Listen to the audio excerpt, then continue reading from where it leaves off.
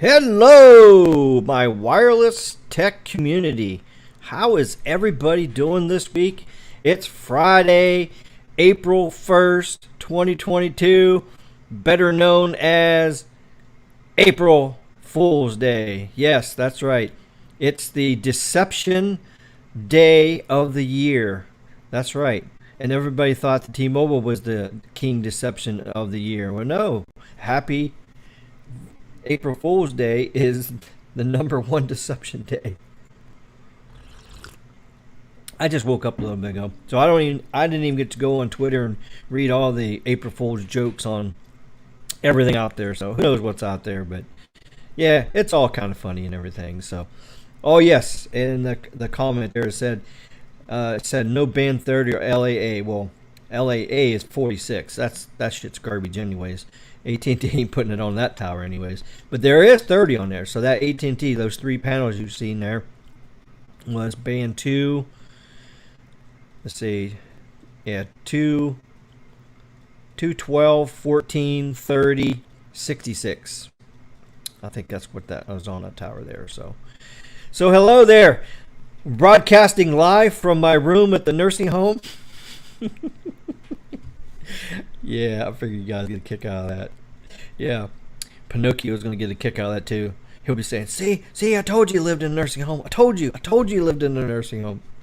That's right. I got the best nursing home. I got the best staff taking care of me. I just say, hey, nurse, I need some more coffee. She brings me some coffee. Oh, she's pretty good looking too, yeah. All right, let's see who's in here already. We got an awesome show for you tonight. We're going to talk about the future of 5G. That's what we're talking about. Release 17 just came out. 3GPP standard. Yes, that's a true worldwide standard. It's not Ricky's standard. It's a worldwide standard. So we're going to talk about Release 17. Now, some parts have already been used. Some parts have not been used. But the final version has just been completed and it's released. So 17 is full in effect. So everything on 17 is able to be used today. So when we show you that. And then stage 2, I'm going to give you guys a sneak peek in release 18. Release 18 is starting. So they're starting to come up with what they're going to do with that. So I'm going to explain that too. And then coming up, shut up, Bixby. I'm not talking to you. Bixby on my watch was saying, I didn't understand you. Shut up. It went again there. Why did I do that again? So in release 18 is going to be worked on in the next couple years. And then at the end of those couple years, that version will be certified and done. And then you have release 19 and then release 20. And by then, I think we're starting to get into 6G, but it's 10 years down the road. But they're already starting to work on 6G stuff. And I'll even give you a little sneak peek of the 6G stuff too. So, of course, we really shouldn't be talking about 6G since it's so far. And since I'm in the nursing home and I'm going to croak soon, 6G, I won't be here when 6G comes out. So I'll be pushing up daisies. All right, first here, look at that. First here. Oh, I forgot to tell you guys something else. Yeah, looky, see here? Yeah, give a few guesses what's in here. Yeah, the FedEx guy actually called my phone and knocked on my door in the nursing home here and woke me up so I can get my phone today. So. Thank you, Baby Yoda, for being a moderator. I would say you're the #1 moderator. You get the award for the #1 moderator. You're always on my channel, Sneed's channel, Carlos's channel. You're always there moderating. You're promoting the channel. Thank you for everything you do. And I think Baby Yoda even has the most record for hammering trolls. Because them trolls come in here, all those Pinocchio buddies and all that, they come in here and he smashes them. He smashes the hammer right down on her head and knocks them out. It's like, get out of here, troll. So yeah, thank you for all your moderating skills. And all the rest of you moderators too, because I know there's some more moderators out there too. So there you go. Gene is here. Kazi's here. Ram's here. See who else is here. Ram. Oh, Tech Guy 32's here. Oh yeah, like the stolen drone videos. Yeah, that's right. The stolen videos that I didn't take from my fake drone. Yeah, last live stream at midnight the other night, Wednesday, when I showed up late. Yeah, sorry about that, everybody. Yeah, I actually showed the drone. I got it out of the case and held it up in front of the camera. So I don't know what more proof that Pinocchio needs or I have to do. But you know, the bottom of the line is, don't watch his fake ass lying channel because it's worthless. Because it's nothing but that. So we're calling out the whole community. Do not watch Pinocchio because it's nothing but lies. He's crazy. So instead, watch the SMT Nation. So that's it. So it's official. Pinocchio is dead. Pinocchio is dead. He no longer exists. So there you go. All right, now that we got that out of the way. See who else is here. Aaron made it here. Let's see. Troll Watch Patrol. Well, look at that. Troll Watch Patrol. He said he got 400 down and 40 up on his home site at AT&T. 214, 66, 66, 50 megahertz of spectrum. That's pretty good. And that's what we have down here. We got 50 megahertz here. Verizon has 30 now. So that's pretty good. And I think T-Mobile has 100, or no, they don't have no N41 down here yet. So they only have, I'm trying to think what they have. I think it's 65 megahertz. Okay, so T-Mobile has the most spectrum, but they're the slowest out of all three carriers. Verizon even beats them. So, I mean, that's just pathetic. Thanks for explaining. I was guessing. Oh, yeah. Let's see. Tech Guy 32. Skunk Mobile's favorite day of the year. That's right. Favorite day of the year. That's right. I like your room at the old folks home, Ricky. Thank you, Baby Yoda. Audio Reality says, you fooled us on a previous cast. Oh, yeah, that's true. Hey, Baby Yoda. Collective Rob's here. Let's see who else here. Hopefully no fake 5G. That's right. We don't want no fake 5G. That's right. I will be 70 by the time 6G comes out. Yeah. I don't even know what time I'll be. I don't even know. David's here. Holla. Holla, holla, holla. It's good to see everybody here. We got Ryan here. 3GPP release 20 is probably the 6G release. Yeah, I was thinking that when I said that. So, yeah, I'll show you here in a minute. So, yeah, you'll definitely get to see. Here, I got the presentation right here. Let me pull it up and look and see. I was pretty sure that 6G is, yes, that's correct. Release 20 ends in 2027. So that's when release 20 will be officially done. And then, so 2028 is when 6G standard will be worked on. That's right. The good old timeline. Yeah, these PowerPoints are awesome. And these PowerPoints are brought to you by Qualcomm, the maker of the best modem on the market by far. They make the best modem. And I'll tell you what, they did a really good job taking everything about these release updates on 5G and coming out with it. And it's very, very amazing. So can't wait to show you. All right. Fraud Samsung. Oh, yeah. Oh, I forgot. Yeah. Yeah, this is S22 Ultra Sky Blue. Or I should say the Note. S22 Note. Yeah, this is the Note. They're not calling it that anymore. They're calling it Ultra, but it's really the Note. So, yeah, it's a fraudulent phone, so I won't be able to use it. It's just a brick. It's just a nice, pretty piece, you know. Don't you like the packaging they do? I like how they got this new all bio or recycled packaging and stuff. You know, it's pretty good.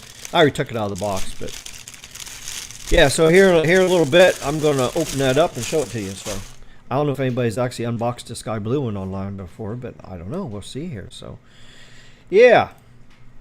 Yep, Pinocchio, the king of deception and lies. Yeah, this is his day. That's right. It's his holiday. Go, Baby Yoda! Yeah, setting records. I'll have to catch the replay because I'm not in a good area for service in tonight's stream. Oh, that sucks. Well, one good thing about it in the future coming up, your service is going to get tremendously better as technology advances and everything gets spread out everywhere. It's going to be awesome. Pretty soon, you're going to be able to be anywhere in the nation and be able to watch a live stream in full 4K. None of this 144, 360 crap and all that. And that's the biggest thing that drives me crazy is people keep saying, oh, we don't need 5G. We don't need 5G. Okay. Well, if you don't need 5G, then why is everybody complaining about their video buffering and going slow and everything? So, who's Pinocchio? Pinocchio is Alex that lives in Trenton, New Jersey. Yes, that's who he is. Calling him out. Pinocchio, the liar. That's right. That's who it is. He's been trolling the SMT community for the last 3 years. That's right. 3 years. He's been nothing but trolling, and he's swatting people, doxing people, exposing people's addresses and all that stuff. Look, he even told everybody where I lived in the nursing home. Yeah. Exposing phone numbers, doing this and doing that. He's actually doing extortion, blackmailing, because when he finds out personal information, he threatens to expose that information unless they join his team. That's right. And the Apple Watts has fallen, and he has joined the Pinocchio team. So there you go. So that is how ruthless and damaging this guy is. So that's the motto. Say no to Pinocchio. That's it. That's going to be the new hashtag too. So there you go. Now that we got that out of the way, so now you, the community, knows what's going on. And Pinocchio is the direct result or reason I've stopped my live streams twice now.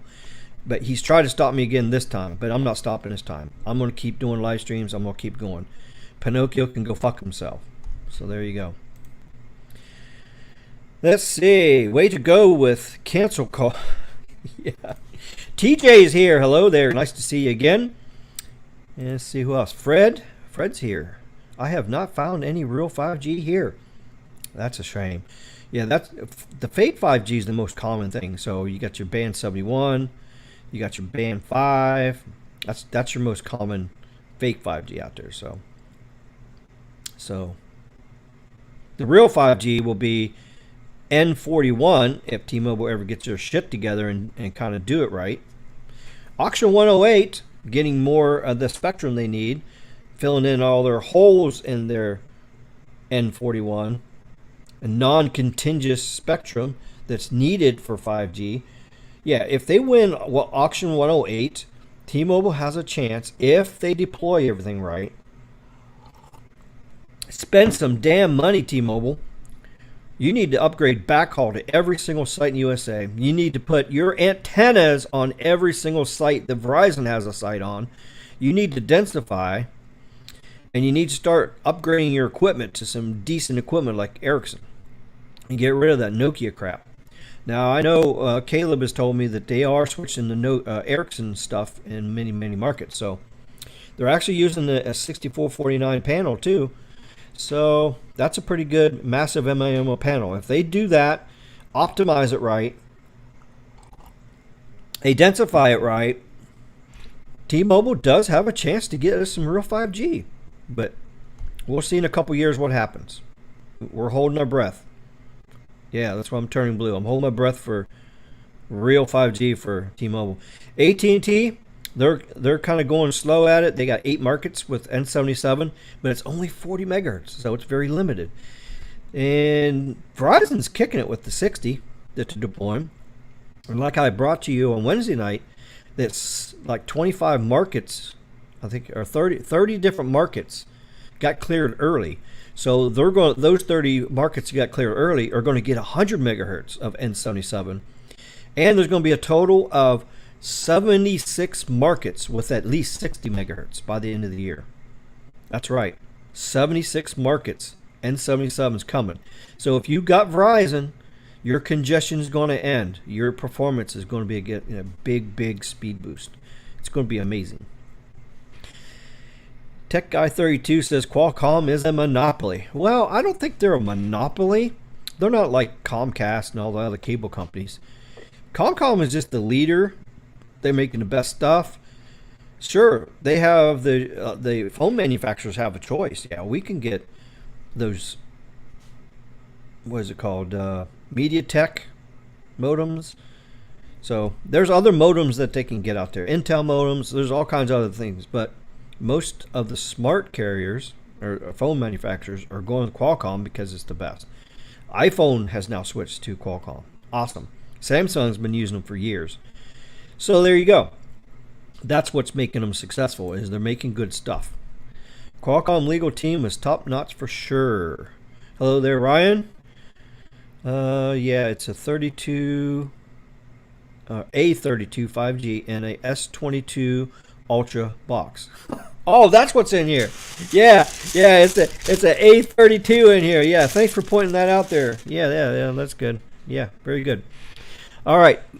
Los and his raccoons joining tonight? I don't know. I think Carlos is on a road trip right now, I think. So I don't even know where he is. I don't think he's going to show up tonight, but you never know. Him and his little PU skunk, magenta skunkies, and his raccoons playing in the background might come on here and make some noise. That's a very good possibility. Yeah, I keep forgetting when I start my stream. Make sure my audio is good and the video is good. Now I'm looking at the little indicator up there and it's going crazy. My Comcast is not working good. I'm paying for 1.2 megabit service, right? Or gigabit service. I'm only getting like 500 to 700 down, and there's not enough bandwidth to even do this damn live stream, which is pathetic as hell. So I keep getting the warning coming. It keeps flashing on here. It says you have low bandwidth. Try plugging into the Ethernet instead of using Wi-Fi. That's what it told me. Well, guess what I'm plugged into? I'm plugged into Ethernet, into my Wi-Fi 6E router. The top of the line router that you can even buy. I have the S33 modem that is capable of doing 2.5 gigs. It's pathetic. Comcast, you are the weakest link. Goodbye. And yes, AT&T Fiber is coming to my neighborhood next year. Here at the nursing home. Yeah, I'm getting AT&T Fiber next year in my nursing home room. Yeah. So then I'm going to dump Comcast. That's right. Again, he's starting. Oh, shit. Uh-oh. Pinocchio found out where I live. Oh, yeah. Well, if you know who I am, Ricky. Yeah, I think I know who you are. Let's see. Specifically what started it. Jealousy. That's what started it. Jealousy. He's jealous that everybody else is making better content to him. He has, and everybody, it's just a big mess. It's just crazy. He's an attention hog and all that kind of stuff. So he's just jealous. And he got some over squabble with one of the people in the community. So ever since then, it's just been like a big old war and stuff. Well, the war's over. We all won. The SMT nation has won the war, because as long as all of us watch us and not watch Pinocchio, it's all over with. It's done. Yeah, and we have a secret person that's videotaping. So they're watching everything they do, and lately there's been like 2 people on there. The person that's videotaping, and one of his trolls is in there, and that's it. So there's nobody watching them no more. So that's great. Congratulations. Keep up the great work, everybody. Say no to trolls. Say no to Pinocchio. Don't even watch them. It's a waste of time. It's just like watching our president talk. It's the same thing. Same bullshit. Okay. Well, I went political. Whoops. I'm not supposed to do that. Right. I'll probably get the stream taken down now. Misinformation. YouTube's going to get me now. Well, fuck YouTube too. I hate YouTube. Oh, wait. It's a long story. Yeah, that's true. Yep. Anti-Pinocchio Patrol. New name. I like that. I like that. Samsung should be on the T-Mobile grid too, in my... Oh, yeah. All right, let's see here. In fact, most of the Nokia areas, they should swap to Samsung. Yeah. Well, there's a reason why Verizon shit can Nokia. There's a reason behind that. So others should take note of that. So should be Ericsson or Samsung equipment. That's the only thing that should be out there. I really don't like Samsung equipment too much, but Ericsson is kicking it. I'm telling you right now. They have developed so many radios and antennas for 5G and to do it right versus doing it wrong. So Ericsson is like right on board with these release updates. So as these release updates, they're actually making stuff that matches the standard. Now the whole decision is the carrier has to say, "Oh, I'm going to spend the money on the premium equipment so we can get premium service to our clients," and that's what it is. So far Verizon's kicking it. You know, sure you got to pay more, but at least it's going back into the network instead of going into some CEO's pocket and making him a 5 bazillion gillionaire or whatever. Hello, Fred. Welcome to the show tonight. T-Mobile has the density of the other two, and they have Ericsson here. They just don't have the backhaul. Yeah, the backhaul is the biggest issue. That's the most expensive part to deploying it, because the monthly cost of that backhaul to the site is the most costly thing of anything. The second costliest thing is the Spectrum license. Yep, because you're talking billions of dollars a license just to do that. And then the rest of the equipment is just cheap. There's not, and the electricity is, there's nothing. The tower rental space is hardly anything either. So that's true. Backhaul is the most expensive part. So that's why Verizon is doing really great with that. So let's see. Qualcomm has sued about every other competitor. Yep. T-Mobile is cheap. Hi, Ricky. Hope you're well. Yes, I am well. Yeah, doing really great. Yeah. Very happy. You know those raccoons mad. They can't get in 41 in the woods. That's right. Hello, everyone. Hello, Ryan. Welcome to the show here. Hey there, Ricky. Once I get driving again, my responsibilities will be very limited. Don't chat and drive people. Oh, okay. Samsung and Apple are switching away from Qualcomm next year, from what I heard. I don't know about that.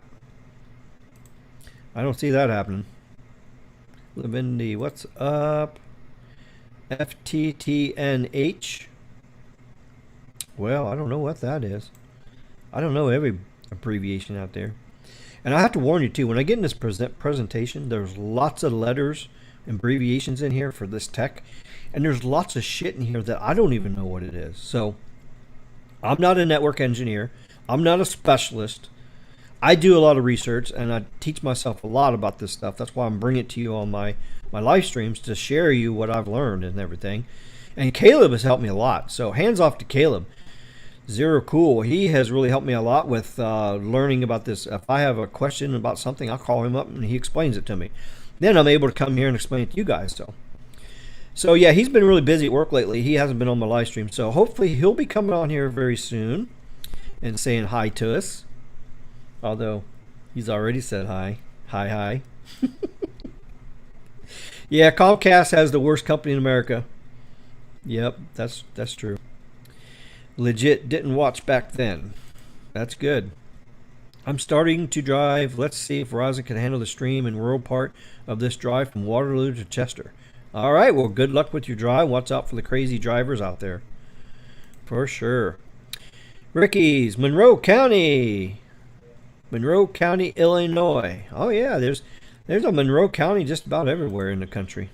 There's Monroe County, Ohio, Monroe County, Michigan. There's lots of Monroe counties.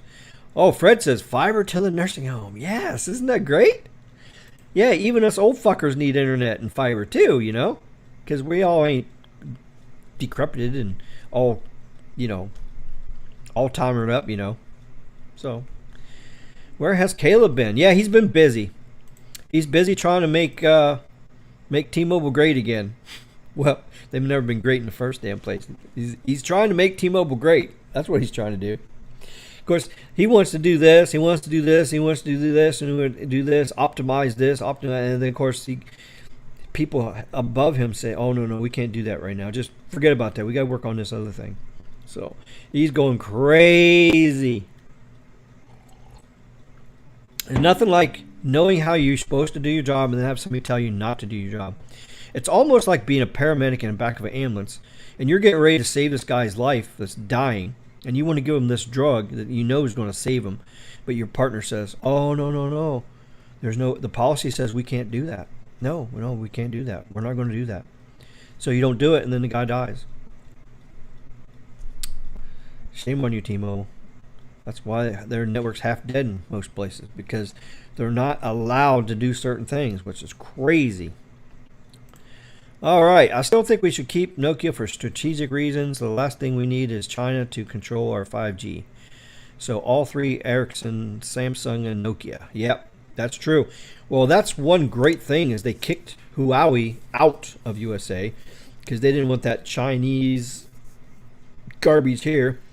Although just about everything in America now is China, made in China anyway. So if we had a really good government system in place, they would be kicking out all the China stuff, and we would be building factories here in the United States, building our own shit, just like producing our own oil. That's what needs to happen, but can't talk too much politics because they're going to take me down. So anyway, enough of that. So that sounds like an impossible job to make T-Mobile great again. Yeah, especially when it ain't even been great in the first place. Hello, Josh. Welcome to the stream. Glad you came. Okay, we're caught up in the chat here. And let's see. I think I got a poll up. So let's see if anybody's voted on this poll. Okay, here's the poll. I'm going to do several polls tonight. So I know I've been slacking. I'm sorry. I haven't been doing as many polls lately. But I want to do quite a few polls tonight. So we'll do that. We need an American 6G hardware manufacturer. Yeah, that's what we need. So here's the first question. 37 votes. We got 25 in the live chat right now. Are you excited for real 5G performance coming this year? And of course, when I'm saying that, we're talking about Verizon, of course. Trailing behind is AT&T. They're only doing 40 megahertz, 8 markets right now, versus Verizon's 46 markets and 60 megahertz. So we'll see. So let's see. We'll give a last minute chance here. So anybody just popped in, hurry up and vote. We'll give you about a minute here, and then give you 2 minutes. So give 2 minutes here. We're going to close this poll out, and I'll give you the results of the poll here. So let's see. What should we do next? Should we do this next, or do the presentation? Yeah, let's do this next. While we're waiting for people to vote, let's do this. Let's just open this up and see what we got in here. All right. Looky here. Okay. Wow. Pretty. All right. Open up the box. See what we got. And here we go. My lighting is not that good. It's not showing the true color very good. It looks like it's white, but really sky blue. So I don't know if anybody's seen the sky blue version, but it looks badass. Okay, let's take this thing off here. Little sticky thingy off. Let's see if that helps make the color come out. Oh, there you can see a little bit there. All right. Turn it on. See what happens on the screen when you turn it on.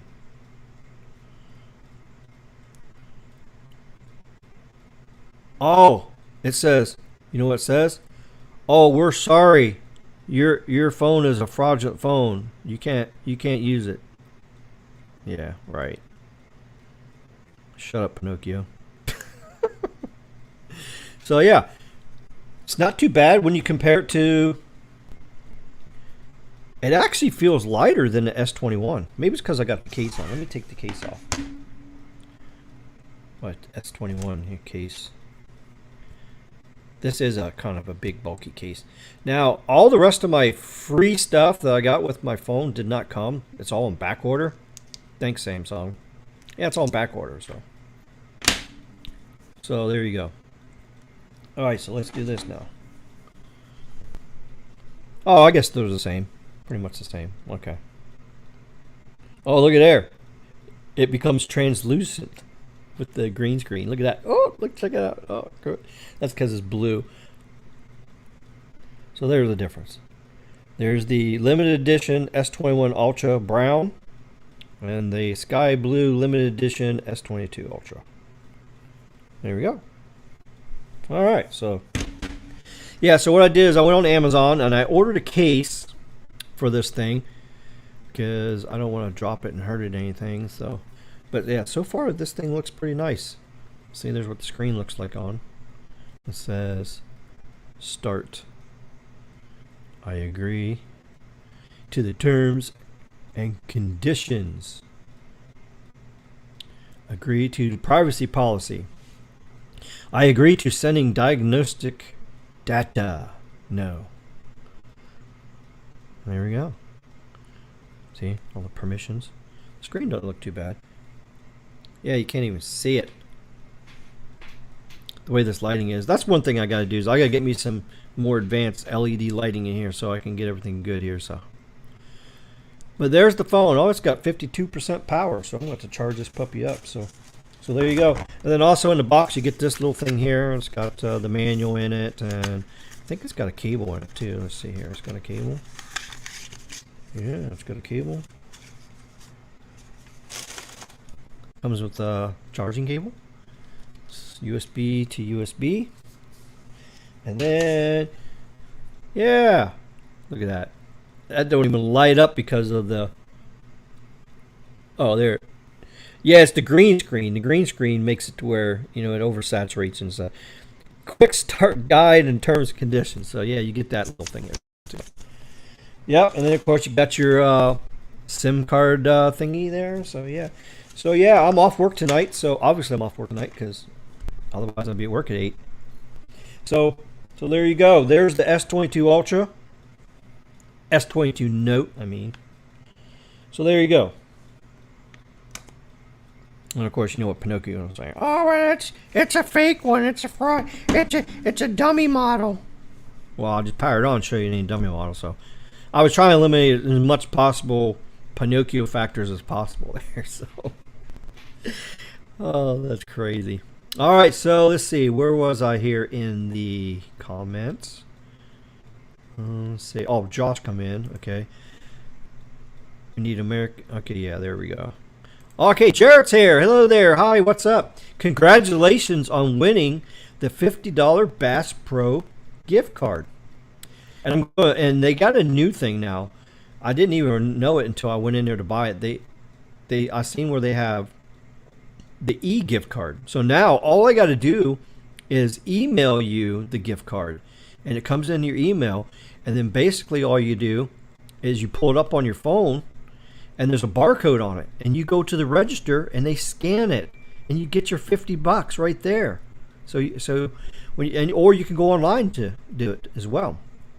You can go online. So now I don't have to put it in the mail, because the last 4 gift cards I sent out to the winners, it took 2 weeks for the United States Failure Post Office to deliver them. That's right. It brings the whole new meaning to snail mail. That's right. It's called snail mail now for sure. So I really don't want 2 weeks later for you guys to get your gift card. So now this new e-gift card is the new thing. So, and I've already spoke with Jarrett, and he said that is perfectly okay with him to send it via email. So I'll give that option to everybody if you want it mailed or you want it emailed. But at least that'll save me $10 in shipping, because I always make sure I put insurance on it. That way it gets lost. I don't lose my money, and the winner don't lose their $50. And also track it, so make sure it don't get lost. So, and plus confirm it gets there. Plus I have proof that I sent it. You know, because I'll put up, oh, you really don't. You say it on your stream, but you really don't send people them. Well, the people are in here. The people in here. The winners, there's several winners in here right now from the 4 last gift cards. Baby Yoda's one of them. Let's see, who's the rest of them? I can't remember who the rest of them are, but they're in here, and they've even said thank you on here. So there you go. Congratulations, Jarrett. I'll get that done tonight too. I'll go and purchase the e-gift card, and I'll send it. You'll have it by the time you wake up tomorrow. You'll have it. So. But is there American 5G manufacturer? I don't think there is. There's no 5G equipment that's USA made. Nope. Japanese, Sweden. I think is Ericsson Sweden. Sweden, I think. I think it or is it Norway? It's over there somewhere. And then let's see what's the other one. Nokia. Nokia we know is Japan. I think, right? Is that what Nokia is? I think Nokia is Japan. Yeah. Samsung trying to copy Apple packaging. Oh, so is that right? So Apple started this? Oh, okay. Oh, and one other thing. This S22 Note, the plastic in this phone, guess where it come from? It's all recycled plastic. I like the idea that you touch this and there's no fingerprints. I love the new design where there's no fingerprints. Now, if they can only make a glass screen with no fingerprints, because look, you can see my fingerprints all over this now. Look, see the fingerprints? Yeah, so we got fingerprints. So now if they can just come up with a way of making no fingerprints on glass, it'll be a win-win. Chicken dinner. That's right. All right, let's get caught up in the chat here, and then we'll give the poll results here. Ricky, it looks off-white, almost magenta. No, don't call it magenta. No. I will never have a magenta phone. I can tell you that right now. Dump the skunk. PU. I mean, American Hardware Factory. Yeah. What is your opinion on Nokia phones? I know your opinion on Moto phones. Yep, I haven't talked really good about Moto phones. Ever since Lenovo, the Chinese manufacturer, got involved and merged with Motorola, or bought them, however you want to call it, the quality just went down. It just turned in... Motorola used to be really good stuff, and then just lately they're just... It's not that good. But Nokia... I haven't even seen a Nokia phone or specs or anything. So, I mean... I don't even know how good Nokia phones are, so I mean, maybe I'll do that one time. I'll get some. We'll do a live stream and talk about other than Apple and Samsung, and I'll just show you all kinds of other phones out there, and we'll just talk about them, show you the specs, and talk about them like that. So, but I don't even know if there is a Nokia flagship. I know Sony has a flagship that's it just released. It actually just recently. It's the Sony something 1. I forget what it's called. But Sony had just came out with a flagship. So it's pretty similar to the S22. Very similar. So, who are you going to use on your S22? Okay, well right now I have Los Mobile on Verizon and AT&T. So on my eSIM I have Los Mobile. And on the Verizon, I have physical SIM. So that's what I use. I did use Skunky not too long ago. I had it on the eSIM a while back when the AT&T trouble was happening. I put Skunky on there and I tested it down through here, and it was horrible. More spectrum, and then the performance is horrible. You can't even hold a live stream. You can't. It buffers all the time. You're on the Spaces call, and it can't handle that either. It disconnected me 3 times, so I switched the SIM manager back to Verizon. Once I did that, I had no more problems. So even though Verizon has the least amount of spectrum, they have the slowest speeds out of all 3 carriers. The performance and reliability is the best.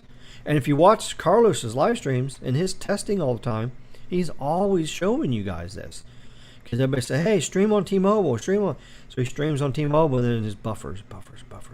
It's just crazy. So, hands out to Carlos. Carlos, you're doing a really great job. All right, I got to do something right here. I can't take this no more. I'm sick and tired of looking at a nursing home room that I don't live in. So let's put it back on that. That's right. There you go. That's better. So now I'm not in a nursing home. Now I'm 395 feet up in the air over the ocean looking at the beautiful sunset. That's right. And the reflection of the water. So yeah, this was taken from my drone Sunday night. So Sunday night we had an awesome sunset. So I put the drone up and I took a nice 4K picture for you guys. Of course, it don't look 4K because this is only 1080p, resolutions get watered down because when you download it onto StreamYard, it doesn't hold everything. So the actual raw image of this is just amazing. So there you go. I'm sick and tired of looking at a nursing home room that I don't live in. All right, terms and conditions. Oh yeah, there's always terms and conditions.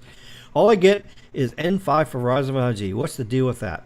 Well, the reason Verizon did that is to compete with T-Mobile and their nationwide 5G. So that's the only reason.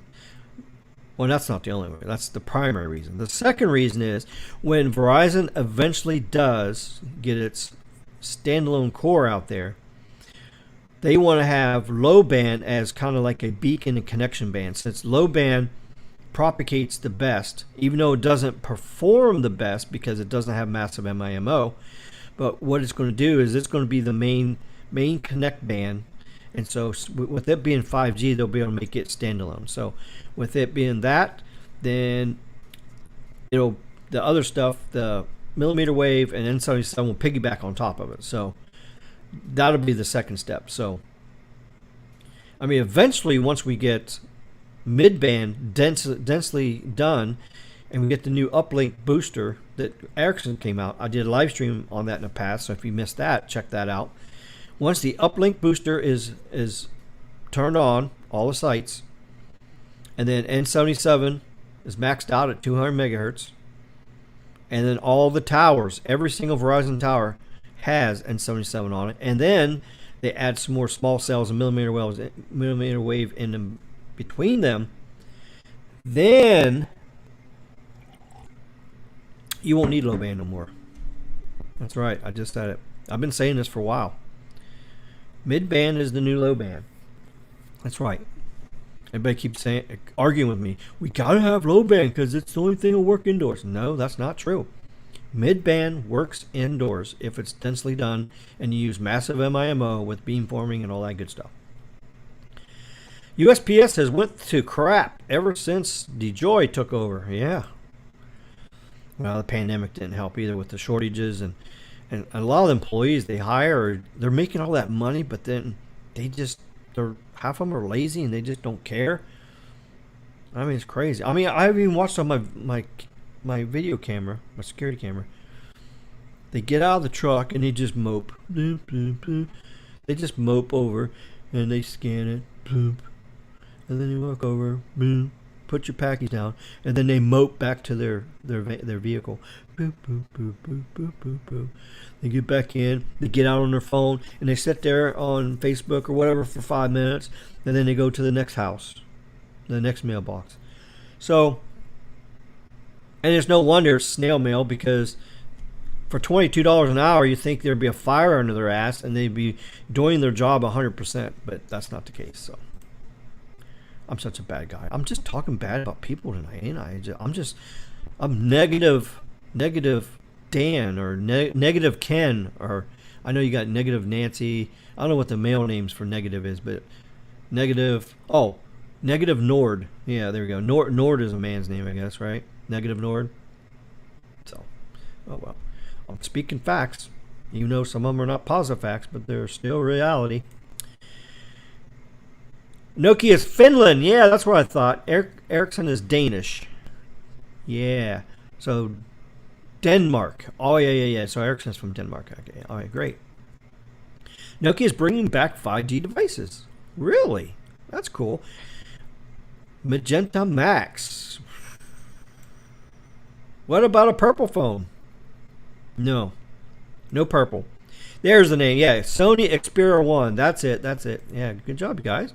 You guys are actually helping me tonight. Congratulations. That's really good. Let's see. Life at the Keys. Awesome, Ricky. Yes, it is awesome down here. Debbie Downer. Yeah, there's Debbie Downer. Yeah, and all that stuff.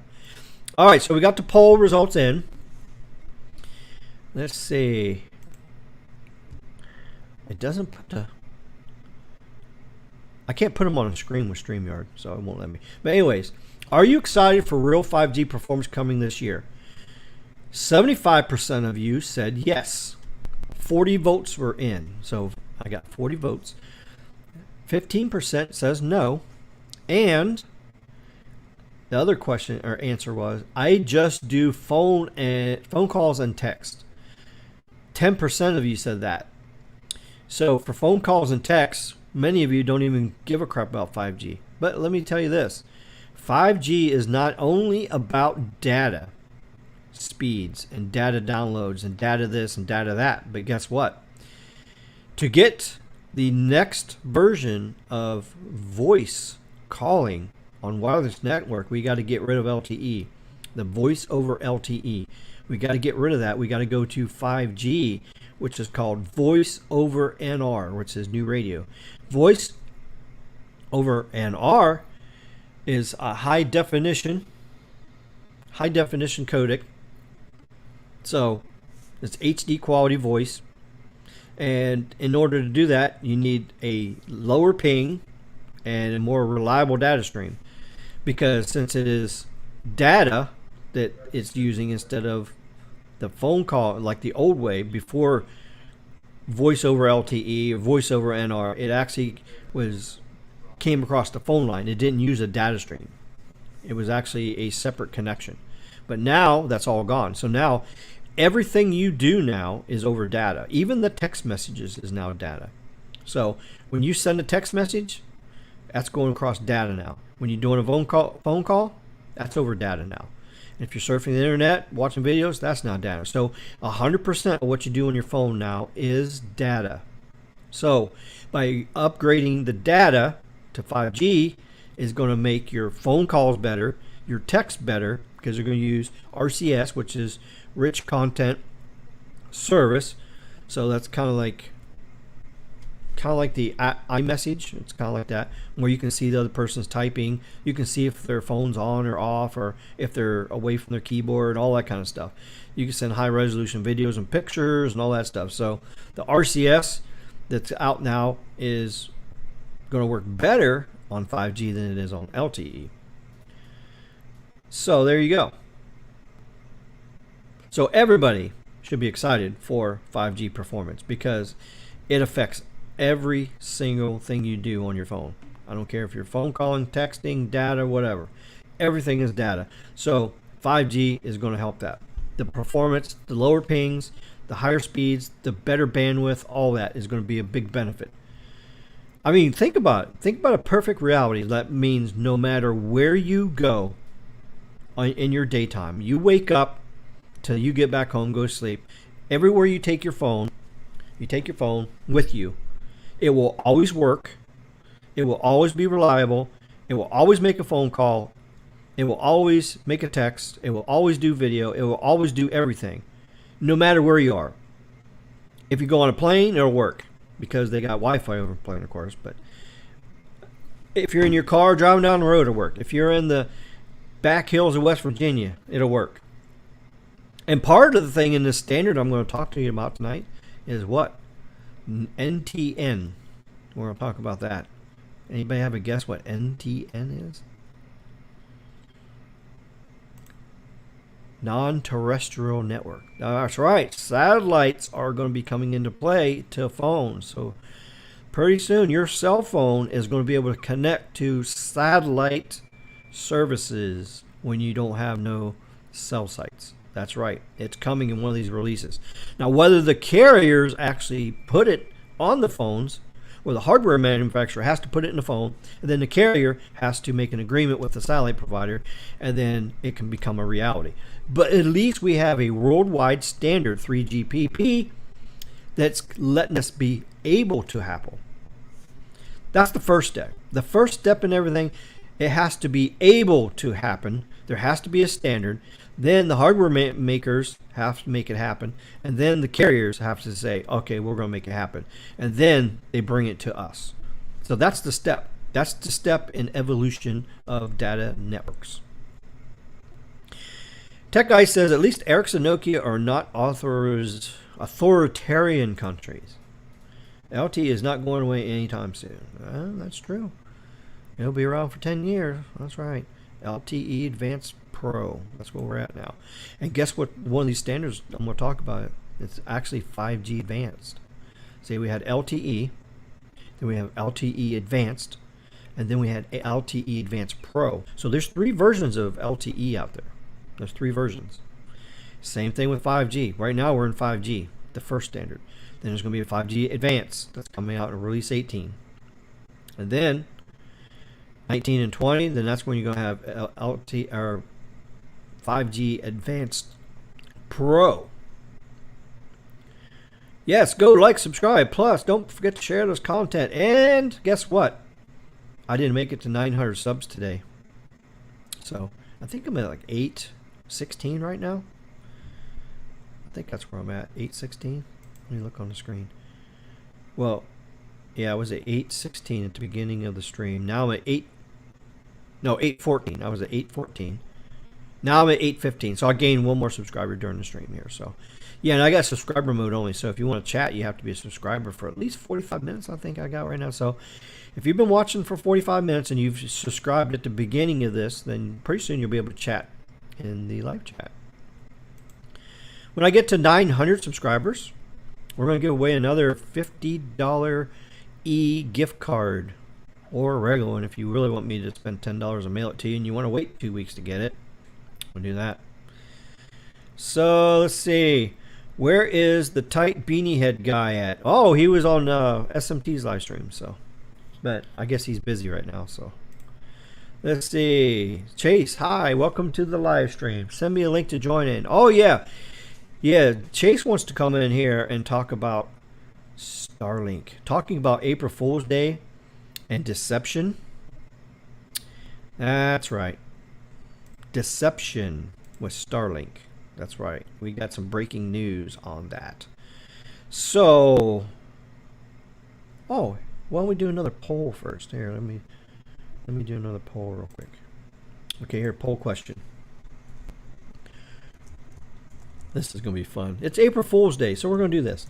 Which carrier has the most? You guys are going to love this one. Deception. There we go. There we go. Okay. So we're going to start off with Verizon. Then we're going to do AT&T. Oh, AT&T. Add option. Skunk Mobile. And then another option. Dish. Of course, Dish is not even really a carrier yet. They're just getting started. There we go. Poll is up. Cast your votes. Cast your votes. All right, so there we go. So let me send Chase's link so he can come on here and tell us about the deception with Starlink. We got some Starlink deception going on here. So let's see. Let me find. Oh, here we go. Here's the page.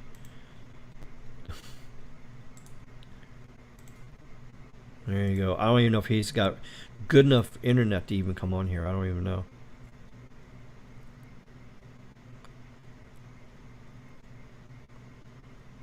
Okay, so there you go. Okay, so he's going to come on here in a few minutes and talk about that. We're going to talk about Starlink deception. And then we're going to talk about Release 17, Release 18. Got 24 people in here, so cast your votes on the next question. Which carrier has the most deception? Verizon, AT&T, T-Mobile, or Dish? There we go. And when we're talking about deception, we're talking about the whole thing. It just, well, you guys know what I'm talking about. We're talking about marketing, deploying on their network, the coverage maps. For God's sakes, the coverage maps lie. Yeah, so there you go. The whole thing. Customer service, when you call in, they promise they're going to do this, they're going to promise to do that, and they don't, and they lie to you. Oh, we're going to turn your phone on in an hour, and then we wait 3 days later, the stupid thing ain't activated yet, and they lie to you. So, or they'd say, oh, here's your rate plan and this, and then later on you call and say, okay, why am I capped? Oh, well, you didn't get that plan. No, they just lie and deceive you. Yeah, so you guys know what I'm talking about here. So jump in around 11. Got to go grab a shower and go to the gas. Oh, so he's not even ready yet. Okay, so all right. I guess he can't get on here from his house because he don't have no internet in his house. HughesNet won't work streaming, so he's on Verizon out there in the country. He don't have good enough signal to go on. So I guess he's going to drive into town. Ain't that a shame that you actually have to drive to town with your cell phone to do anything on your phone? That is just pathetic. But thank God AT&T and Verizon is going to be building towers in his area. So it'll get better. So that's 5GE, fake 5G, AT&T. Yeah, that was some deception. Got that dang right. If you want to make the trolls happy, you can make sure you hit that like button. Consider subscribing if you're new here. If you want to make them extra salty, then consider a donation. Oh yeah, that's true. I got PayPal up down there, so I really don't need no money. I mean, I'll make $4,000 a month, so I really don't need no money. But you know what? Guess what? If you want to donate and help me pay for my StreamYard, yeah, that's all good. Of course, I'm just gonna probably give it away anyways. I mean, we get the 1,000 subscriber, I'm giving $600 away. So the rules with the giveaways are: you got to be subscribed to my channel, SMT's channel, Carlos's channel. If you're subscribed to all three, and you got to be active on all three. You can't just subscribe and walk away and not watch our shit, and then expect us to just give you something. We want people that's engaging in the community, commenting in the videos, coming on the live streams, saying hi, all that stuff. What's this back here? I'm starting to think maybe my Ethernet plug is bad back here or something, because I've been wiggling trying to get my performance to go up a little higher, but that doesn't help. See, on this little thing on StreamYard, it's got 3 bars. So right now I'm at 1 bar. So I noticed my image has been freezing here. So, but that's Comcast. Damn Comcast. So yeah, there's the link. If you want to donate, you just go to PayPal and just put it. Or there's a link. You just type her up there. So yeah. So if you donate, I'll probably just give it away anyway. So all right. So there we go. Do you think we will see the elimination of data caps on MVNOs with the added capacity from 5G? Yes. What I think is going to happen in the future, now this is just my opinion, I don't have no factual backing of this, but what I've been hearing a lot of people talk about it, but what's probably going to happen once we get standalone 5G and we got all this extra capacity, then they're going to start doing network slicing. And what way network slicing is you get a slice of the pie. And the pricing plans are going to be depending on what you want. So you can get, there'll be different kinds of slices. So there's data speed slices. So you'll pick your speed. Okay, do you want 10 megabits, 500 megabits, or you want a gigabit? So that's your speed. Okay, kind of like what the cable company's doing. You got the speed tier plans. The second thing is how much data you want. Do you use 22 gigs a month? Do you want 50 gigs a month? Or do you want a terabyte a month? And then you pay for that. And each step depends on what your monthly thing is going to be. And then the other thing you're going to get to pick is your ping. So basically, you're going to pick your speed, like how fast your download is. Then you're going to have how much you download. I can't even get in the camera. So speed, how much you can download, and your ping. So you're going to have 3 price plans. You pick the ping you want, you pick the speed you want, you pick the amount of data you want. So some people out there that don't use much data and don't need it fast, but they want a low ping because they game, they can pick that plan. So there's 3 different levels. And if you get all 3, maximum ping, maximum speed, maximum bandwidth data, then that'll get you your price. So that may be $100 a month. But if you go down to the lowest ping, the lowest speed, and the lowest capacity, that might drop it down to like $25 a month. But your pings are probably going to be like 30. You're going to have LTE pings on a standalone 5G network, because that's possible. Because they can, with network slicing, you can control everything about it. You can control everything. That's how advanced the 5G is. So that's what we're going to have. I think you're going to have 3-tier price plans. The phone calls are going to be unlimited, of course. The text messages, I think, is going to just be unlimited. I don't think they're going to. The main 3 focuses on network slicing, I believe, this is my opinion, is ping, data speed, and how much, the quantity. That's what I think. Let's see. There we go. All right, so we're caught up in chat. So let's get this presentation going. We got 15 votes, 21 people in here, so cast your votes. Which carrier has the most deception?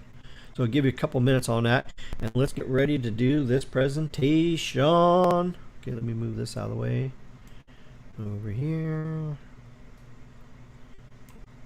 Then, oh, add to the stream. There we go. All right, guys. Are you guys ready to talk about 3GPP release 17? Here we go. All right. Oh, I don't like how this scrolls. This goes page by page instead of just scroll. Oh.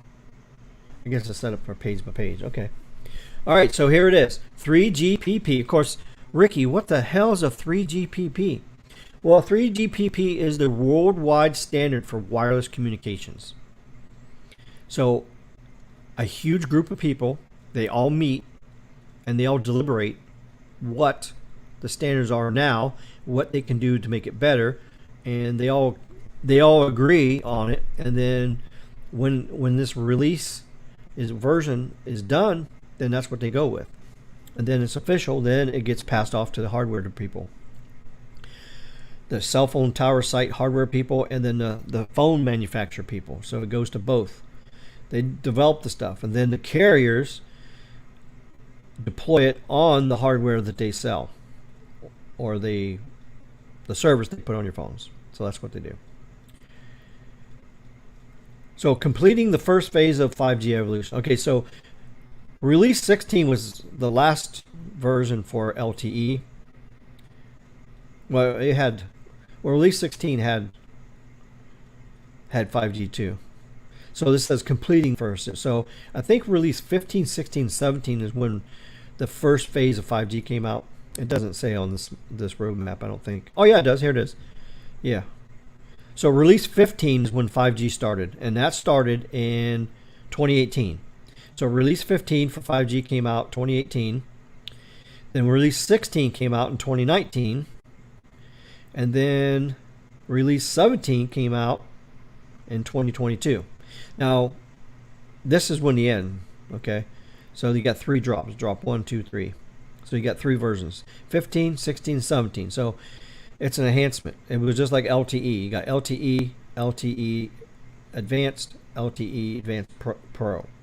That's what's going on. And that's exactly what's going to come next with 5G, the next version, the second wave. So that's where we're going to start heading into 5G Advanced, and then eventually getting up to 5G Advanced Pro. And this is how the timeline looks like. So there you go. So back up here. To bring the new service system capabilities and expand 5G to new devices, applications, and deployment. So 5G is accelerating globally. 205 plus operators with 5G commercially deployed equipment. 280 plus additional operators investing in 5G, 750 million plus 5G smartphones to ship in 2022.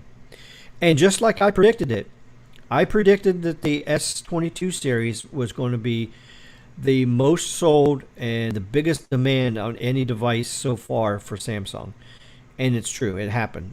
And they're selling like hotcakes. They double production and they still can't keep up.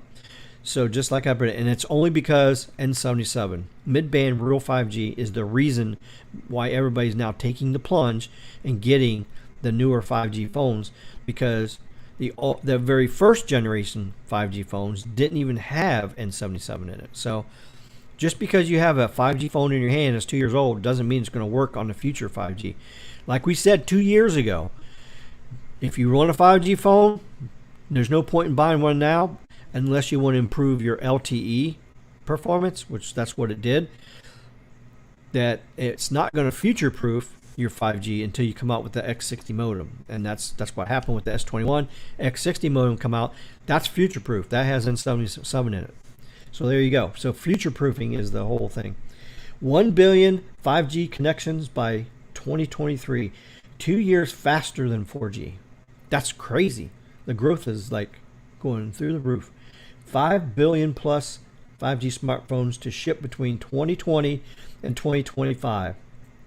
That's right. 5 billion. It's crazy. 1,275 plus 5G designs launched or in development.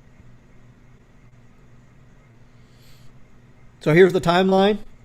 Release 15, 16, 17 just completed. See, it's 2022 right here. 2022.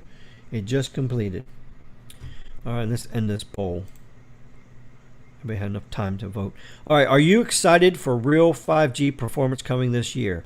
75% of you said yes. Oh, that's not the right one. That's one we just did already. Let me scroll to the bottom. Okay, which carrier has the most deception?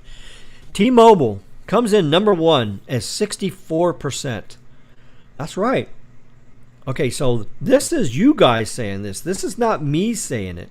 Although you all know I've been saying T-Mobile is the deception. You guys know that's been my opinion, and I've shown you facts that backs it up. So it's not only opinion, but it is facts. But I see that you guys agree with me. 60, and the biggest thing is the maps.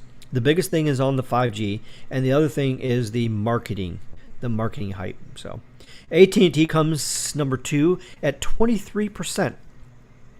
Verizon comes in number 3 at 5%, and Dish comes in at 5%. So Dish is not even a reality yet. It's in beta testing. It's coming out in June this year with 25 markets. So it's coming out as a regional carrier in the beginning, but they'll be fully nationwide, equal in markets to AT&T and Verizon in just a couple years. So I think it's just a year. The end of 2023, I think, is the deadline that the merger agreement said that they have to do. So Dish is deploying stuff lightning fast, let me tell you. So they're going out there. And I haven't seen any marketing or advertising for Dish. So the only thing that they have right now is Boost Mobile prepaid. So 5% of you think that they're deceiving us somehow. So I'm kind of curious. Those of you that voted for Dish being deceptive, and Verizon, I want to hear what you guys think Verizon. So type in the comments what you think Verizon did deception-wise. Type in there what you said Dish did deception-wise. We already know what AT&T does deception-wise. You know, the 5GE and their coverage maps. We already know that. And T-Mobile, we already know the whole story about that. Plus, I've been bringing it to you guys for years. So, but I'm curious about Verizon and Dish. Why 5% of you think that? So while you do those comments there, I'm going to keep on going here. All right, so the next thing they're working on now is Release 18. So now they're deliberating and talking about Release 18, and that's what they're working on now. They think they'll be done with Release 18 by this time, yeah, or like late winter of 2024. They'll be done with Release 18. So that's when they're supposed to be done with that. So next year, we're going to be actually talking about what Release 18 really gets approved. Now, we're going to give you a sneak peek of what they're wanting to do, but they have to come to agreement and then make it certified. So that's the whole process. And then Release 19, it's going to start talking about that in 2024. It should be done by January of 2026.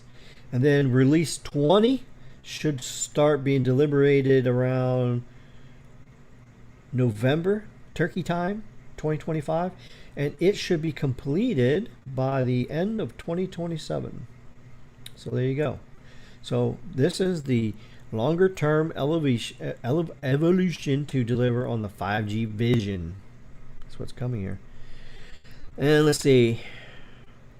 Okay, here, this is what the focus is on Release 15. Okay, so Release 15, 5G and our foundation.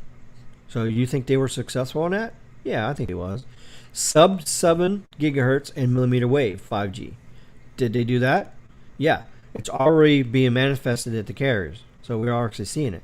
Scalable and forward compatible. Yep, we're seeing that. Basic URLLC support. I don't even know what the hell that is.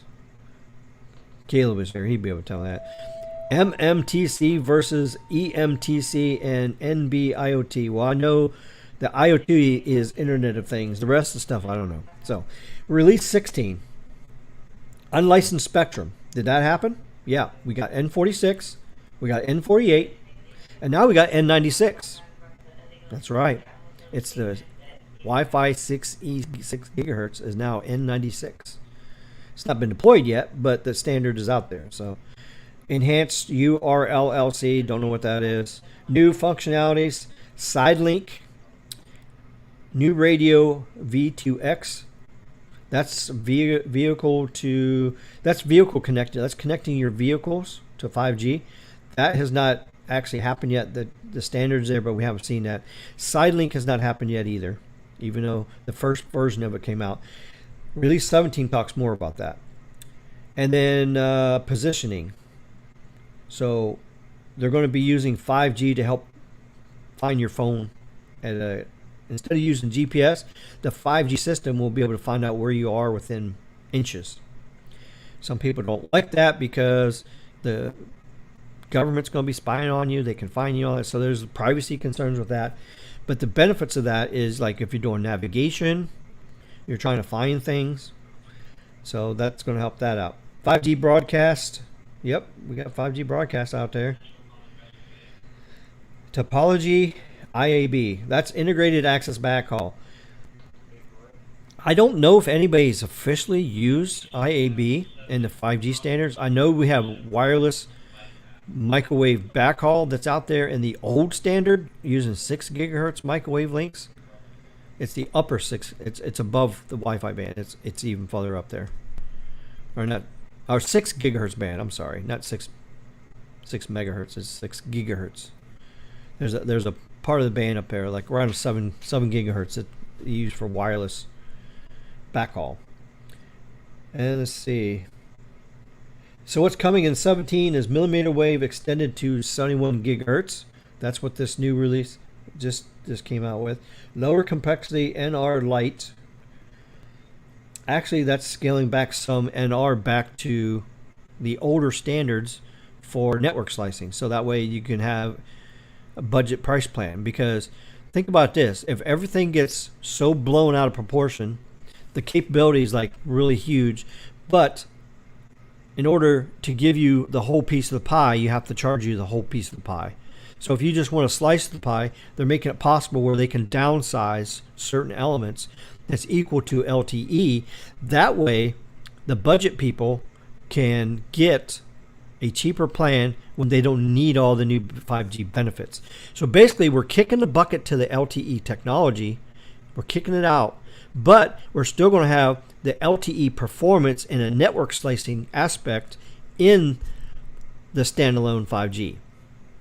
So there you go. So they've all figured this out. It's like, well, we can't just go to this new standard and then charge all these big prices for all this big tech when only 25% of the people only need this big tech. So that's great that they did this. So this is going to help keep the price plans down with network slicing. It's going to be really awesome. The other thing, improve Internet of Things, positioning, and V2X, that's 5G to vehicles, like for your navigation and your autonomous driving, self-driving cars. I know a lot of us ain't too keen on self-driving cars right now because, you know, they've been crashing and the things, you know, and the technology is not foolproof yet. Enhanced IAB and RF repeaters. So now we're getting into RF repeaters. So that's the Pivot 5G and the Echo 5G that Verizon is starting to deploy on millimeter wave. So those are repeaters. So it takes the millimeter wave and then repeats it and sends it out. It kind of uses IAB also. So that's what release 17 expansion, the main highlights is. Release 18 plus is 5G advanced. So that's when 5G advanced comes. So that's what they're talking about. That's what they're working on now. The next set of 5G releases, 18, 19, 20, scope decided in December of 2021. Release 18 study work to start in quarter 2 of 2022. So they're getting ready to start it. The pandemic kind of slowed that down a little bit. So, all right, let's see here. Let's go back to the chat here. Let's see what you guys said.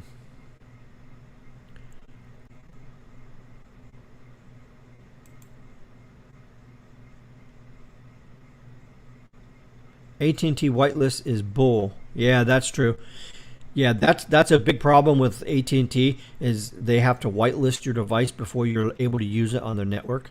So they're being a control freak. They're being a control freak. They're trying to, control what phones is on their network. So by doing that, that eliminates some phones from coming on their network. I understand that they have to do that in some sense to make sure the quality is there. And then the other part is you got to be careful because of bad stuff like security issues and all that kind of stuff. So some of these Chinese phones, they don't want connected to their network because they think they're going to use their network to spy on people and stuff and all that stuff. So, but it is a pain in the butt, the AT&T whitelist, and it has to be a certified phone to use it. And it's even worse with FirstNet. Oh my God, it's really crazy. So. Santiago, hello there. Ricky, you should check out my T-Mobile speed test from earlier today. I got 2.32 down and 0.03 up on supposed 5G half a mile from a mall. Half a mile from a mall. That's interesting. So, did you look into profile? What bands were you connected to? Was one of them 41? If it is, that's a shame. That means that shit wasn't optimized or it was already congested. That's a shame. They don't have enough backhaul to even support the new technology they're putting on the damn towers. Collector Rob says, it's a trick question. They're all deception. Danny Wharton says, Verizon shows on their map that Fresno, California has extra wide band, ultra wide band, but I don't see any N77. Wow, yeah, I've heard some areas that's happened. Now here, I haven't found that yet, and so far everywhere. Well, Chase hasn't tested anything up here in Ohio, and then so Sneed has tested a bunch of places. Everywhere, he hasn't found any place that's on the map but not there. Carlos, I'm trying to think if he found any places in the country that the map said it was there but was not. Now, I definitely know that there's many places in America that has N77 turned on, but it's not on the map yet. I know that's true. Because there was an example of that down here. Matter of fact, in my drone video, that one, the monopole with the N77 upgrade, that's been on for a month. It's been broadcasting. But I guess they've been optimizing. Once it's optimized, then they throw it on the coverage map. See, T-Mobile, they throw it on the coverage map before they even turn it on. If they put equipment on the tower, they throw it on there so they can get the pops. That's how deceptive they are. I mean, right now in Key Largo, it shows there's two sites that has N41. And when I drove through there, no N41, not even turned on. That's crazy. Now, it was turned on for like a week, but it worked like shit. It was horrible, and they turned it back off. So Caleb said he thought maybe that there was Nokia equipment on there, and they're ripping it down. They're replacing it with Ericsson equipment for N41, and they're doing the full massive MIMO because they know this split mode shit is not going to work anymore. You can't take a massive MIMO, 64 by 64, put 32 on LTE, 32 on NR, and throw it up there. That is not how you bypass DSS. That's not how you do it. They won't pay for DSS. They do split mode instead. It doesn't work. The performance is shit. Verizon is actually doing it the right way. They're doing the full 64 by 64 with the full beamforming profile and everything. And that's why on 3.7 gigahertz, which is N77, that is why you're getting a 1.5 mile range of great performance on N77. And you can get signal as far as 3 miles. You know, it's not performing as good. It depends on the obstructions and its line of sight. So Verizon is kicking it with the way they're doing it. So T-Mobile needs to do it the same way. They need to do it right. Don't half-ass shit no more. And then maybe we won't see these pathetic speed tests on 5G. That's really like, hell, that was worse than 3G speed test. That speed test was a 2G speed test. Like, come on, T-Mobile. That speed makes Verizon low-band 5G look great. Yeah. Tech Guy 32, that was really good. Yeah, you're exactly right on that one, buddy. Verizon marketing made it seem like millimeter wave like speeds would be available there. Early marketing on the 5G was bad. Okay, yeah. I agree with that. I totally agree with that. Some of the marketing Verizon did that exact thing. You're exactly right. So they was playing up the ultra wideband millimeter wave stuff. So yeah, I agree on that one. Santiago, I'll post a screenshot of my speed test on Twitter. Keep in mind this location has Verizon millimeter wave already. Okay. 5G would be good for real-time data with smart grid.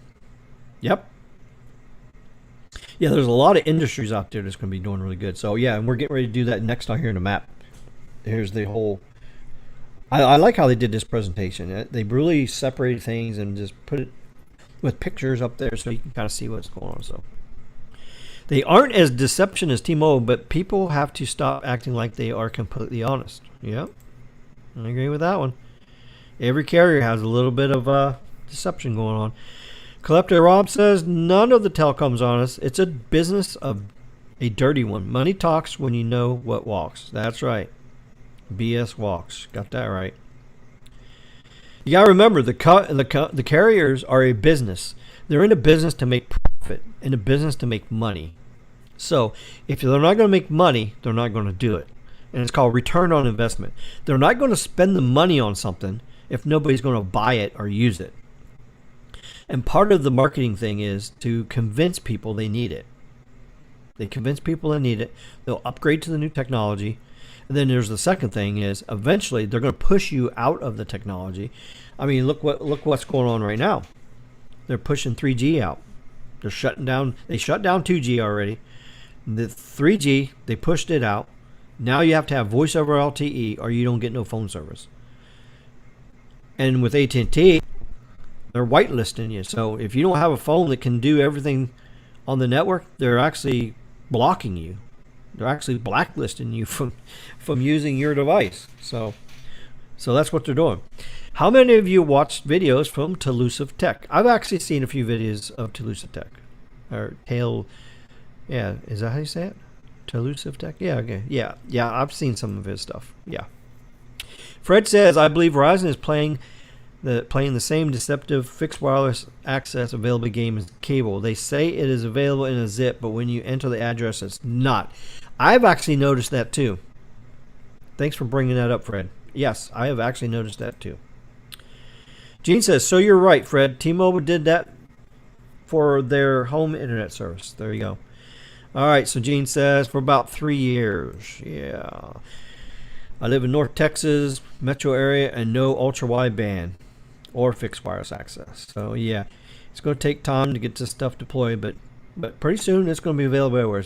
Once they get nationwide, just like I said on Sneed's stream, I predicted that 60% of all home internet will be fixed wireless. Yeah, so maybe I went a little exaggerative on that. So maybe it'll be 45%. So I don't know. I didn't get a chance to ask Sneed what he thought the real number was, but still, the fact that half the service will be at your house on fixed wireless is still pretty amazing. That shows that technology is advancing to where it can compete against cable. And just like Dennis was right on there, he said right now, today in 2022, yes, fixed wireless access cannot beat cable as far as performance. So in some areas, yeah, it can actually kind of almost like if you're in a millimeter wave area, yeah, if you have fixed wireless access with millimeter wave in an urban area, it can kick cable's ass. Now, can it kick fiber's ass yet? Not quite. I mean, it just depends. But still, millimeter wave, we're getting what? 2 to 3 gigabit speeds? So the only way that you can beat fiber is if it's only 1 gigabit service. But if they have 3 to 5 gigabit service on fiber, then still fiber is going to win over fixed wireless access. Collector Rob says T-Mobile UC is here, and that's what I'm on now. No AT&T, C-band, no Verizon. I have Verizon line on my phone, dual SIM, but it's LTE stuck on 4 megabits when watching videos. It's lame as Foxtrot. As we were saying in the amateur radio community there. Yeah. So yeah, hard disagree. DSS is actually worse. Okay. Well, so you're saying DSS is worse than split mode? Well, you got to remember too. You're talking about a mid-band 5G frequency using split mode, which already has lots of bandwidth. Of course, that is going to perform better than DSS because DSS is being deployed on low band, which is narrow channels. So of course, you're going to think the technology split mode is going to work better than DSS. Actually, DSS technology works better than split mode because if you take DSS and you put it on N41, the LTE phones and the 5G phones are going to get the full bandwidth, and it's going to load balance between users. So if there's more 5G phones, it'll dedicate more spectrum. If there's more LTE phones on there, it'll give them more spectrum. So I see your point there, Ryan. I see why you disagree. Hopefully with what I just explained to you kind of reveals that and clarifies that. DSS on Verizon here is consistently slower with 5G than LTE. Yeah, well, that's of course. Because you do lose 20% efficiency when you're using DSS. So when you're already using a narrow bandwidth of low band, that 20% makes a big difference. So that is true. That's true. Very good point. Collector Rob says, I believe it, Ryan. Of course, now he's probably going to take back what he said and says, oh, I see your point, Ricky. Baby Yoda says, don't forget to hit that like button. There we go. Moderator doing a great job there. Let's see here. Let me make... Oh, no. Click the wrong thing.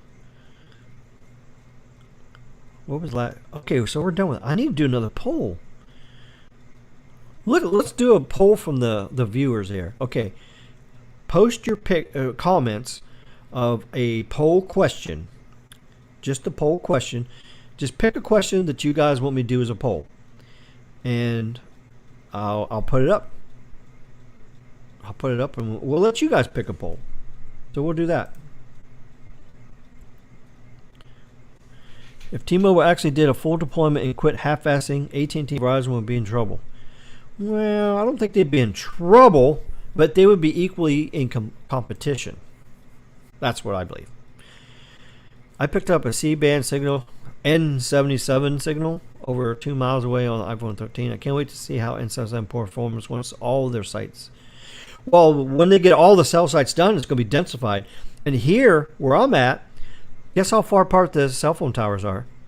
Verizon's cell phone towers are exactly 3 to 3.25 miles apart. So that means if you're in between two towers, guess how far away you are from the signal? 1.5 miles.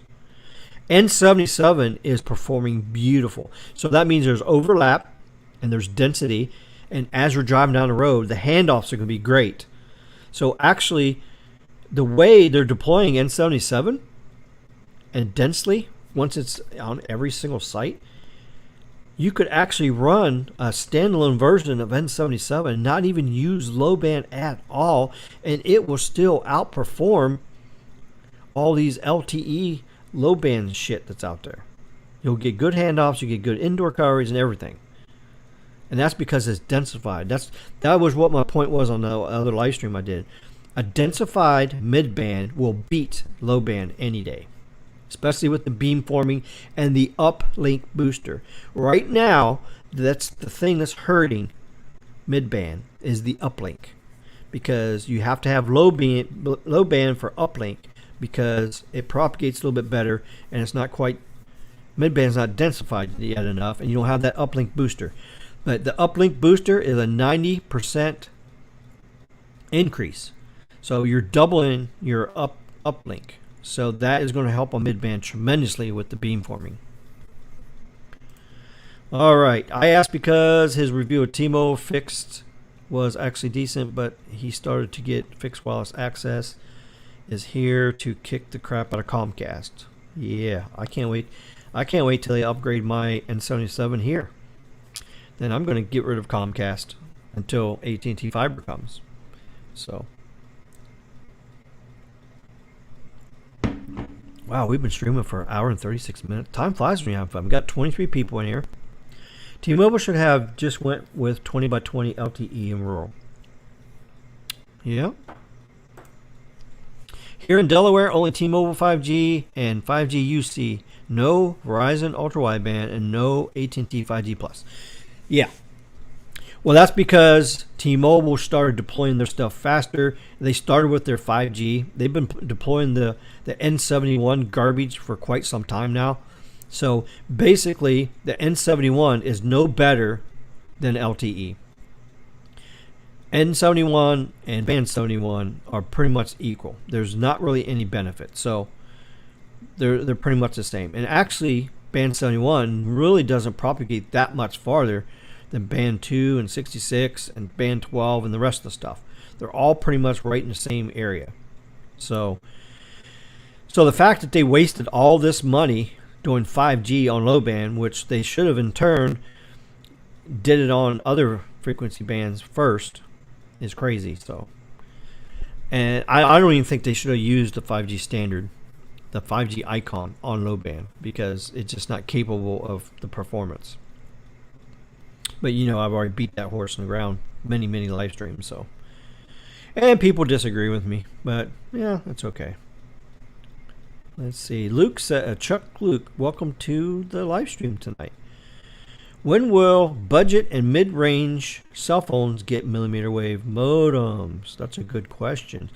The problem is you're talking a budget phone and mid-range phone. Okay, you're talking about that getting a premium service like a 5G millimeter wave modem in it. Okay, you got to remember, a 5G millimeter wave modem and antenna module takes up space. You can't take a millimeter wave modem or an antenna module and stick it in a small screen phone.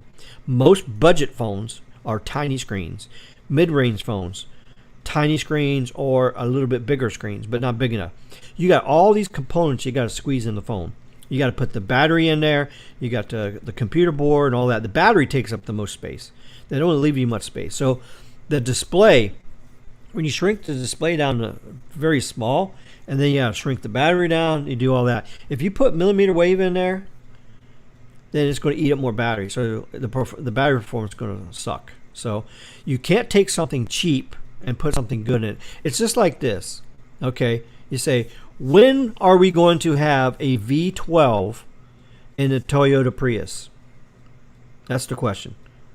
That's just like what you just asked me. When will Toyota Priuses, Toyota Celicas, Toyota Camrys, and let's see what other mid-range car? Yeah, about that. Get V12s and V8s in them. First off, the motor's too big. It won't get. You put a motor in that car, it's going to break the springs in the front because the car was not designed for a heavy motor in it. So that's kind of like in the same sense there. So that's the whole issue. That's why it's being forced into the flagships, because you got more space. As technology improves over time, yeah, everything's going to shrink down. But one thing you can't shrink down is the antenna module. The antenna module has to be a certain size in order to work. Plus, you have to have massive MIMO in the phone as well, like 4x4. You need at least 4x4 MIMO in your phone so that it works good with the towers. Now, if we could ever get to where we get 64x64 MIMO in your phone, that would be great. But the problem is size. But as we go higher in frequencies, in millimeter wave, the antennas will get smaller. Then we'll be able to do more massive MIMO in your phone. And guess what? It's best to keep the massive MIMO on the macro sites, the small cells, and cars. That's right. Coming up in the future, and I'll show you here on the standard when we get to it, cell phone sites are going to be in cars. They're going to put them in every single car. So your car is going to have a cell phone site in it. And you're going to have an antenna on the roof. So as your car is driving around, it's a mobile antenna. It's a mobile cell site. That's what's coming. Especially when we get into 6G. And your cell phone is even going to become a cell phone tower. Your cell phone, that's right guys and girls, Your cell phone will be a cell phone tower. It's going to be called more like a node. It's going to use the IAB thing. It's going to take that millimeter wave. It's going to grab it out of the sky, and then it's going to retransmit it to 30 feet circle around you. And it's going to daisy chain. It's going to do like the AI mesh, artificial intelligent mesh network.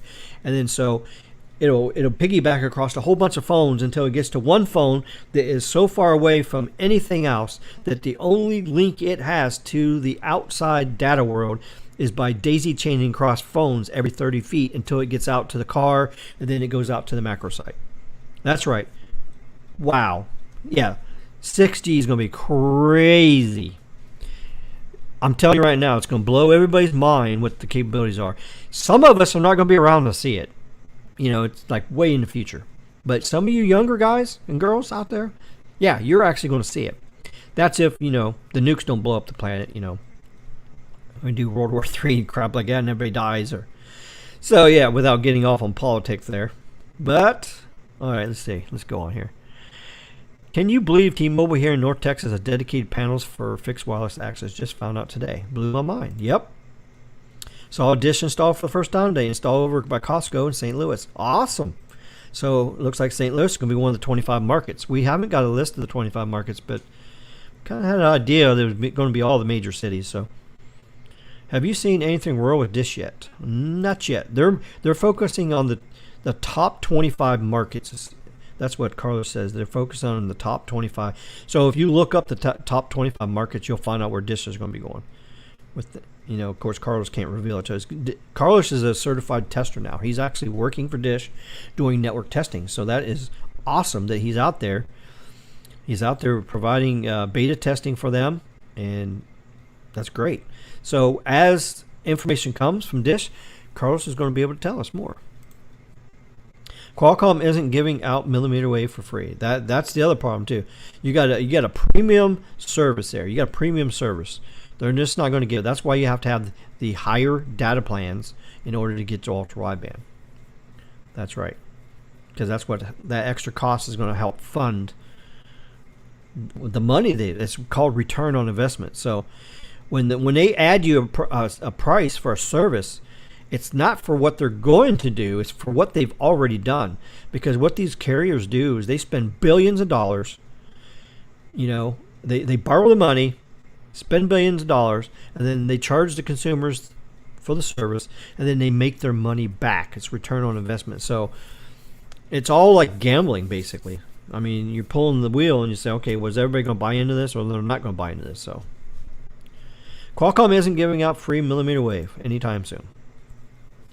Furthermore, on phones like the S22 and 13 Pro Max, Apple and Samsung custom built RF into the phone with RF window and antenna. And and Apple actually started the first phone with the iPhone 13 with multi antennas in it.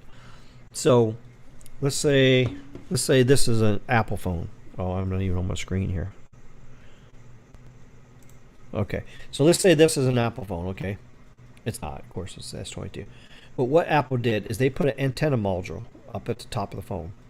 And then they put an antenna module on the top side of the phone, and then they put another antenna module over here. So, and then they put one over here.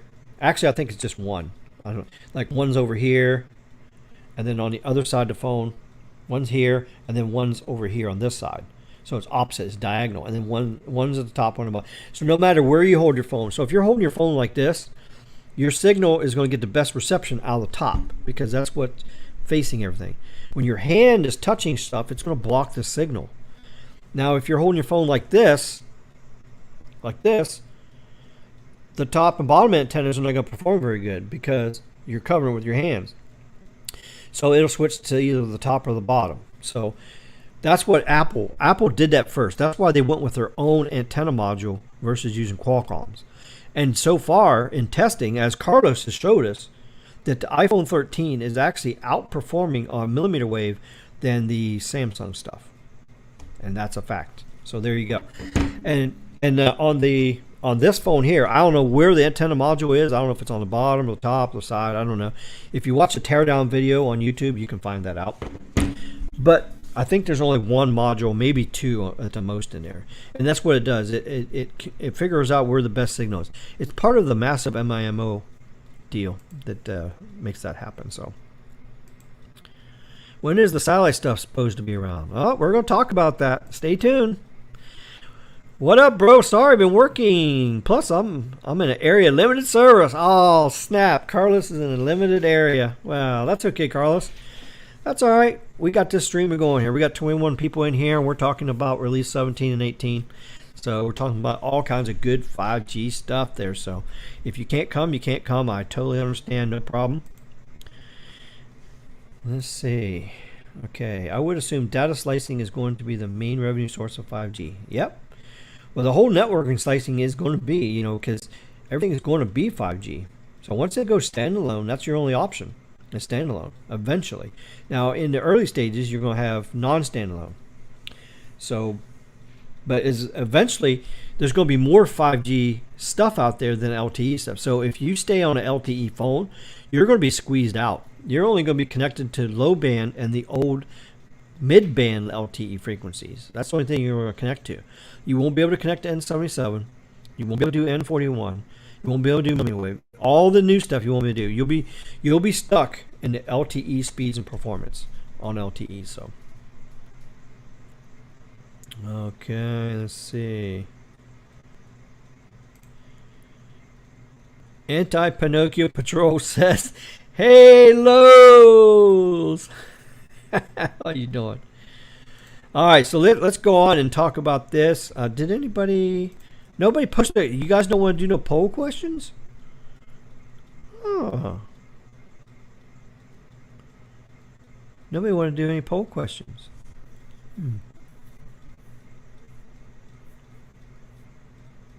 Okay. Well, if you guys don't want to do a poll, let me think of a poll question here I can talk about. Let's see. Let's see. Oh, here's a good question. Here, I'll do this question. This should be good.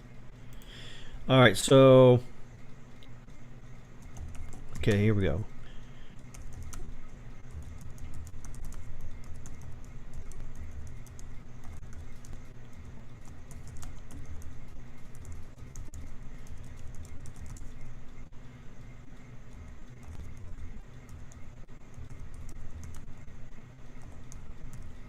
Here we go.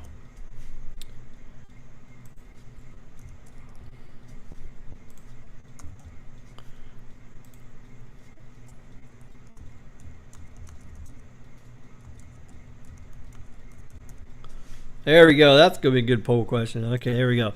All right, here's the question. Here we go. Question's up. Since you guys didn't pick a question, I picked a question. Okay, so the question is, would you spend the extra money each month to gain the benefits of 5G? Now, we're talking about real 5G. We're not talking about fake 5G crap. So it's either yes or no, I am a LTE nut. That means you're crazy about LTE. It works fine for you. You don't need 5G right now and all that stuff. So, yeah, so we'll let that percolate there. So we got 10 votes already. So there you go. Got 25 live. So cast your votes. Let's continue on talking here. Okay, so as you see in this picture right here, so we're going to start down at the bottom. See at the bottom, you got 4G foundations. So we got 4G LTE foundations. The next wave you see here is 5G release 15, the foundations of 5G. And what's the foundations of 5G? All right, flexible slot-based framework. That is called TDD, time division duplex. That means you take a radio frequency and you cut it in half, you compress it on two channels on one frequency. So that way you have one channel that's transmitting continuously, the other one is receiving continuously at the same time on the same frequency. That way you don't have to have a certain pair of frequencies for upload and a certain pair of frequencies for download, which is called FDD, frequency division duplex. So the TDD is more efficient and you can do more bandwidth and more performance in the same amount of spectrum. And that's what N41 is, N77 is, that's what all this new tech is. All right, and then we got scalable numerology. So that's some kind of crazy, I don't even know what that is. So if Caleb here, he would tell me about that. Advanced channel coding. Well, that's just that works in with the slot-based thing. That just makes it possible to have two transmissions on the same frequency. That means compression, data compression, and efficiency, so that you can get more efficiency out of the same frequency. And then look what we have here. Massive MIMO. What has Ricky been preaching the last 2 years? Massive MIMO. That's what the standard is. So anything that's not massive MIMO is not even 5G. Sure, it can have the icon. It's not going to have the performance. And then you got mobile millimeter wave. And that's right. In the early days, the new millimeter wave frequencies were introduced. That was release 15. Then we go up to release 16. Okay? Unlicensed spectrum. That's where we got band 48, band 46, and now we got N96. Okay? Advanced power saving. We've seen that on the more efficient processors. These chipsets are getting better.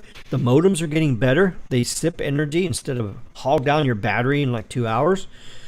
Even the tower sites are becoming more. They're drawing less electricity at the tower site as well. And when you draw less power, then when you have backup emergency power, it actually lasts longer, because if it draws more power, it's going to burn more diesel or burn more natural gas. Or if you have battery packs up there, it's going to go through your battery pack faster. So by having more efficiency means your backup power is going to last longer. High precision positioning. That's right. That means your phones are going to be better positioning. Like right now, you're down to like 3 to 5 meters, which is 15, 20 feet is what the best case scenario with GPS is. But with 5G, it's going to act like GPS. So the 5G technology software is going to be able to triangulate your location. So it uses all of the surrounding cell sites, and then they triangulate where you are, and then it reports it to your phone and say, hey, here's where you're at. And so actually 5G positioning is going to be a lot more accurate than the GPS. So pretty soon we won't even be using GPS. It'll be all 5G positioning. And what's going to help with that is when you call 911, if you're on the 3rd floor in apartment 105 and you call 911 on a 5G standalone device with this new 5G tech in it, guess what? That 911 operator knows exactly where you are on your cell phone. Oh, you're on the 5th floor and you're at room 105 or whatever. And yep, that's exactly where I am. So the FCC is actually pushing the carriers. They're actually giving extensions out now because the GPS positioning is getting where it's not accurate enough. So they try to ping your phone to find out where you are. When you're calling, you say, I'm having a heart attack. Where are you at? I don't know where I'm at. They ping your phone and say, oh, you're somewhere in this 2-mile circle. That's not good enough for emergency service. So, of course, people are saying privacy. Now, if you got a warrant for your arrest, then the government will be able to ping your phone and come straight to your apartment on the 5th floor and know exactly where you are and come arrest you. So the criminals don't like this new 5G positioning stuff, of course. Criminals don't like it. And then, of course, privacy concerns, too, because if somebody gets a hold of your information, they hack an app and they can hack your location, find out exactly where you are, and all that kind of stuff.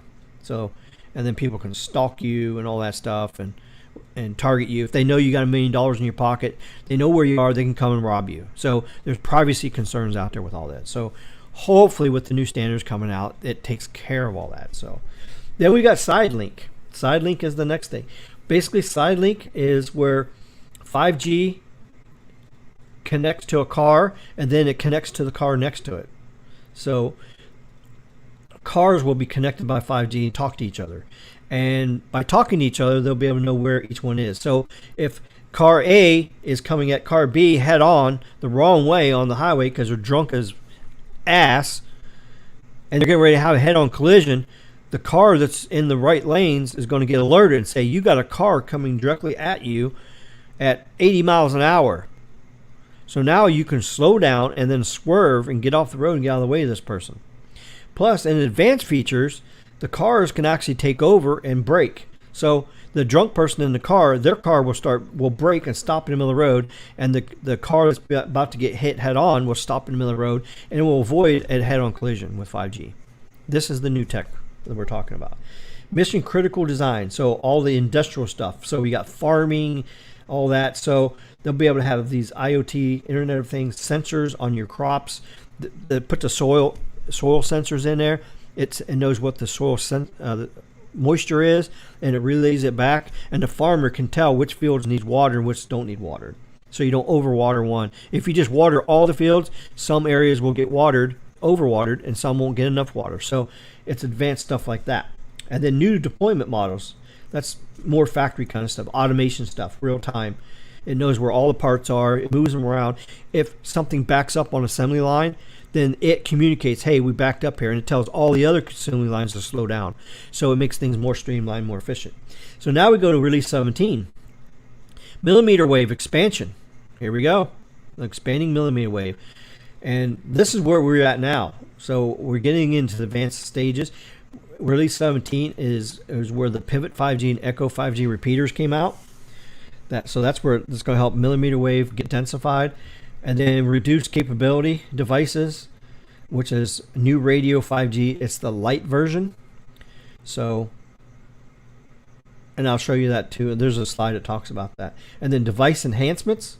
So there's more device enhancements with 5G in your devices, like advanced antenna modules, more efficient transmitters, all that stuff. And then here we go, NTN. Remember I said that earlier? NTN stands for non-terrestrial networks. That means satellite. Satellite 5G is coming into the game.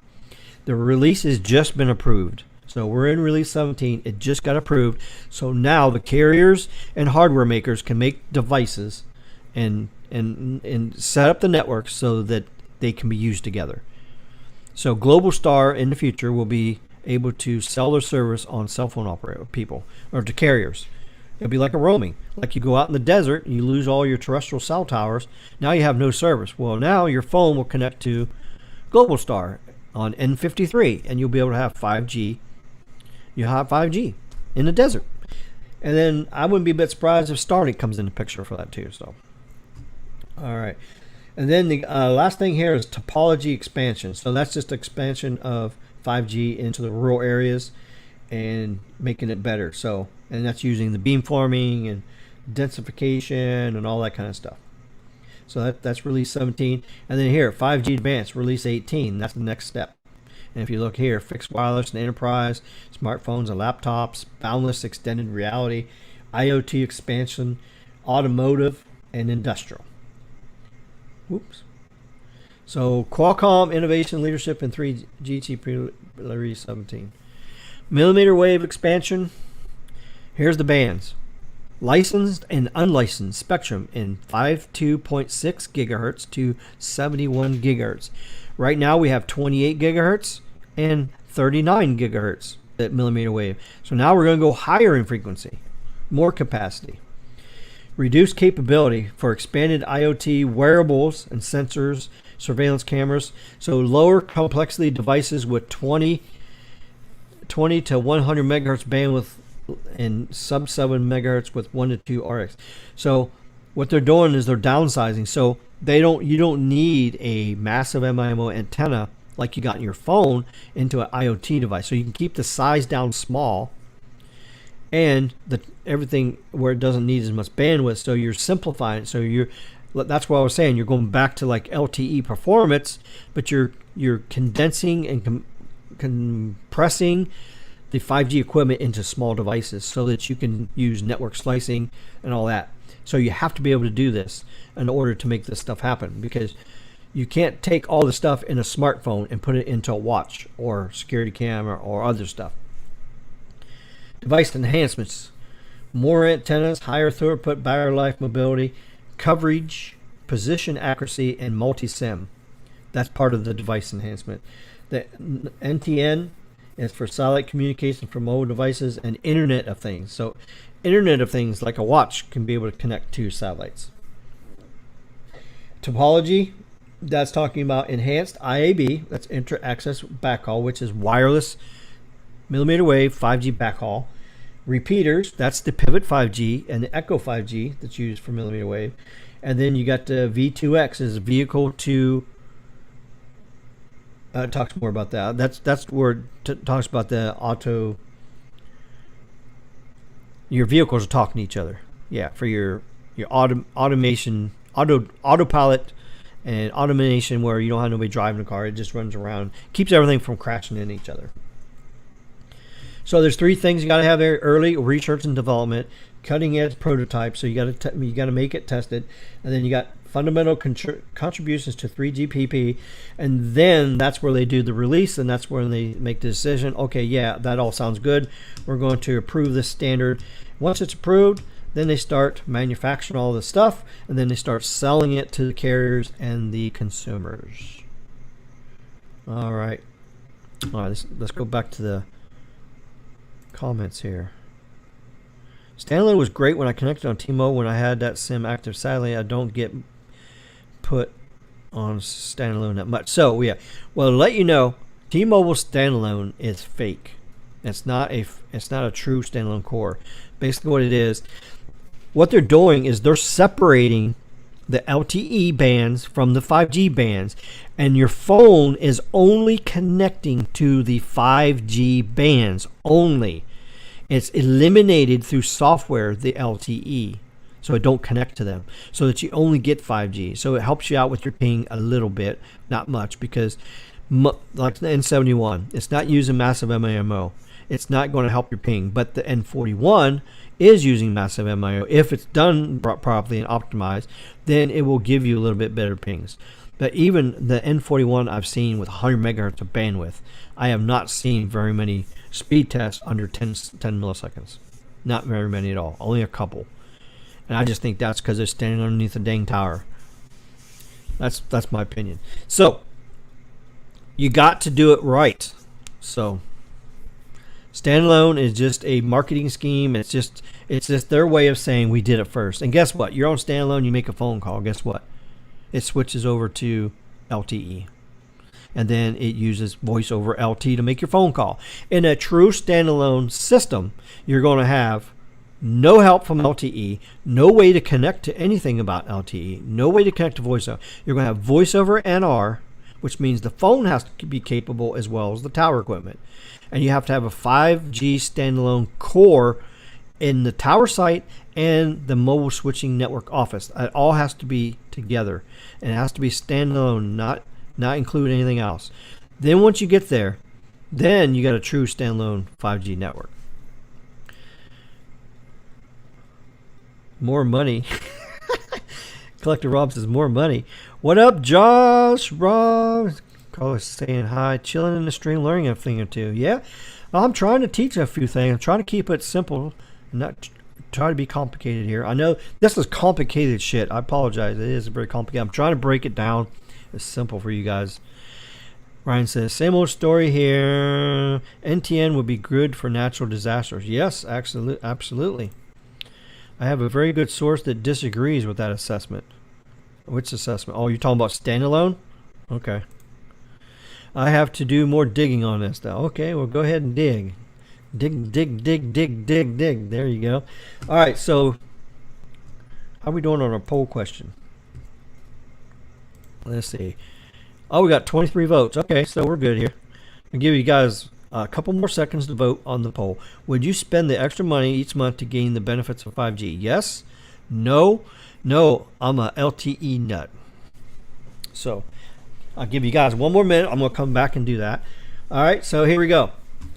5G Release 17, key 5G milestone. All right. New and enhanced 5G systems. So basically, all that stuff's there. I just said all that stuff, so I'm not going to repeat it a second time. I just said it. So here you go. So you see it on the screen. That's the stuff I just stuffed. New and enhanced 5G capabilities, expansion to new 5G devices and applications. So you got all this stuff coming up. All right, strengthen to the end-to-end 5G system foundation. That's the whole purpose of these releases, updates, and everything. Focus areas for Release 17 work item. Okay, so we got here. Further enhancing 5G massive MIMO performance. There you go. What I've been preaching on forever. Right there. Making your uplink and downlink better. There you go. And then over here we got and how they're doing it is by this. Enhanced multi-beam operation. There you go. SRS improvements. Okay, SRS is sounding reference signal, which I don't even know what that does, but I'm not a network engineer, so I don't know. But it says here, SRS switching for up to 8 antennas. So that has to do with MIMO. So that's the switching between different antennas to boost your signal and your reliability and everything. Improved SRS reliability such as repetitions and time. Okay.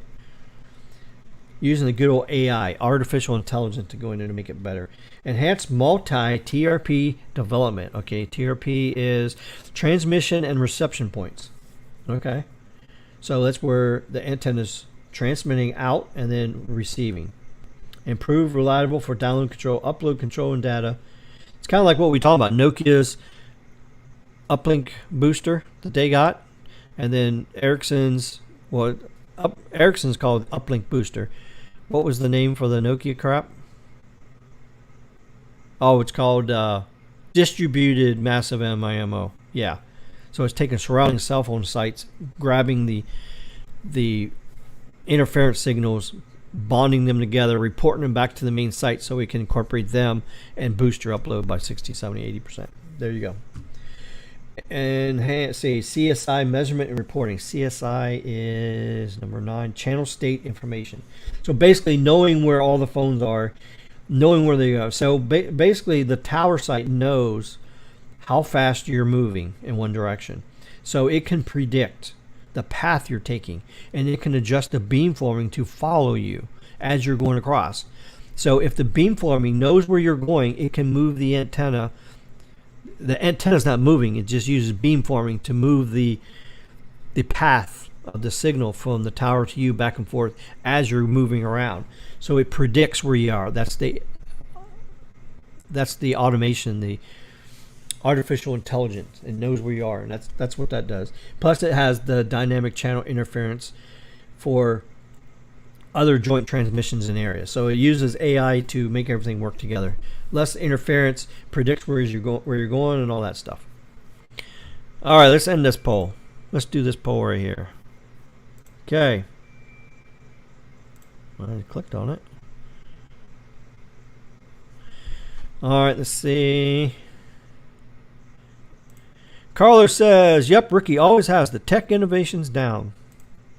Lavendi says, Big Ricky has all the techie details. Well, I'm trying my best. I don't know everything.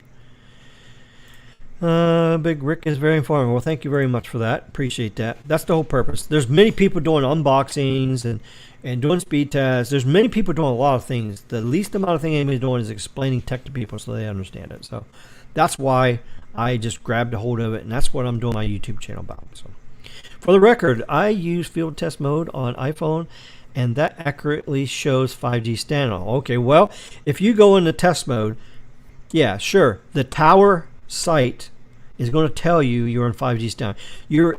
Which is correct. You're in 5G T-Mobile skunky standalone mode. So, yeah, the tower is telling you that. Yeah, just because the tower tells you you're connected to 5G doesn't mean you're really connected to 5G. So, it's only what it tells you. So, for the field test mode, that's as only accurate as what the tower tells you. So, like right now, if I tell you I'm in a nursing home, am I really in a nursing home? Or am I somewhere else? See what I mean?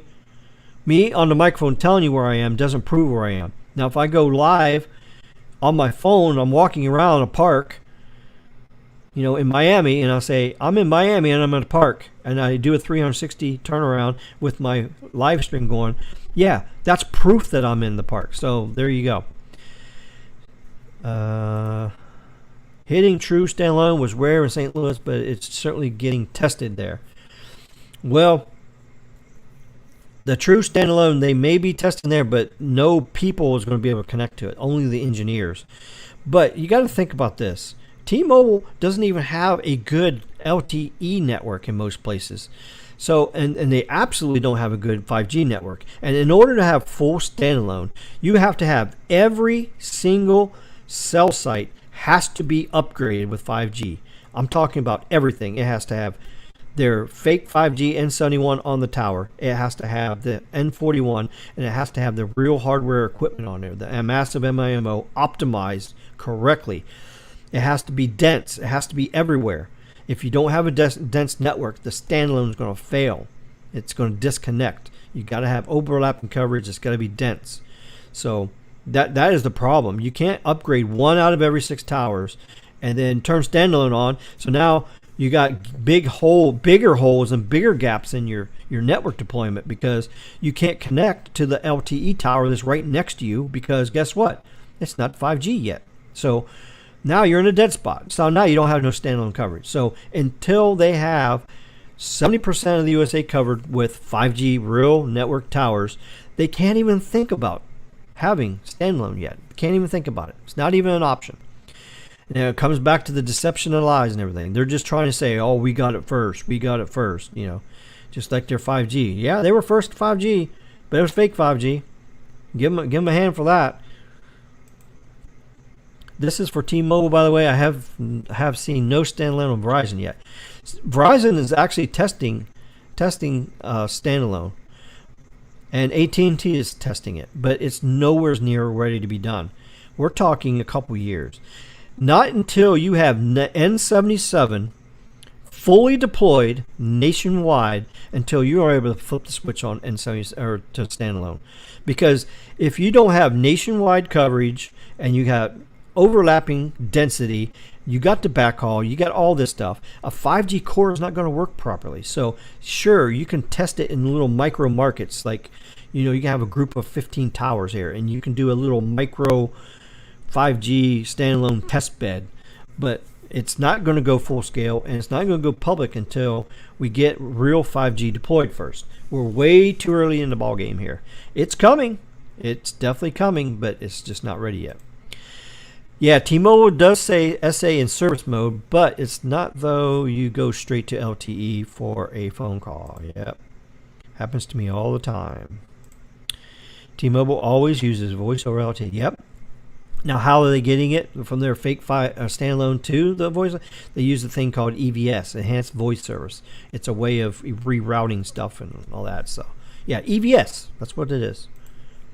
I even talked to Caleb about it, and he explained to me how the EVS works and how they're able to supposedly have voice over NR, but they don't really have yet. They're not going to launch voice over NR over anything until it's going to be 100% quality, because what good is a phone call if you hear because the data stream is not good enough. You have to have a good, constant, reliable data stream. They can't even do that. T-Mobile can't even do that on LTE Plus right now. So how are they going to do it on 5G? Now, some of the urban areas do have good 5G, I know, but there's some areas that are good. I will admit that for sure. All right, T-Mobile just wanted to be on paper for having standalone first. Yep, that's pretty much what it does. Exactly. Let's see. Collector Rob says, here's one thing. The 5G connection has to maintain 4G links somewhere. Like with Mode 7 standalone 5G. That's why 5G has to maintain a connection with 4G. Well, a non-standalone network has to have 4G as the base connecting. That's why you have to have two systems. You have to have the LTE system and you have to have the 5G system. A non-standalone takes both of them and connects them together. So that's where it is. When you go 5G standalone, there's no more 4G helping anywhere. So it's it. It's only the 5G stuff. And let's see. Verizon St. Louis is not up to speed like other areas. So there's a big caveat. There would be. What the hell is a caveat? Caveat. Or caveat. Caveat. Yeah, caveat. What's a caveat? Santiago says that my area is a mixed bag. Some sorts of the city have great, stable T-Mobile connection, and others have the speeds like the one mentioned earlier. That's right. Sound like you just made sounds like AT&T here, and this is their headquarters state poop. Okay. All right. Well, anyways, let's see. We're going to talk about one other thing here. Let's see. The poll. Okay, so we got the poll. Okay, so here's the poll results. And then next we're going to talk about Starlink real quick while I got Chase in here, because Chase is here. He's going to talk. We're going to put Starlink on blast here. So we're going to expose Starlink. So that's what we're getting ready to do here. So would you spend the extra money each month to gain the benefits of 5G? 50% of you said yes. 37% said no. 12% says, no, I am an LTE nut. So there you go. But the majority of you guys, you're willing to spend the extra money to get the benefits of 5G. So that's interesting. Which brings me to the next poll question. This is going to be a Starlink question. Okay. Do you know... Okay, let's do this.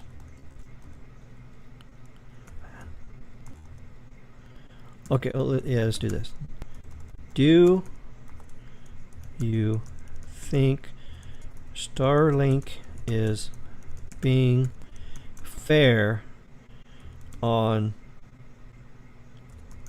sending service to the underserved? That's what we're talking about. There we go. Straight up yes or no. And then when we get done talking to Chase here, we're going to see. We're going to see if you change your opinion on it. Okay, there we go. There's the polls up. So here's the question. Question is, do you think Starlink is being fair on sending service to the underserved? Which what that means is, that means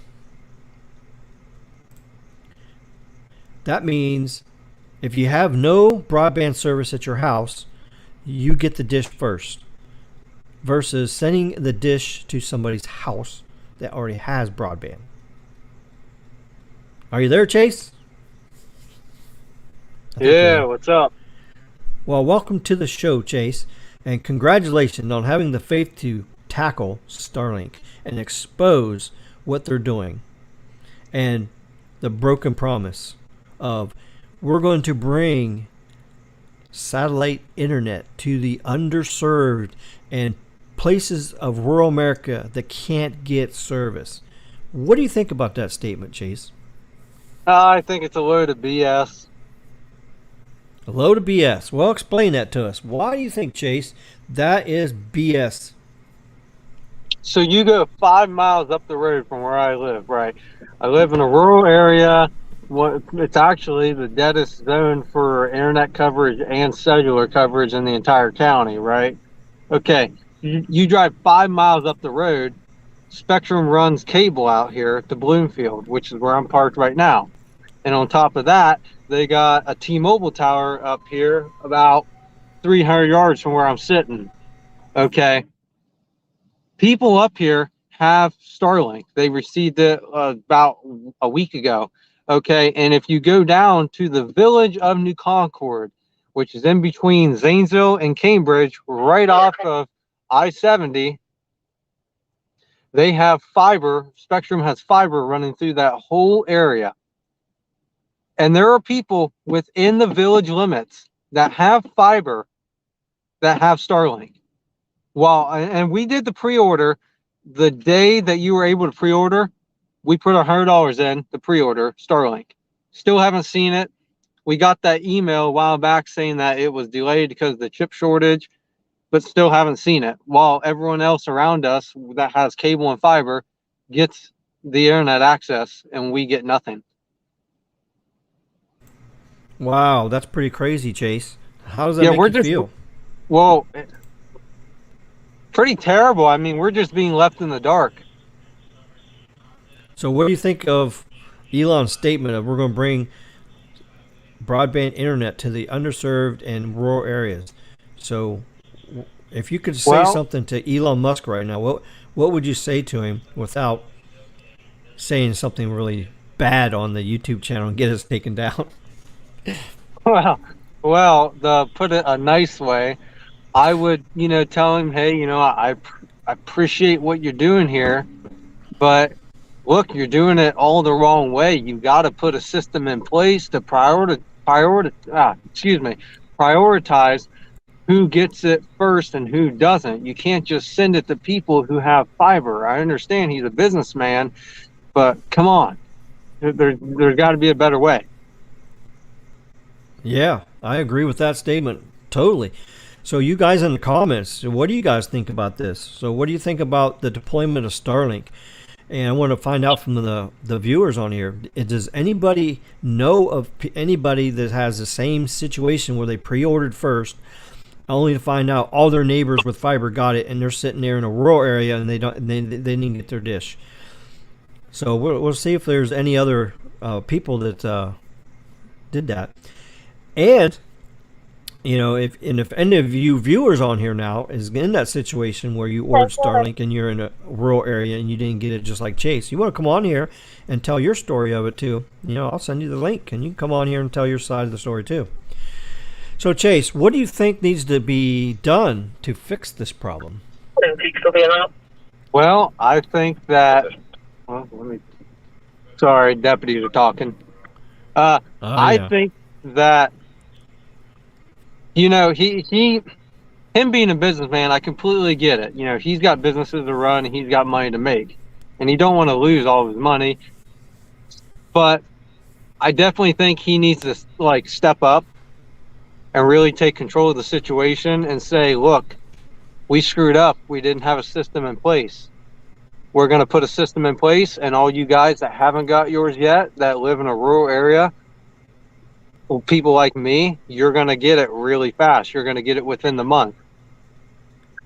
Right. Yeah, that sounds like a very excellent idea. So hopefully this will go viral and eventually get to Starlink and Elon, and he'll see this, and maybe he'll step in and he'll help people like you. So tell us the reason why you need to have the Starlink where you're at. Why? Well, what do you have available now where you live? And how far are you from the main town where all this fiber and good cable service is? How far away are you? About 10 to 11 miles. That's the distance from the cable. The fiber is 10 miles. The cable is about 6. Wow. So you're just 6 miles from having broadband. And Elon can't get you Starlink. Yep. First. We have HughesNet. My main thing is Wi-Fi calling, because you can't do Wi-Fi calling on HughesNet. It's just terrible.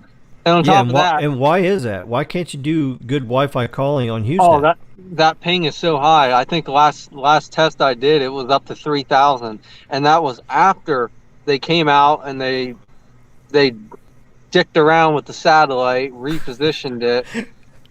Holy cow! Did you say 3,000 milliseconds? Oh yeah, 110%. That's on a good day too. That's a good day. So, how many seconds is 3,000 milliseconds? Well, way too many. I'll tell you that much. Way too many. Yeah, I think if I remember right, the conversion I was looking at the other day, I think it's something like 3 seconds. So, can you imagine you do something and then 3 seconds later it gets there, and then it takes another 3 seconds to come back to you? I mean, I'll tell you this much. The latency would be crazy. I could be sitting there waiting. I mean, it's nothing to wait 2 minutes for a website to load. And you talk about watching YouTube videos, that's impossible. I mean, look, just to come on here, I had to drive 6 miles to where Blinfield's a very high point, so I'm able to pick up the signal off the towers. Yeah. Yeah.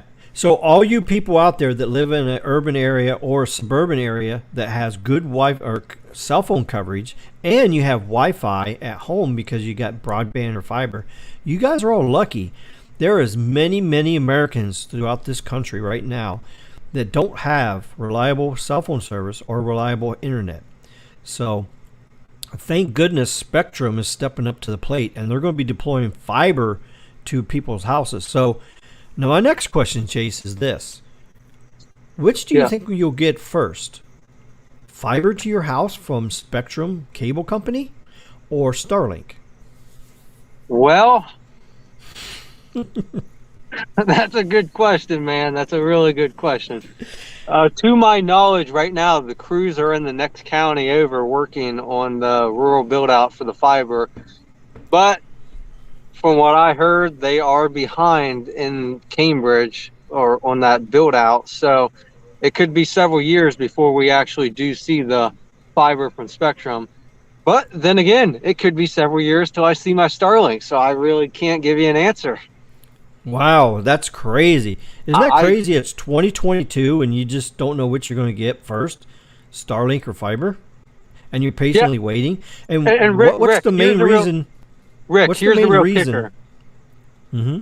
Oh, go ahead, buddy. What's the main reason you really need broadband at your house? What's the whole reason? Okay, the number one reason for me, and I don't know if I've ever told you this. So as you know, and I think I've stated it before, we get the text from 911. We get our text from the dispatch center for our calls, right? Right, because you're a Okay. volunteer firefighter. Right.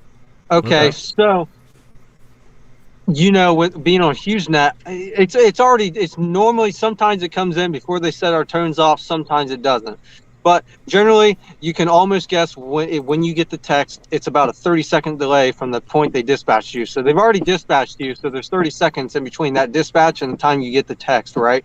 Okay, so when you're on HughesNet, with HughesNet being very unreliable, there have actually been times when it's first say, great incident. We had a flooding incident, and the neighboring fire department, which would have been the Concord, they requested us to go to the town down the road and shut down all the state routes, so no vehicles would be driving through the 4 feet of flood water that we had. And I didn't get the text for about 6 minutes after they sent it out, because it was raining so hard that that HughesNet just went out. It couldn't pick up any signal off the satellites up in the sky. It was blocking it. So I was 6 minutes delayed on that call because of unreliable old technology. And there's been many times like that. And I rely on that because my pager and my radio don't really pick up at the house, so I rely on my text. Okay. And so what else? What else would broadband help you there? Oh, it definitely help on the Wi-Fi calling. It would definitely help on Wi-Fi streaming call. stuff. Well, why would you need Wi-Fi calling? Don't you have Verizon cell phone? Well, you don't got any towers out by me, man. There is no towers around. So how far is the closest tower from you? Well, it's on that water tower in the Concord, so that's actually 10 miles driving. 10 miles. Line of sight. Right. It'd be roughly something. So how many bars of signal in Verizon do you get at 10 miles away? 0. 0 in Verizon? 0 bars. In your house. But now if you go outside, do you get any signal? In certain spots, you can get 1 bar. Okay. And with Verizon, can you even use that phone with 1 bar very well? Yeah. Yeah, you can make phone calls. Oh, okay. Good. So, and what phone do you got? The S22 Ultra. Oh, that's awesome. That's a really great phone. So that's pretty impressive that with 1 bar of service out in the middle of nowhere, 10 miles away, you can actually still use your phone somewhat. So that's pretty good. So, well, Ryan in here just made a comment. He says, I'll tell you who has Starlink, who also has cable and fiber. It's the Tesla fanboys and fangirls. He ain't wrong. Collective Rob says Starlink, the new Hughes link. Well, the Hughes net that you have now is really horrible, right? Oh, but that's garbage. That's your only choice. I think I like dial-up better. Oh my, dial-up. Chase likes dial-up better than his HughesNet satellite. Wow, that's crazy. And I don't know if anybody in here has actually used dial-up. I mean, I've used dial-up because, I'm old, So I actually remember AOL dial-up, 56K was your speed. I mean, can you guys imagine, you younger guys, can you imagine having data at 56K? Of course, this is back where you didn't have full resolution web pages and all that. It's mainly web pages were all just text, basically. There's no pictures. You couldn't download any pictures because you'd have to wait 4 hours for one picture to download on a website. So this is way back before everything got really complex and everything. So yeah, 56K is crazy. I think then it went up to 96K. And then you had the ADSL lines come out, and then you got up a little faster. And then you got the regular DSL come out, and that's when the first real broadband stuff started coming out. And then the cable companies jumped on board, and then they started adding internet service on the cable stuff. So that's pretty crazy. Hey, Rick, something these guys need to hear this part. Okay, go ahead. So everyone knows CenturyLink has phone lines, right? Old copper phone lines. Okay, most of them have been either plowed by the snow plows with the snow and ice, ran over by tractors, storms. Half of these phone boxes located alongside the roads are actually pushed over, split open, and they're exposed to the elements. Okay. For about the past week, we have not had the house phone working. And, we got to make phone calls.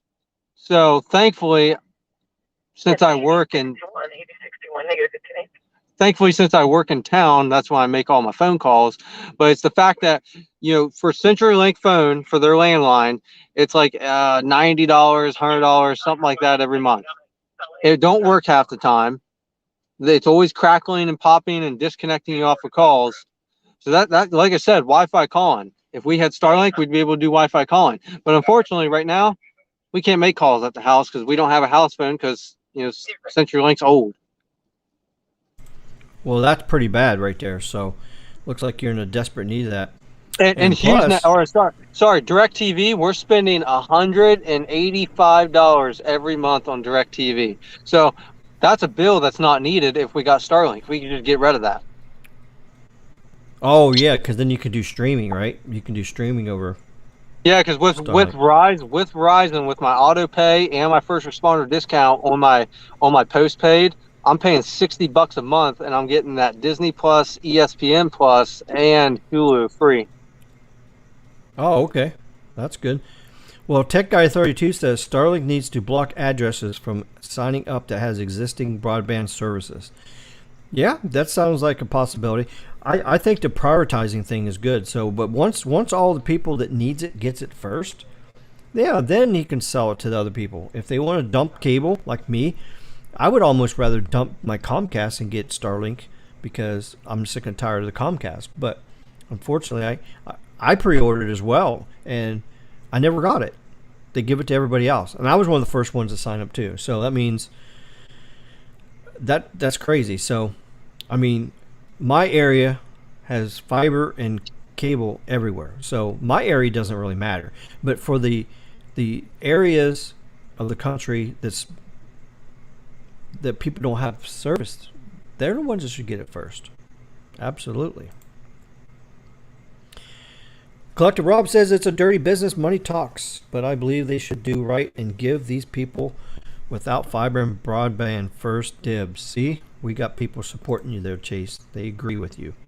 I pre-ordered the first day. Alternate Reality says I pre-ordered the first day too, as I only had slow internet. But then AT&T started deploying fiber, so Starlink got canceled. Win-win for me and the rest.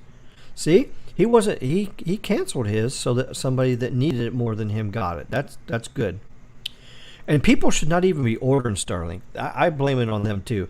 I mean, if you have broadband and you got internet and you're in an area where somebody down the road may not have it, you should not be ordering it. If you're in an urban area and you want to order it, yeah, go ahead. But if you're in a rural area, you are lucky and have cable or fiber, you shouldn't be ordering it because you're being selfish and you're taking the chance for somebody else to get something that can use it. Ryan says Spectrum is scared, but at least they are aware that what the market's doing. FirstNet needs to be covering that area, especially since first responders are located there. Oh, God, here we go. Good luck, man. We're building a second fire station, and we still have no plans of a tower. So you're a firefighter. You had FirstNet, okay? Tell us what your experience was with FirstNet. So I'm going to give you all the rundown. FirstNet, definitely on my end at least, would not recommend. I was on it on the S. I had my S. Well, actually, I was originally got on FirstNet on my iPhone 8 and got rid of that piece of junk. It was old, broken, cracked. Got rid of that. Got an S10 Plus. I was on it on that. And then I had it on my second S10 Plus. And then I had it for a short time on this S22 Ultra. I definitely would not recommend it. The speeds are much slower. For some reason, it's almost like it don't give you the carrier aggregation. That's the problem. That's what it is, from what I'm understanding, because my speeds were so slow, and I'd be parked right underneath the tower. And here's the kicker of the whole situation. I buy unlocked phones. I don't like to be tied down with a certain carrier. Well, FirstNet is such a complex system that they don't like unlocked phones to be on it. So basically, I bought the S22 Ultra, where I did the pre-order. I was one of the first people around here to get it, or sorry, correction on that. I was the first person in a 4-county radius to get this phone. Go to AT&T, I get FirstNet thrown on here, and the website says it's FirstNet ready. Everything says it's FirstNet ready. So I get the physical SIM in there. I was not getting Wi-Fi calling. I wasn't getting carrier aggregation. I wasn't getting voice over LTE. My speeds were extremely slow.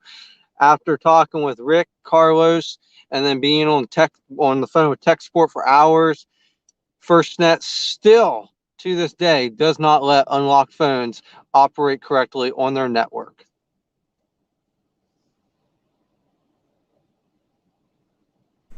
Wow, that's pretty crazy. So you don't think FirstNet is going to be good for anybody unless they're buying their own equipment, right? Right. As a first responder, I can tell you that I definitely would never, ever go back to FirstNet. They screwed me over multiple times on that situation. I was on, when I had my S10 Plus, trying to figure out what, because it was my S10 Plus was unlocked, and when I was trying to figure out what was going on, I was switching the access points and everything. I was going through everything, and I was on the phone with FirstNet tech support for 36 hours total. This is every day after work, just dealing with them. Finally, someone told me that unlocked phones are not compatible with their network, even though you can go on their website, type in your IMEI, and it'll tell you it's FirstNet ready. If it's unlocked, it ain't going to work.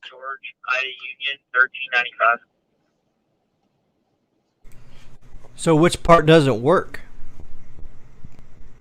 Well, you won't get, if you have an unlocked phone, you're not going to get your Wi-Fi calling. That's not every unlocked phone, just to make that clear. When I had my iPhone 8, it was through Sprint, which became T-Mobile, and then it got unlocked, and it worked fine on FirstNet because they're kind of like buddy. FirstNet and Apple like goes hand in hand. It's like buddy. Recently, FirstNet's been opening up to Android platforms, but they're still working on it. Okay, but if basically I can tell you, in my experience, what didn't work was the Wi-Fi calling, the voice over LTE, and definitely the carrier aggregation. And I don't think the carrier aggregation was just because I have an unlocked phone, because there's people that get AT&T phones, throw them on FirstNet, and they complain too about the speeds because they're not getting their carrier aggregation. It's like they're screwing you over on that. Wow, that's pretty crazy. So basically, if you have a FirstNet certified device from them and you activate it, you'll be good. But you still may not be able to take advantage of all the bandwidth and the speeds, because I know Carlos has got FirstNet and he's tested it, and I've seen many speed tests where he did a speed test and the FirstNet was always slower than the regular AT&T postpaid or the business lines. Now that's right. That's what I experienced. And just so everyone knows, Verizon has a similar system, such as it's called Verizon Frontline. Now, someone can correct me on this if I'm wrong, because I don't know much about it. But when I did the form to fill out on their website to inquire about it, the gentleman I spoke with told me that Frontline is not for an individual plan for like a consumer. It's for an agency. Now, if your agency is on Verizon Frontline, then under your agency's name, you can be on it on your own device. But if your agency's not on it, you can't get on it. Oh, okay. And well, right. just so Ryan everyone knows, that FirstNet build out, I lost faith in that. There's no plans to build in my area, and we're putting a second fire station out there. It's no secret. Everyone knows about it. So I've kind of lost faith in that too. Well, that's kind of crazy. I know FirstNet's probably going to take some time to really expand all the way. The last percentage that they have to build out for FirstNet is the hardest because there's no fiber, no cable, no cell phone towers there. or the ones that's there, they're not allowed to put their stuff on. So the last bit of expansion is going to be the hardest, and AT&T actually said that. So, but Ryan has a question for you. It says, Chase, are you in the old U.S. West area or the CenturyTel areas that are being divested from Lumen to Apollo? I guess he's talking about phone service, I guess. Your phone line service. I don't know much about the phone service you got there, so I don't know. I don't know. It's just old CenturyLink copper lines, and it's so bad that most of the people that live out there have canceled. They've canceled their CenturyLink landline because it never works, man. And how much do you have to pay for that service out there? If I remember right, it's roughly 90. It's somewhere between 90 to $100. Holy every cow. month. So you're saying that you got to pay $90 a month for a home phone line service that doesn't even work very good? That doesn't work. That's crazy. And how much is your HughesNet that you're paying for that doesn't work? $112.95. Oh, shit. So that means you're paying almost $200 a month for communication services that you can't even really use for voice and internet. Correct. So that is why $110 a month for Starlink, because they raised the price, which is well worth it. So do you think if you could get Starlink at your house at $110 a month, you would be saving money and you could use voice over IP and have a great service, right? Oh, yeah. Yeah, you cut out the landline, you cut out the HughesNet, and you cut out the DirecTV. You're saving instantly. Yeah, because you can even get a home phone service for $5 a month now. There's a company out there called voiceoverip.ms. So if you got like a phone, like a Cisco phone, a business desktop phone, you can plug it into your Ethernet port and you can configure it, and for $5 a month you can have unlimited phone calls right to your Cisco phone. So you can have a home phone for backup, and then you can use Wi-Fi calling on your phones. So that would be a big win-win-win for you guys. So, well, hopefully Starlink will make some changes. Elon's a good guy. He has good intentions and all that, but I think he just definitely overlooked this. So I don't think he's purposely doing it, but this is something that needs to go viral, and he needs to find out. So, and I know you've already posted some stuff on Twitter about this, so I don't know if Elon and his team have seen it yet, but I don't know. I highly doubt if he's seen it, but he might have. But I would just love to have him experience what it's like. I'm sure that he lives a very nice life with how well he's done. But I would just love to take him out here for a day to show him how old this stuff is that we got. Yeah. So that means if you drive your Tesla out there, it's not going to connect to anything. So. Oh yeah, you're done. You're done for. Your Tesla car is not going to communicate to no internet network, huh? Oh yeah, you're done. You're screwed. Yeah. That's it's just crazy. like there's no towers out here. You could wreck your vehicle and bleed out. If you wreck out here, you're not going to call 911. You better really pray that someone's going to be driving that state route and they're going to come up on you, because you're never going to be able to call.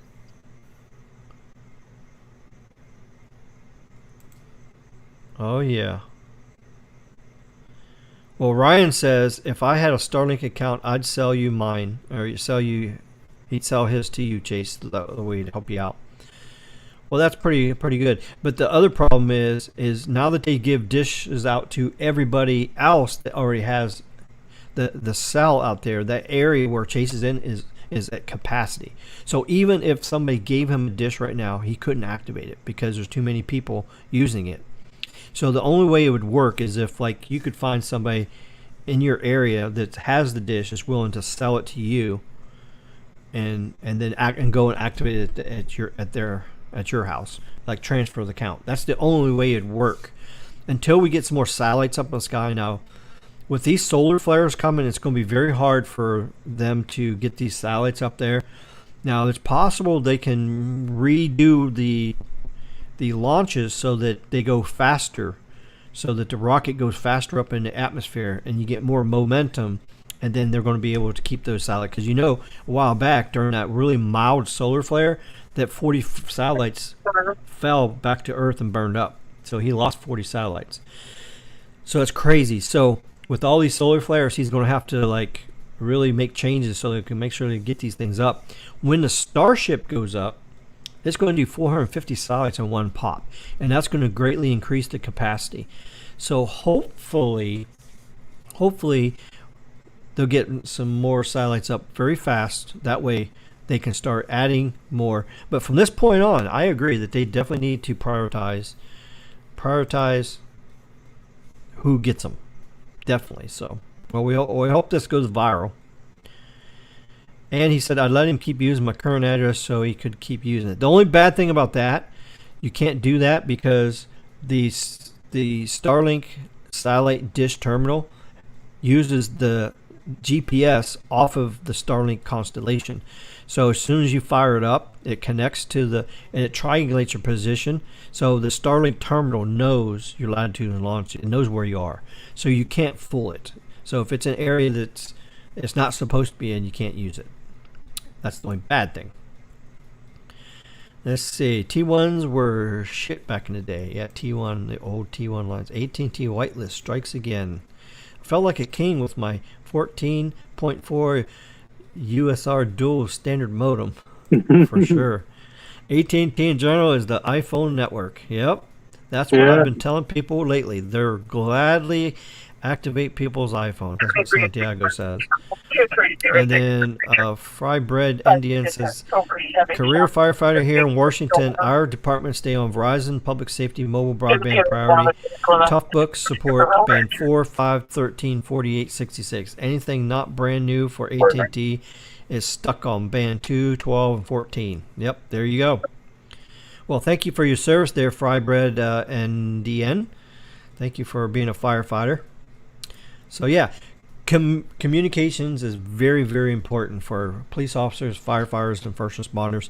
And right now, from what I can see, is the front line that Verizon is doing is actually very, very good, and they're deploying it better. So hopefully that front line takes off, and maybe it'll take over FirstNet. So the only bad thing is FirstNet. A lot of people are already invested in it, so I don't know if people are going to switch over or not. So we'll have to see what happens there. Let's see.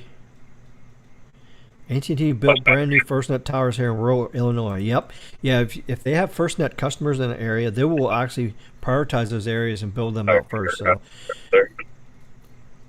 and they're building an AT&T tower in Adamsville where Chase's fire station is. It's still 7 miles from his house, but at least it'll be pretty close. But of course, he don't have AT&T no more because he got mad and told him to go to hell.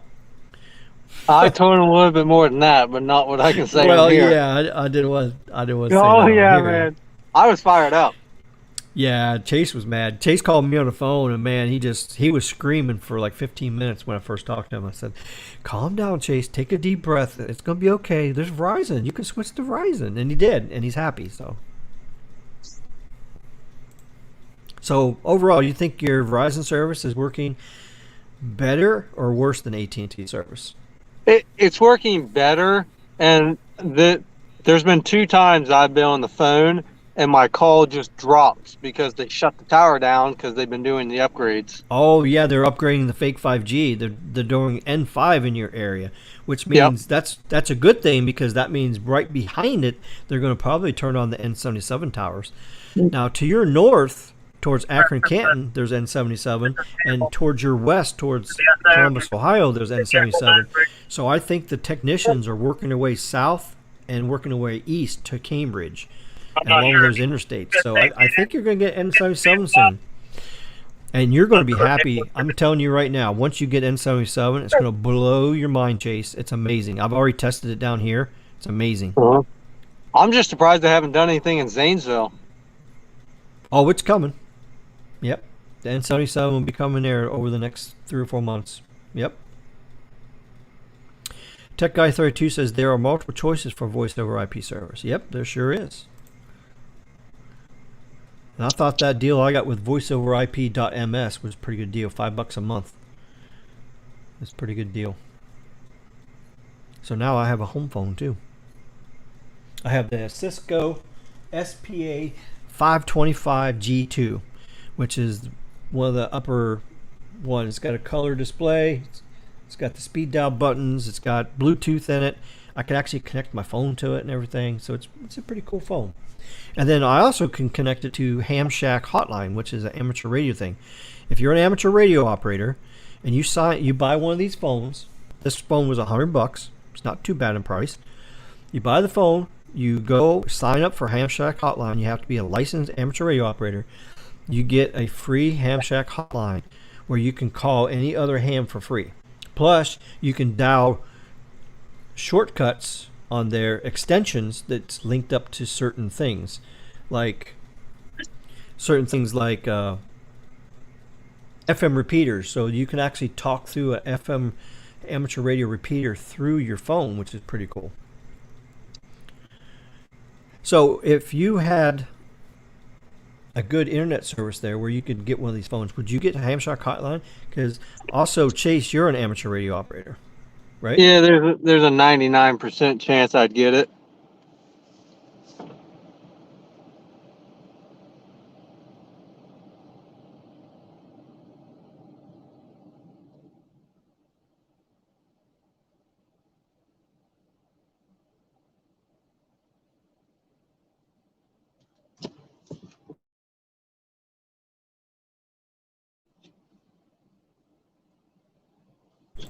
All right, I'm here. My landlord was just outside, so I handed him my rent money. You got to pay the rent. You don't want to get evicted, right? It's Yeah. April 1st day. It's the first day of the month. It's time to pay rent. That's Yeah, right. we had 'Cause snow I don't live in a place squalls for up free. here. Dude, we like had Pinocchio. snow squalls up here today. Snow squalls. It's It's April like Fool's Day. It's like 30 degrees outside. It was 70 on Wednesday. Holy crap. Okay, so San Diego says rural areas really get ignored. Even small towns don't get upgraded infrastructure often when it comes to cable. You're lucky if you get fiber. Well, they've see, part of the thing that Spectrum said is they're getting a grant from the government. So they're paying for some of the cost to get the infrastructure built, to get fiber to the rural areas. So thank goodness for the government did something right, and they're actually funding this to get this out there for people like Chase and everything. So, but I don't know. It may take another year before they get all the fiber ran everywhere. So I don't know. You never know. Time will tell if you get it. Alternate Reality says, how long will it be till all Teslas will be on Starlink? I don't know. I don't even know if they're going to have a setup for that, because right now the Tesla's got a terrestrial. I don't even know which company. Does anybody have a Tesla out there? What service does Tesla have in their car for data? Is it AT&T or Verizon? I'm just curious about that. If you want, I'll drive over to Cambridge and I'll ask one of them people. There are probably a whole bunch of them right now at the supercharger. Oh, they're at the supercharger? Yeah. Yeah, I know the Chrysler vehicles back in 2014, they used Sprint for the data, and it was horrible. The speeds were horrible, coverage was horrible. And then now Chrysler I think uses AT&T. So I think it's AT&T. What's Uconnect using right now? I don't even know. Somebody could probably tell me in the chat here what Uconnect's using now for the Chrysler vehicles. And I know General Motors is using AT&T for their Wi-Fi in their vehicle. So I know they're using that. Now the other companies, I don't know. I mean, this would be a good topic for another day. Where, just explore that and just talk about Wi-Fi services inside vehicles and shit and how it works. So we'll have to do that sometime. Okay, let's see. $120 a month for HughesNet, $100 for CenturyLink, $180 for DirecTV. Compare $60 AT&T gig fiber and all the stuff on Verizon bundle, $300 a month. That cost is why people move to the suburbs. There you go. Well, I shouldn't have to move to the suburbs. I don't want to live near people. I wouldn't say I don't like people, but I don't want to live near them. I mean, I like to be able to walk outside and look for miles, and all I see are cows. Oh, cows and coyotes and all that good stuff. So you're a country boy. Oh, for sure. 110%, man. There you go. That's pretty cool. Ryan says alternate reality Starlink can't support Tesla autonomous drivers without 5G. Elon should go to Verizon for rural. Chase is probably in exclusion zone. For Starlink? Well, no, he's not in exclusion zone. There's no such thing as an exclusion zone for Starlink. All 50 states is eligible. And the way they have it set up on the map is there's actually like a circle, and that you get assigned. If you live in that circle, you're in that cell, and they make sure that there's not more than so many devices in that circle, because when you're in that circle, that's the bandwidth it's going to use to the towers or the satellites that's overhead. So there is restrictions on how many dish stations can be set up in that area. So, and then let's see, Google Voice. Return on investment is why rural areas get ignored. You're exactly right, Tech Guy 32. I've been saying that for a long time. Return on investment is why. And I even explained this to Chase because he called me up mad. Why can't they build me a tower? Why can't they build me a tower? That's because they wouldn't get their $3 million back by just a couple I'm going to customers. tell you this much. We are 110% building that second station. If we don't get a tower... the second fire station? Oh, yeah. You need a tower. If we don't get a tower, someone's getting an earful. Oh, no. And it ain't going to be the tech support guys anymore. Oh, Ryan says Tesla's on AT&T LTE. That's interesting. And it says, Jason says, I believe Uconnect uses Skunky. What? Uconnect now uses Skunky. Oh, God. That'd be horrible. Santiago says, cows, as in animals, not sell on wheels. Laughing out loud. Yeah, he's talking about real cows that eat grass and poop. Yeah. And make milk. Yeah, that's what he's talking about. And makes a nice steak. Got that right. I meant Chase is in a Verizon exclusion zone for like N77, like I am. No, he's not in exclusion zone. No, he doesn't live near an airport. There's no, the closest airport to him is like Columbus, Ohio, or Akron, Ohio. There's little tiny airports, but those don't count. You know, because most of those little planes use IFR or VFR, visual flight. They don't use instruments. So it's the instrument flight stuff that's where the problem with N77 interfering with the altimeters and all that crap. So yeah, he's not in exclusion zone. No, he's just in a very rural area. So that's where he's at. So the forgotten part of the county, man. Yep. Tell you. Exactly. It's tough being in rural America, that's for sure. Okay, so we got this other. Okay, so here we go. I'm gonna give you guys a second to vote here. Here's the vote. It's up. We've got 22 votes. Do you think Starlink is being fair on sending service to the underserved? Yes, 55%, or no, 45%. And I think if you've already voted, I think you can go back and change your vote. I don't know if you can do that. And the question is, do you think Starlink is being fair on sending service to the underserved?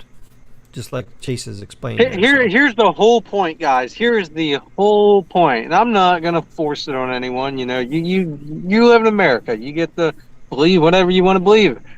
But here's the whole point. I was one of the first people to pre-order. I live in the most ruralest part of the county. While up the road here, they got Spectrum cable. Yep. So they have access to speeds of, like, I believe it's 1 gigabyte down and 1 gigabyte down and like 35 or 45 up. Right. So I only have HughesNet. I still haven't got my Starlink, while these people up here with cable have gotten it. If that don't change your mind, then I don't know what will. Oh. Hello, Carlos. How you doing, buddy? Tech Guy 32 says, Chase says, your municipality reached out to FirstNet since they are required to build out to service the first responders? Yeah, they flagged the area as a coverage issue, but you know how that goes. Nothing. I would put money on the table that we don't see a tower for the next. It'll be 5 years. I'll put it like that. I Okay. almost guarantee you it'd be 5 years. All right. So you have an ambulance, right, at the fire station, Right. right? We got two. You got two ambulances. Okay. So your heart monitor has to be able to send the heart EKG stuff results to the hospital when you're transporting. What service are you using as a modem on your ambulance? Verizon. Verizon. Isn't that amazing? So you don't even have FirstNet at your fire department. Nope. Okay. So you think your department's going to switch to Frontline? Maybe. Well, they're building that new tower, so we'll just have it. Just varies on how they set that tower up. Oh yeah, yeah, yeah. So you're getting an AT&T tower in Adamsville, Ohio, finally. Yeah, Chase Yep. sent me some pictures of the antennas on the ground on the sectors getting ready to go up. So pretty cool. All right, so let's see. I think this. I think the raccoons are agreeing with you, Chase. Yeah. All right, Fry Bread says Tech 32. I wish it worked like that, but I've in my time trying to get FN to address HSPA only areas that will shut down soon. They will go off their own coverage data and they'll say it's covered. Yeah, they like to lie, don't they? Uconnect has been AT&T for a while. Oh, okay. Uconnect is AT&T. Okay, that's what I thought. So I thought Uconnect and the General Motors. I think they're both. What's BMW, Carlos? What does BMW use for in-vehicle connect? Tell them raccoons to hush. It uses AT&T, but now you can get the 5G T-Mobile modem now. Skunky Yeah, PU. a lot of car makers are but you have to pay the modem. You have to pay $400 for the modem separately. Oh. So I'd rather just take the AT&T one that comes with it. And actually, I'd rather just not have that. Period. I don't like connected shit. I Just use your own crap, right? I just disable it. To be honest, I rip it Yeah. out. Like even in my BMW and my wife's Audi RS7, I've ripped all the GPS. Wait a minute, shit, your like, wife has an Audi? Yeah, I bought her an Audi RS7 like a year ago. Oh crap! Oh, well, Yeah, there, we don't get no there you fuck. go. That shit costs more. An Audi RS7 is $100,000 car, dude. Yeah, I was gonna say, yeah, I know what an Audi 7 is. I know, yeah, that's crazy. I'd rather spend it on that and have nice exhaust tone than driving in a. Okay, Ryan says, what state and slough. what region are you in? Where are you, know what I'm saying? Chase? All right. So state Ohio, and it's gonna be East Central. And just look up Muskingum County. It's northeastern Muskingum County, right on the border of Guernsey and Coshocton County. So East Central Ohio, Yep. right off of Interstate 70. Yep. North of 70. Yep. Okay, well there you go. Verizon is only clearing up 100 PEAs this year. Yep. That's right. Hey yo, Rick. What if I told you, bro, that there might be there might be a Hellcat coming to the car channel. What? I'm trying to Holy lock a deal crap. right now. I'm trying to lock a deal right now. It's either that or this red eye that I found. Oh, get the hell, Katie. What? So you're talking about I really Challenger want the red eye. or a Charger? I think you should really get want, a Durango. I want the red eye. I want the red eye. Oh, you want the red eye? I Holy really want the crap. red eye, and you know why I want the red eye. Yeah. Zoom, zoom, zoom. 909 rural horses, baby. I know. Every time you use the AC, it makes even the air cooler for the intake. Damn. That's but I'm trying to work on it right now. Actually, I'm waiting to see if these guys will actually do a deal with me. See if they'll work on the price a little bit. You know how it is. You can't pay retail, bro. You always gotta try to get a deal. If you have to pay, I'll pay retail for the red eye if I have to. But That's a red eye. Okay, Ryan says N77 is still being used by satellite in rural areas, so until Verizon comes to a deal with the rural areas in the wrong PEA.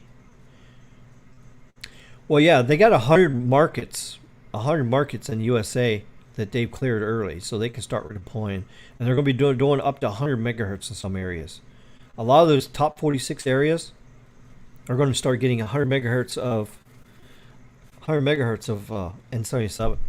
So be on the lookout, everybody. Start checking when you see ultra wideband. See if it's 60 or 100, because it's going to start going up in some places. Hell kitties are fast. Yeah. If Chase is in a top 50 PEA, he might get N77 by years. Yeah, he's going to get it by the year, yeah, because I'm pretty sure they're deploying and stuff in his area now. So he's between two major markets. The Cleveland, Akron, Canton area is a major market, and then Columbus, Ohio is a major market. So and they're adding stuff further south and further east. So I think it's very possible that they're going to come right through that area. So he should get N77 soon, because one of the East Ohio PAs is 52, and that could open up.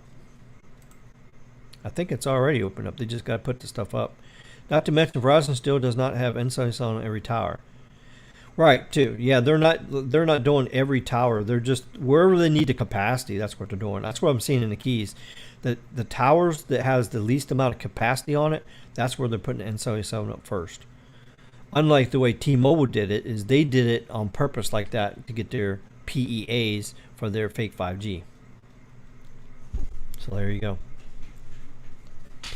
All right, well, thanks for Chase for talking to us about Starlink and exposing what they did and everything. So that's pretty awesome. Thank you for that.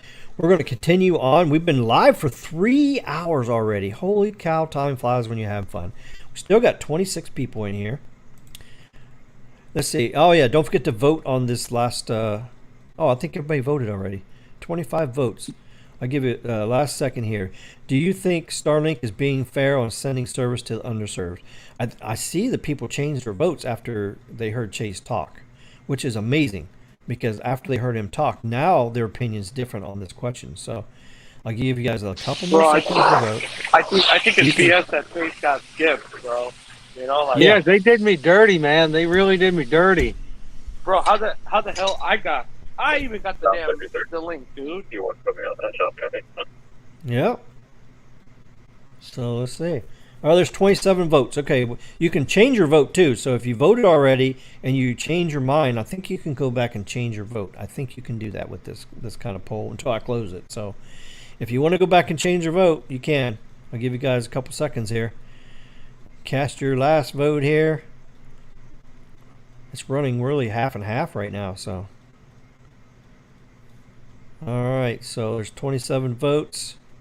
I don't see anything changing anymore, so I'll close this thing out. And then we're going to finish. We got to finish up this release 17 and 18 real quick here.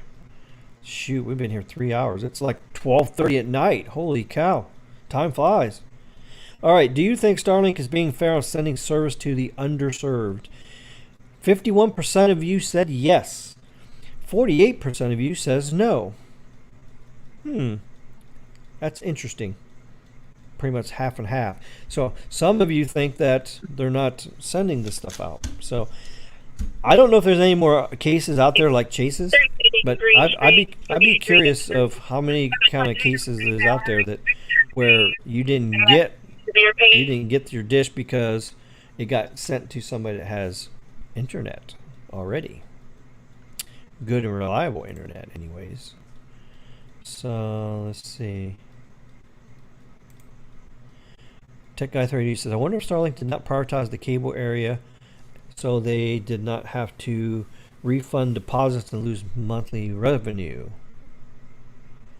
Well, the deposit is not a monthly revenue. No, they just sent it to people that have fiber and cable. So that's just crazy that they did that. That's just nuts. But okay, so let's go back and talk more on this. Okay, so release 17. There's a little bit more on this, and then we're going to talk about 18 real quick, and then we're going to be done with the show. So if you guys got any more poll questions you want me to put up here, just type it in the comments, and we'll throw that comment up there and let everybody vote on it and see where we stand there. All right, Rick, I'm out for the night. All right, well, you have a good night and have a good weekend, buddy. Thanks for coming on here and sharing your experience with Starlink screwing you over. Oh, always a pleasure, man. Later. All right, good night. All right, so further enhancing device power efficiency. So that's another part of Release 17. For idle and active mode, techniques to reduce unnecessary device paging reception, false alarms without impacting legacy devices. Let's see, all this other stuff here. So you get the idea. Power saving. Oop. There. Scaling 5G NR design to support 60 gigahertz unlicensed band. Okay, so you know there's a 60 gigahertz unlicensed band. Okay, so you don't even have to have a license, but now Release 17 lets the carriers able to use 60 gigahertz unlicensed. So right now, Verizon can take 60 gigahertz, put up equipment on small cells, and transmit out unlicensed on 5G and use this really high frequency millimeter wave. And they don't have to buy the license, they don't have to do nothing. So here's the frequency spectrum here. So all the way on the left is 410 megahertz. That's UHF. There's only a few places in the world that has UHF that's on 5G. Then you go up to 600, 700, 800 megahertz. That's our low band in USA. Okay, now you go up here to 7.125 gigahertz. That's the top of the sub 7 gigahertz. They used to call it sub 6 gigahertz, but now it's considered sub 7 gigahertz because now there's some 6 gigahertz that's now actually there. And you know what 6 gigahertz is? N96. So N96 is actually considered sub 6 now. It's not considered millimeter wave anymore. So N96 is the Wi-Fi 6E unlicensed band. So carriers can use those frequencies to do 5G on. And then you got, well, that's FR1, frequency range 1, like I was talking on my band stuff the other day, the frequency band. So that's up to 7 gigahertz. Okay, and then frequency range 2 is 24 to 52 gigahertz. So that's where you got the millimeter wave now. So you got that. All right, so then now with release 17, it's official. Now we have frequency range 2. Isn't that crazy? So we got FR2 1, FR2 2. And now that covers 52 gigahertz to 71 gigahertz. So now we're going up into the V band, the Victor band. So there we go. Prioritize expansion of millimeter wave to 71 gigahertz and release 17. And number 2 says to support global unlicensed 60 gigahertz bands. All right. And then you got further frequencies, further millimeter wave expansion targeting future releases. So in the future, coming up in the next releases in the future, you're going to be going up to higher than 71 gigahertz. So you're going to be going from 71 gigahertz to 114 gigahertz on 5G. That's right, guys and girls. Now the range is going to be very small in this. This is some of the frequencies they're going to start using on cars. So they're going to put cellular towers in cars, and they're going to use these millimeter wave stuff. And it's going to be used for IAB to expand mesh network-wise the coverage of everything. And then eventually it's going to hit to your phones. And then pretty soon phones are going to come out, and you're going to have these 71 to 114 gigahertz frequencies in your phone. And what it's going to do is it's going to receive the 10 gigabit service, and then it's going to broadcast the 10 gigabit service to the area around you 30 feet. And that's what it's going to do. Pretty impressive stuff. And it's already here in Release 17. They're talking about it. Further enhancing ultra reliability, low latency. So enhanced physical layer feedback. That's just communications between the phones and towers and nearby towers. Improved compatibility for unlicensed spectrum. So that's more for that. And then intra-device multiplexing and prioritization. So that's where your distributed massive MIMO that Nokia come out with is going to use. And then also the uplink booster that Ericsson's coming out with is going to actually help use this too. And it's going to help your uploads and your carrier aggregation on your uploads. Then you got enhanced time synchronization. So everything's going to be synced in time, because when you're transmitting and receiving data, everything's going to be synced at the same time. And when you're moving around, you get a thing called Doppler effect when you're on microwave. Like if you're talking to the International Space Station on your ham radio, as it's going overhead on UHF, you actually have to turn the frequency a few megahertz higher so you can hear it. Because as it's approaching you, there's a Doppler shift in there. And then as the satellite goes away from you, you go under the frequency you're on because it's a Doppler shift. So as it's going up, I got to tune the frequency down as it's leaving, turn the frequency up a little bit as it's coming towards me. It's called Doppler shift. And it's even more enhanced on microwave. The higher you go in frequency, more Doppler shift you have. In fact, that's how police radar works. So when Carlos is going 100 miles an hour down the freeway in his super sports car there, and then the cops see him coming, they hit him with the radar. It uses Ka band radar. It shoots that Ka band radar at 35 gigahertz to his car, bounces off the car, and then it Doppler shifts the frequency back. The more the Doppler shift, the more the speed. So what it does is it does that Doppler shift, and it precisely figures out how fast the object's going. And then he turns these blue lights on, and woo, woo, woo, woo, woo, comes after him. But see, that's all just make-believe because Carlos don't speed. He follows all the traffic laws. Yeah. Okay. Okay, buddy. And good luck. They better have a good system to detect jammer. Oh yeah, with the laser. Yeah, they got laser jammers. Yeah, most of the time the cops are using lasers now, which is light. It's not even radar frequency bands. It's light. They shoot a light beam at you, and it reflects off the car, comes back, kind of doing the same kind of. It's not a Doppler shift. It's a light shift, is what it is. So yeah, thank God for laser jammers now, so you can jam police radar now. But you can't, or lasers, but you can't jam police radar because per the FCC, it's illegal to jam microwave radar, so you can't do that. So, but if you got a good radar detector, you can pick up the when he clocks the car in front of you, and then you can slow down. So having a laser jammer and radar detector is pretty good. And if you guys want a really good channel to check out, a YouTube channel, if you're really interested in police radar, police laser, and detectors and all that stuff, go to Vortex Radar. Vortex Radar on YouTube. He has a awesome channel. He's up in Cincinnati, Ohio. He does radar detector testing.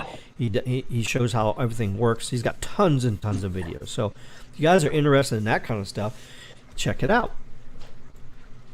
But Ricky, like when it comes to the radars, bro, like it's crazy how it works, and honestly, bro, the best radar in the market, if you go radar, is literally either going to be the Escort Redline 360, or it's going to be detector. You said radar. Yeah, the radar detector, or the Valentine 1 Gen 2, bro. They're really good. The Uniden is good. Don't get me wrong. The Uniden R8 and R7, but it's just Uniden I'm thinking about buying an R8. I really am thinking about buying an R8. I just don't like I just don't like how the false alerts is not that good on Uniden. Well, he said in his testing it's okay, but they said that they're going to be doing a firmware update that's going to enhance it and make it even better. So if they do that, I'll buy it. Yeah. On the 7, they did that twice already, and it's still very noisy. You hear it when you're on the what is it picking up? Is it picking up door openers? Yeah. Or is it picking up the blind spot monitoring? The door openers. The doors. Still. It's almost impossible to get rid of the door openers because those door openers are almost right on K-band frequency of radar. I mean, it's so close. If you block out those, then you're possibly going to block out K-band alerts. But most police radar is not on K-band anymore. But I would say probably 75% of your radars are they're on Ka band right now. So there's not much K-band left out there because But The thing but is, another the issue, lower. Rick, is the What's that? other issue though is that fucking why doesn't the Valentine have those issues or the damn Escort? The Escort's auto mute is amazing. Yeah, that's true. The auto mute function of that is, and the Valentine actually has it set up too that you can set up Yeah, to where if you're going under you- 25 miles an hour, it automatically mutes everything. So most time when we're on door openers, it don't even go off. But they got a good filtering system on the Valentine one. The It's Valentine getting one. better. You can use It's even blocking the blind spot monitoring. I think that's crazy that they picked the same frequency for police radar to use for blind spot monitoring on cars. I think that's crazy they did that But you because know, Rick, there's causing interference.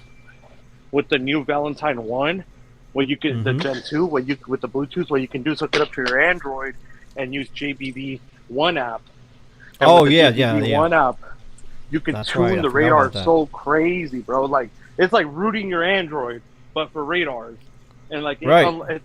it makes the Valentine one even much better. Oh It's yeah. like the Uniden R7 and the Escort 360 Max and the Red Line having babies. Like it's like that type of radar. It's like on crack with that program. Oh yeah, for sure. Yeah, Ryan had a comment here. He says Starlink is moving fast. They just don't have the correct systems in place to determine whether someone has access to internet or not already. But I think that's a fault because that's not taking care of the people that needs it the most.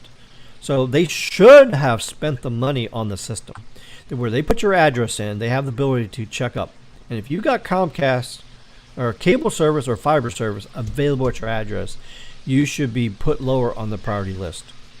Yes, So that's my opinion. that's true. And Baby Yoda says, show some love. Make sure you hit that like button. Consider subscribing if you're new to here. Plus, don't forget to share this content. Thanks, Baby Yoda.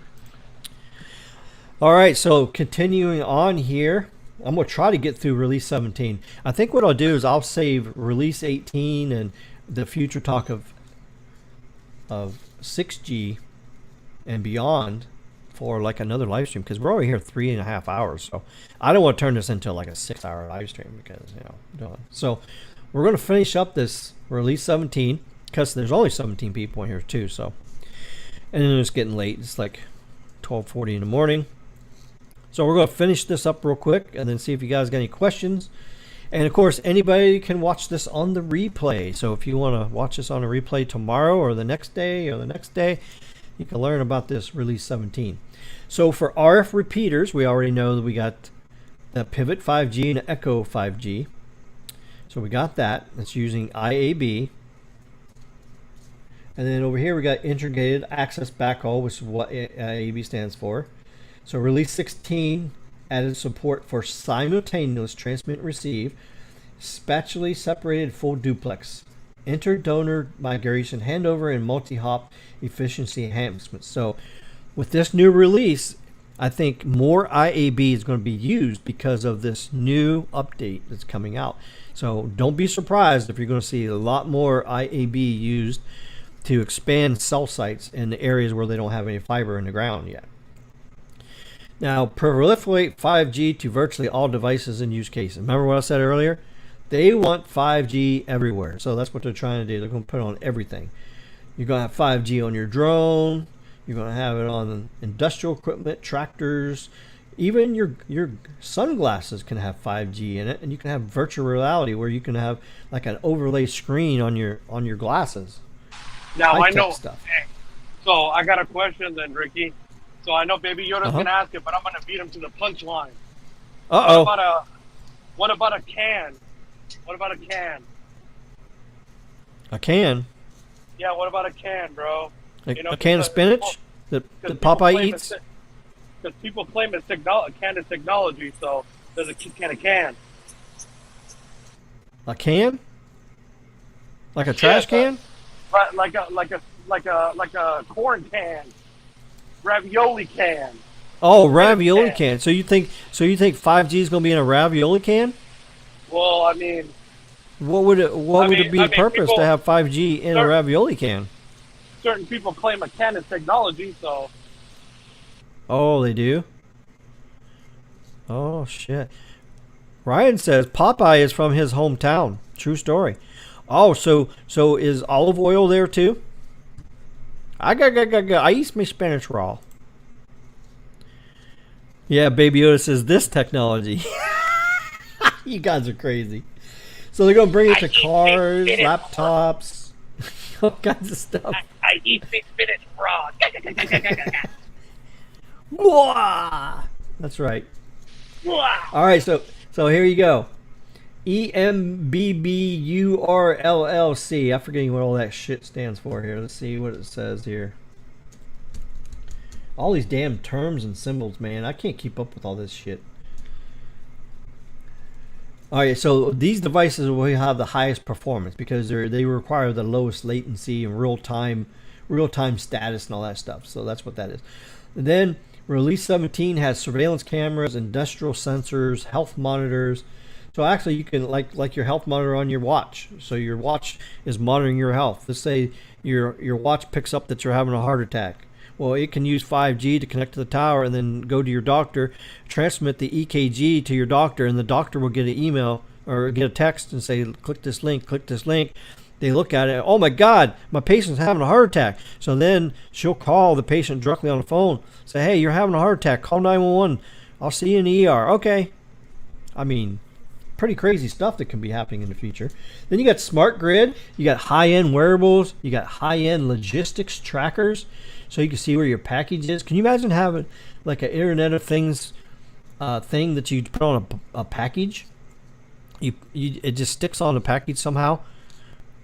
You put it under the tape, and it's an IoT transmitter, and it actually transmits, and so they don't have to scan nothing no more. Everything's tracked in real time. Yeah. Hey Ricky, you gotta say this. You gotta say coño. Wah! Coño, guá! All right. Oh shit. Okay, whatever I just said. All right, and then you got low-end industrial sensors. This is for the lowest complexity. So this is priority of equipment. So then you got agricultural sensors, utility meters, low-end wearables, low-end asset trackers. 5G NR technology foundation, lower device complexity, reduced power, increased network efficiency, coverage optimization. So here you go. So you got to scale down 5G for lower complex IoT devices. That's what I was talking about earlier. Reduce capability. So that's part of the standard too. Reduce capability. So you go to narrow bandwidths, fewer receive antennas. You go half duplex, lower transmit power, reduce the signaling, and all that. So you have to reduce the technology to get it into IoT devices, and that's where network slicing is going to come in. It's going to guarantee the lowest pings for this stuff, even though they don't need much bandwidth. But they got to get good signal and good pings. Oh, Rick, have you seen? There's a channel called Dish Wireless. You guys should all check it out. And literally, they talk about. There's a video that just got posted.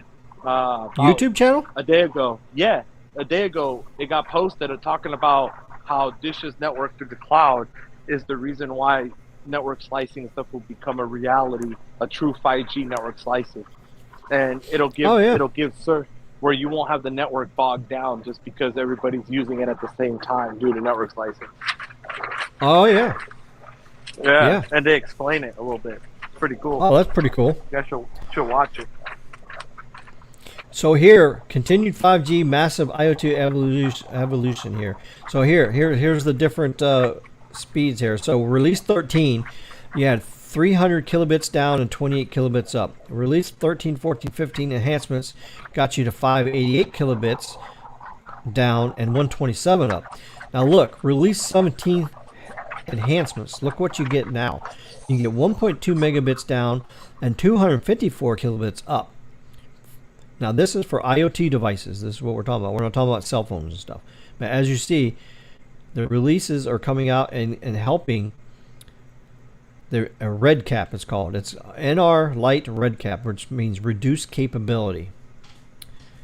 All right. And then 5G NR for NTN, non-terrestrial networks. completing terrestrial networks in underserved areas. See here? Underserved areas. That's what Chase is trying to get damn Starlink at his house because he's underserved. See here? Now, what different systems we got in place? We got LEO. What's a LEO? Low Earth Orbiting Satellite. What's a GEO? Geostationary Earth Orbiting Satellite. And what's a HAPS? HAPS. What's a HAPS? Do you know what a HAPS is, Carlos? I think it stands for... HAPS is here. I'm gonna just throw a curveball here. HAPS is the app that you use to live stream. No, this ain't. You're damn crazy, man. No, HAPS is actually a solar-powered plane, glider plane that flies in the troposphere. I think it is. It's like 60,000 feet up. It flies at 60,000 feet using an electric motor powered by solar. So it can go up and just fly circles over an area. And on the wings of the plane, glider, it has 5G antennas on it. And it shoots the signal to the ground.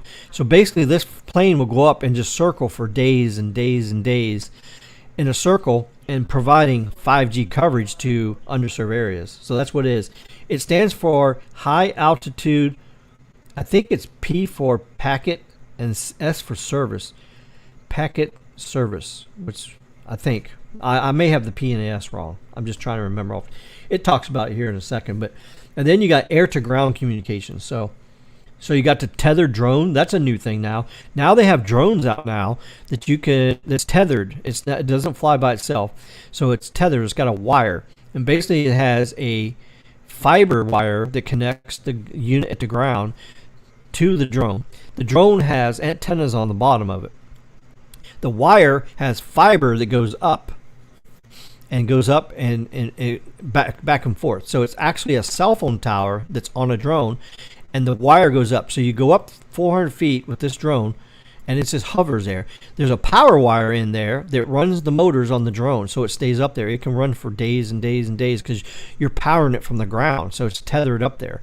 And then you got the fiber lines. So you got the fiber lines that goes up, and then so it puts internet out from it and also picks up signals and then sends it back, and then in the ground they interconnect that into the ground fiber system. So actually they got tethered drones that they're experimenting now. They can put up, instead of a cow, they can put up a tethered drone, use it for emergency communication, and get you to sell it. And they already have blimps. AT&T FirstNet has blimps out there, and then they got stuff like that. So there's all kinds of things that they're using. But the Release 17 standards actually helps all this stuff work better. And then you got your 5G Internet of Things for non-terrestrial networks too. So you got all that stuff going for your watch and parking meters and bicycles and all that stuff. So transportation, utilities, monitor solar panels, oil and gas production fields, all that. So communicate by satellite with 5G Internet of Things back and forth, especially in the areas where there's no service at. And then Release 17 works to expand SideLink to new use cases. Okay, so Release 17 SideLink. Yep. So Ricky, I gotta ask you a question then, okay? I'm just throwing these curveballs at you, bro. So. Oh, okay. Okay, so you said about bicycles, right? So you said that you'll be able to have bicycles connected on 5G, right? Yep. So does that mean now that you know how normally when you say, "Oh yeah, I'm gonna go ride my bike," right? It means that you're gonna go ride, right? But certain individuals say that they're gonna drive their bike, right? So does that mean that, drive your bike. Yeah. Yeah. So does that mean now it's gonna be self-driving automated, like they wish that they could have a Tesla to go with it? You know that. Oh yeah. Well, I don't know if they're going to have that on that, but the thing they're going to have IoT for the bikes is like you have some city areas that have bikes that you can rent. You can rent the bike, and you can set the bike up where the bike has a locking mechanism, like an electromagnet, where the electromagnet comes on and it locks the bike in place where you can't do it. But then when you use the 5G Internet of Things, you go on your phone, you go to the app, and you rent the bike, and then it unlocks it. And then it also has GPS in it, or the 5 the 5G position reporting, so it always So knows the- where the bike is. Even if you go in So an that's underground garage, if you try to take the bike under there, it knows where it's at. So that's the IoT part that goes to bikes. So that's literally like what we got right now with the scooters from Lyft and all that. Yeah, And scooters Lime too. and Yeah, all that. yep. Yeah, all those run on that shit right now. Oh So the yeah. app unlocks it and everything. Oh yeah. But will it be able to drive like certain individuals that say you can drive a bike instead of riding? the Well, bike, you can yeah, drive it the might. bike? Yeah, I think Pinocchio we're going to be really happy with the future technology. So I think he's going to be happy. Interesting. Gua! Coño! All right, so here, side link enhancements. Okay, what is side link? Okay, reusing existing evaluation assumption and performance metric based on feedback from car management. So this got to do with cars. Improved resource allocation, power saving enhancements, new side link frequency bands, geographic confinement, and side link relay. So basically, side link is communication between other devices from your phone, like watches, your car, and all that. So basically, Bluetooth's on its way out. Just to let everybody know, in a few years, there's not going to be any Bluetooth. Bluetooth is not going to be used anymore. Just to let everybody know. So don't get too sad when they just get rid of Bluetooth, because Bluetooth doesn't have the range. It doesn't have all the bandwidth and the low latency and all that. What is going to replace that is microwave bands. What I just told you, those new frequency bands, 60 gigahertz. Oh, So 60 Ricky, gigahertz is going to be the new Bluetooth band. why don't we go back to wired headphones, bro? You know, the real, since we're going back to, since now we're going to cell phone carriers. And Because nobody likes wires. Yeah, Nobody but- likes but stinking wires. But this is the thing, though, Ricky. A lot of We're the heading for a carriers- wireless society. Everything's going to be wireless. But hold on, Ricky. Pretty soon, you won't got even have to walk your dog with a leash. You got won't have to walk carriers- your dog for a leash. You'll be able to take your dog for a walk. It'll have a collar on. It'll have a shock collar on there. And if it gets too far away from you, it'll shock them. But Ricky, you're forgetting something, bro. Fucking, you got the carriers going backwards, and now they want to implement eSIM with the phone manufacturer. They want to do eSIM, basically going back to CDMA ESN days. Well, That's so stupid, bro. Like, I can't believe that people, eSIM's the new thing, yeah. I know, bro, but I just can't believe that people are like these manufacturers are embracing this and all that, bro. It's like literally our I society know. took a step forward in SIM card technology to take a step forward in the technology to make it convenient, and now you're going to For go sure. to eSIM, which means that a lot of these carriers don't even have the right cross compatibility to it, anyways, Ricky. So, like if you're going to have to call in the carrier. Well, I could tell you this. to- eSIM's to going to get eSIM. better because Release 18 is actually, when we talk about that on the next live stream, there's eSIM enhancements coming out. So pretty soon, you're going to be able to do up to 4 eSIMs on your phone coming up. Well, we can have up to 4 eSIM profiles on an iPhone. So iPhone can have 4 eSIM technology is profiles going to be coming out. Whether the carriers want to embrace the technology or not, for sure. Bro, it's BS, bro. Like, we're taking. And here's the next part: 5G positioning evolution. Here we go. See, Release 16 started it. Achieving an accuracy.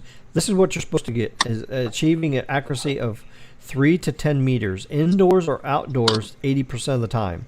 That's what Release 16 says. Okay, now Release 17 says meeting accuracy requirements for commercial use cases less than a meter, and for IoT devices 0.2 meters to within 100 milliseconds Ah, or milliseconds, or I don't know what the ms. That's got to be that 100 ms is a distance, but yeah. yeah. So basically, the base station RxTX timing delays improve accuracy for upload and download, and for positioning reports, reducing latency for positioning, improving efficiency, and then the GNSS enhancements is improve the performance of efficiency of 5G positioning assistance from the GNS. GNS is a satellite system like GPS. That's what that GNS is satellite. Yes. So there you go. And then look what's coming up. See, it's even giving you a hint for what's coming up for release 18. Improving performance, expanding to new devices and deployments. So you'll have to catch the next live stream to find that one out. But look at there. 5G positioning is becoming a reality. So but first we have to have real 5G standalone nationwide before we can even think of some of this stuff. So the standards are approved. Now it's up for the people to make the equipment, and then it's up to the carriers to deploy the equipment and then use the equipment. So this is just only the groundworks for release 17. So, and then Fry Bread says, looking forward to release 18 stream. I think history shows that those are the golden eras. 3.5G started hitting 10 megabits. LTE Advanced started hitting 300 megabits, and pings came down. Hoping for true 5G with NR ADB. So yeah. Well, you know the 5G standard is 1 gigabit to 10 gigabits. That's the 5G standard right there. Yep. So in the early stages, it's going to be a gigabit. In the late stages, when you get 5G Advanced Pro, we're going to be around 10 gigabit. And that's why I said on Sneed's stream that in that time frame, I said in 5 years from now, we're going to have multi-gigabit speeds on all the carriers. Well, most of the carriers.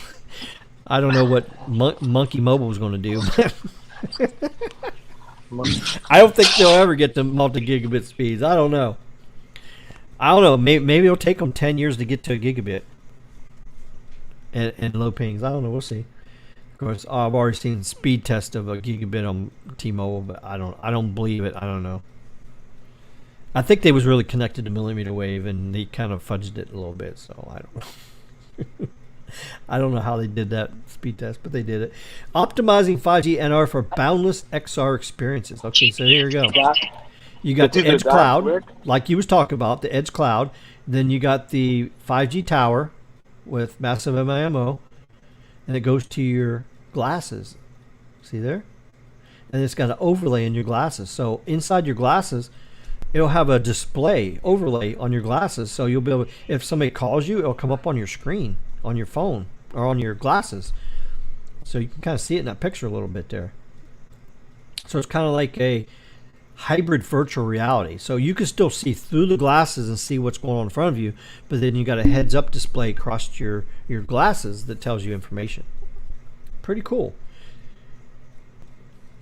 Amazing what's coming out. And then we got here UHF broadcast frequencies. Let's see. Well, we're going from left to right, from standalone broadcast to mixed mode.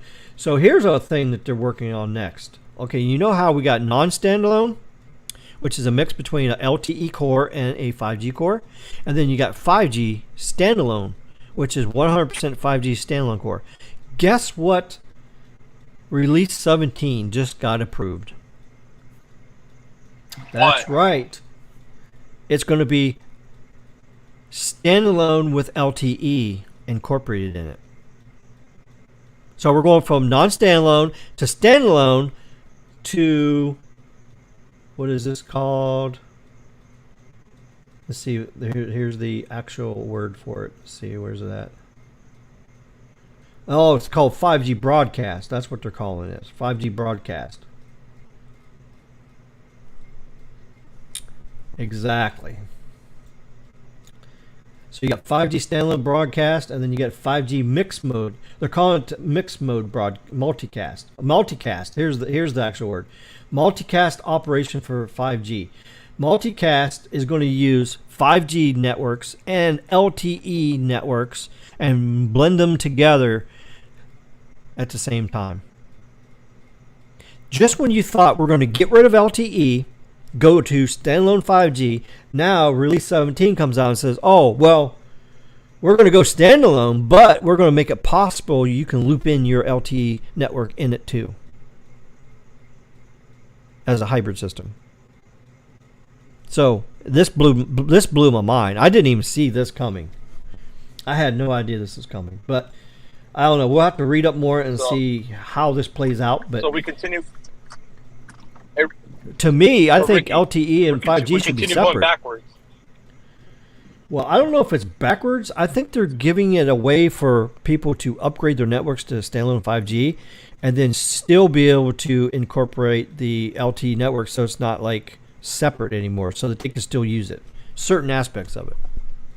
So I don't know. We're going to have to see how this plays out in Release 18. There's more about this in Release 18. So,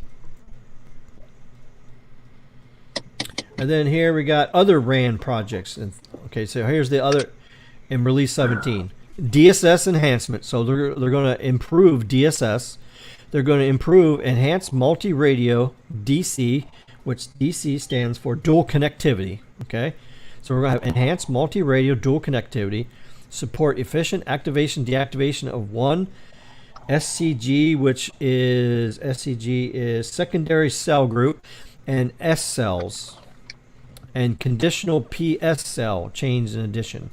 Multi-SIM support dual standby, active and idle SIM, device indicating network switch, and SIM from different mobile network operators. So they're making a universal SIM that can work. So you get one SIM card for you. It's your SIM card. It's like your cell phone, your SIM card.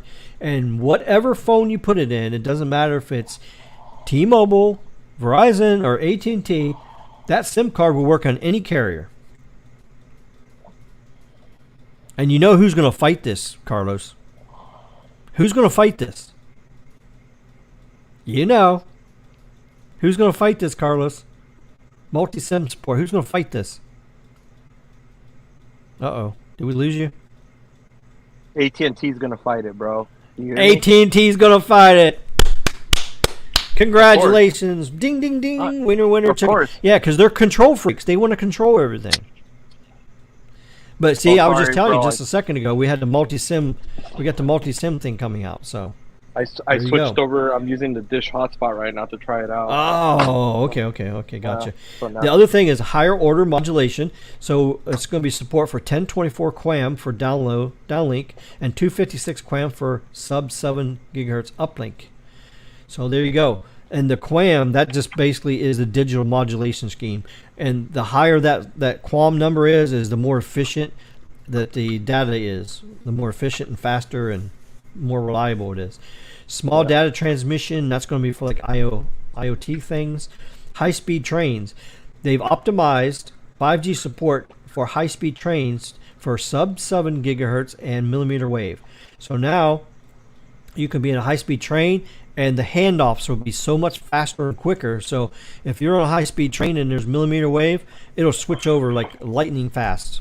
Since you're going really fast on a high-speed train, you're passing like millimeter wave sites like constantly, like fast. So that's what the Release 7 also helps with. Uplink data compression. So they're compressing the data on the uplink to get more speed. Enhanced data collection. RAN slicing. So that's the first step of network slicing. Enhanced private network. So a business like Amazon can actually do a 5G private network that's completely separate from the public and use it in their stuff. And their phones and equipment can switch over. So when you leave the warehouse, it switches over to the 5G system. When you go to the warehouse, it switches back to their system. And then they can tailor that system for whatever they want. So if they want better pings and faster speeds, they can do that in their warehouse. man. Plus, everything's connected better. Plus, it can do data transfers like delivery drivers. As soon as they pull in the warehouse, it'll automatically uplink all the deliveries they made for the day. Quality of experience. Enable measurement collection in standalone mode with mobility, continuity, and per slice support. And user plane integrity protection. Strengthens 5G security with integrity protection for user plane in addition to control plane using 5G NR PDCP. And what is that? I don't know what that is.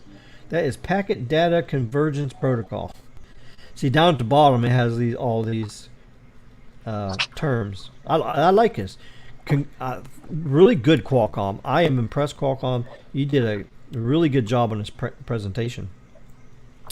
So, how will 5G Advanced bring us a step closer to 6G?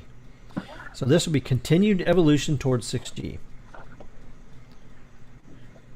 Let's see here. There, isn't that a pretty picture there? Look at all that. 5G positioning, AI-enabled interface, enabling the metaverse. The metaverse is using heads-up display like on your glasses. Wide area Internet of Things, automotive, industrial 5G, green networks, mobile millimeter wave. Yeah, so mobile millimeter wave cell sites. Can you imagine a millimeter wave site going down the road in a car? That's going to be impressive. That's coming. So driving the 5G advanced technology evolution to the new decade. So here you go. So we just hit release 17. Now 5G advanced is being developed. They just started on it. So here we go. So we got release 18. That's going to be coming up on my next live stream. We're going to talk about that. And then, of course, after that, in 2024 is release 19. 2026, release 20. That'll be 5G Advanced Pro coming out. And that'll be right on the heels of 6G coming out in 2026, 2027. See, everybody thought 6G was going to come out like 15, 20 years from now. It's actually not. It's going to be here quicker than you think. Because everything's evolving so fast.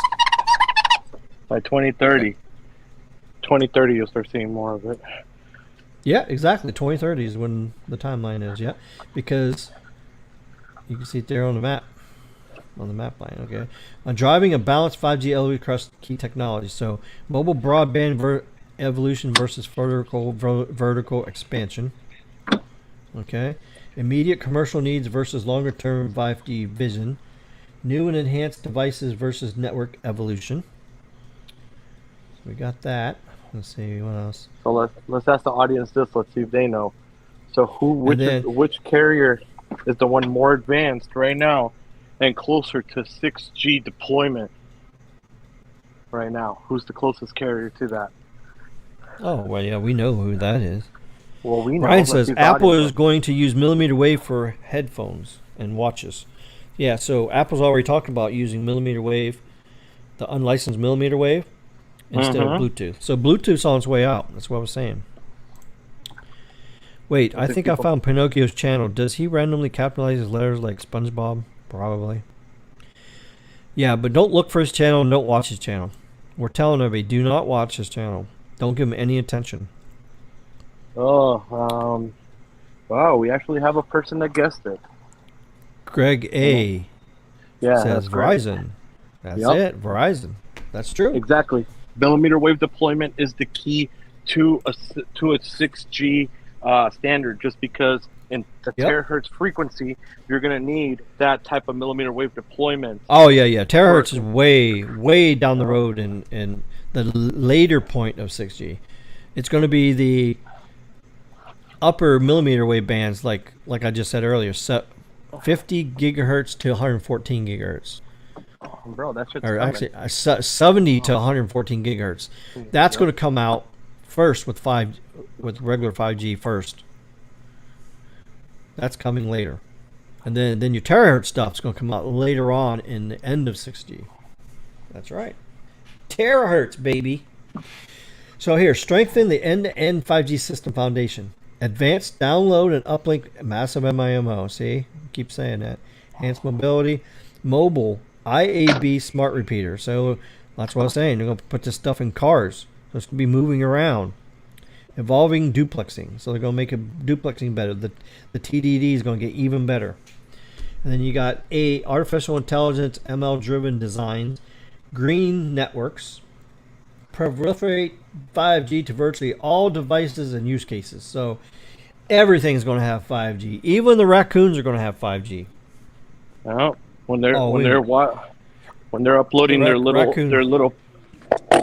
their PHP session. You know, their animal PHP session. They're That's crazy. Ryan says Dish is moving very fast on standalone core, so they deserve an honorable mention on progress to 6G. Yeah, the Dish's standalone core that they're building is true, real, and it's very impressive. Yep. Yeah. I can't wait to see more of that, and I can't wait till they add. Right now, they don't have no massive MIMO on their stuff. They're starting to put up some mid-band panels now, so maybe by June or July when they launch, maybe they'll have those 25 markets all have those panels. So you know that they're working 77 and 48. You know that they're working on it's almost done actually. They're working on the mech technology right now. Yeah, Yeah, that's true. and you know what Yeah, mech but is, right? we're just about done with the live stream here, Greg. We've been going on here for 4 hours. So as soon as I get done with this presentation, we're going to call it quits because I got to make some food. I'm hungry. Getting hungry. I thought I'd be able to get through release 17 and release 18 in one night, but no, it's there's a lot of shit here. Well, plus I did some other stuff too. So let's see. Expanded side link, expanded positioning, drones and expanded satellite communication, multicast and other enhancements. Oh, here's the new thing right here. This is the new thing with release 17. The metaverse. The metaverse is coming, Carlos. Oh, God. What is the metaverse? Do you even know what the metaverse is? It's merging worlds, merging technology into humans. Yeah. Okay. So basically, you take the physical world, you take the digital world, and then you take the virtual world, and then you blend them all three together, and now you have the metaverse. Now you have digitization and spatial computing. Yeah, almost hard to say all these words here. That's the metaverse. So the metaverse is really coming. No wonder Facebook changed their name to. Oh, there's a skeeter. And that's why you're already hearing about people getting robbed, literally robbed on the metaverse. Oh yeah, already. Robbed for sure and raped or some shit. Like I don't know. Like damn man, already, dude. Yep. Like how the hell do you get a virtual gun hoisted and robbed? I know this is crazy. Yeah, here now we're getting geared towards the early stages of the 6G stuff. So here's key research vectors enabling the path towards 6G. So you got AI ML powered E2E communications, spectrum expansion and sharing, expanding to terahertz, wide area expansion to higher bands, new spectrum sharing paradigm. What the hell's them words? Paradigm. I don't even know what that word is. I'm not too big on big words. I think big words are stupid. Dynamic coordination with environmental awareness, new radio designs, evolution of duplexing schemes, Giga MIMO. Look at that. Giga MIMO. So here we're sitting there talking about 64 by 64 and 128 by 28. Well, pretty soon on these millimeter wave frequencies, 60, 70, 80, 90 gigahertz, you're going to have 512 by 512. Yeah, 512 by 512 antennas on massive MIMO. That's right. You know, spraying that shit in all directions, man. Can you imagine a beamforming with 512 by 512? That's crazy to think that's coming. So everybody's saying millimeter wave is garbage, millimeter wave's this, millimeter. Well, I got news for everybody. Millimeter wave is going to grow and get bigger. And millimeter wave is going to be on every car pretty soon. And millimeter wave is going to be broadcasting internet on your phone to other phones. I'm telling you, it's coming. It's coming. You'll see more of this in release 18 that they're working on now. And then you got merging of worlds, physical, digital, virtual, immersive interactions, taking human augmentation to the next level.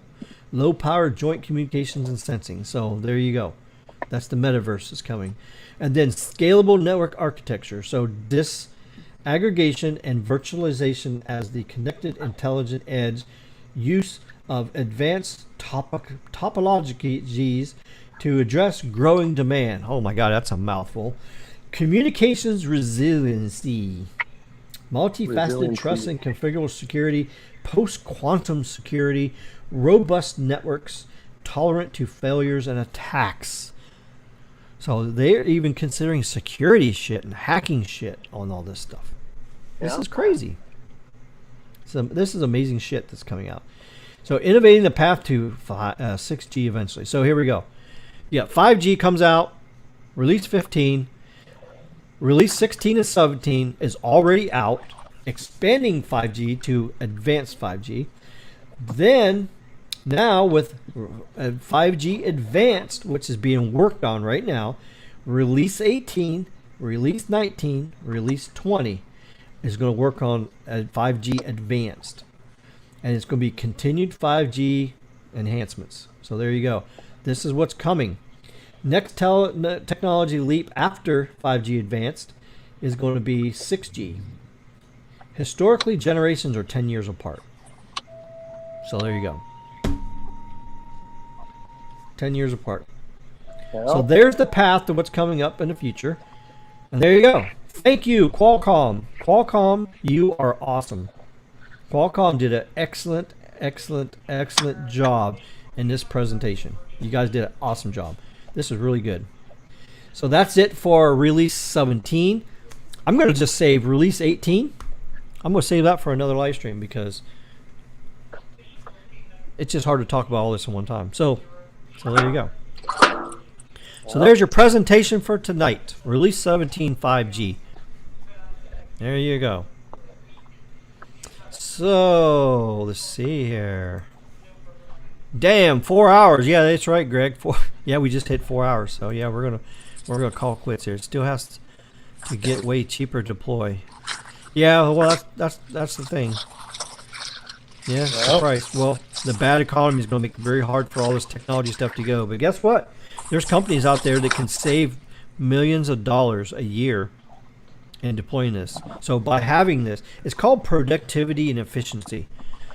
If you can spend $1 million to make an operation run efficient, and it can make you $5 million profit, it would be stupid not to do it. So it takes money to make money.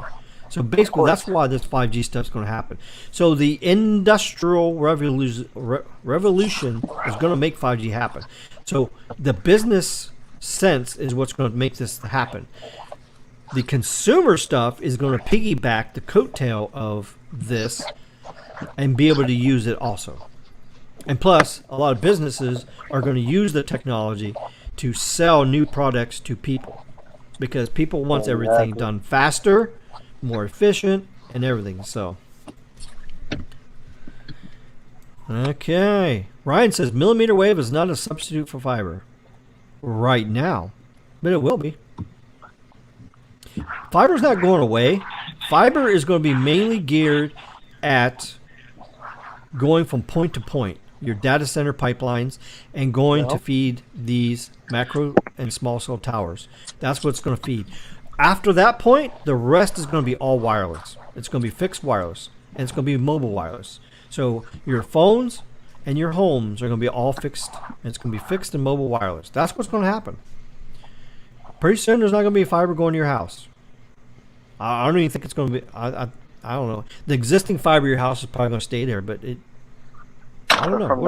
We'll see what happens. But I'm telling you right now that the wireless 5G evolution is going to be as good or better than fiber because it's going to be supplied by that same fiber.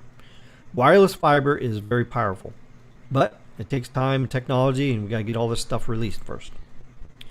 For one, millimeter wave is still asymmetrical. So what do you mean by that? How is millimeter wave asymmetrical? You can't just put that out there and just you gotta tell me why. When global millimeter wave scale develops, cost will be reduced. Yep, that's true.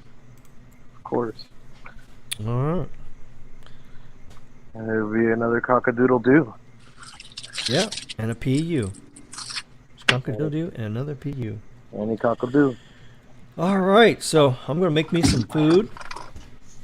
Have some more coffee. And then at 4 o'clock, I have to leave.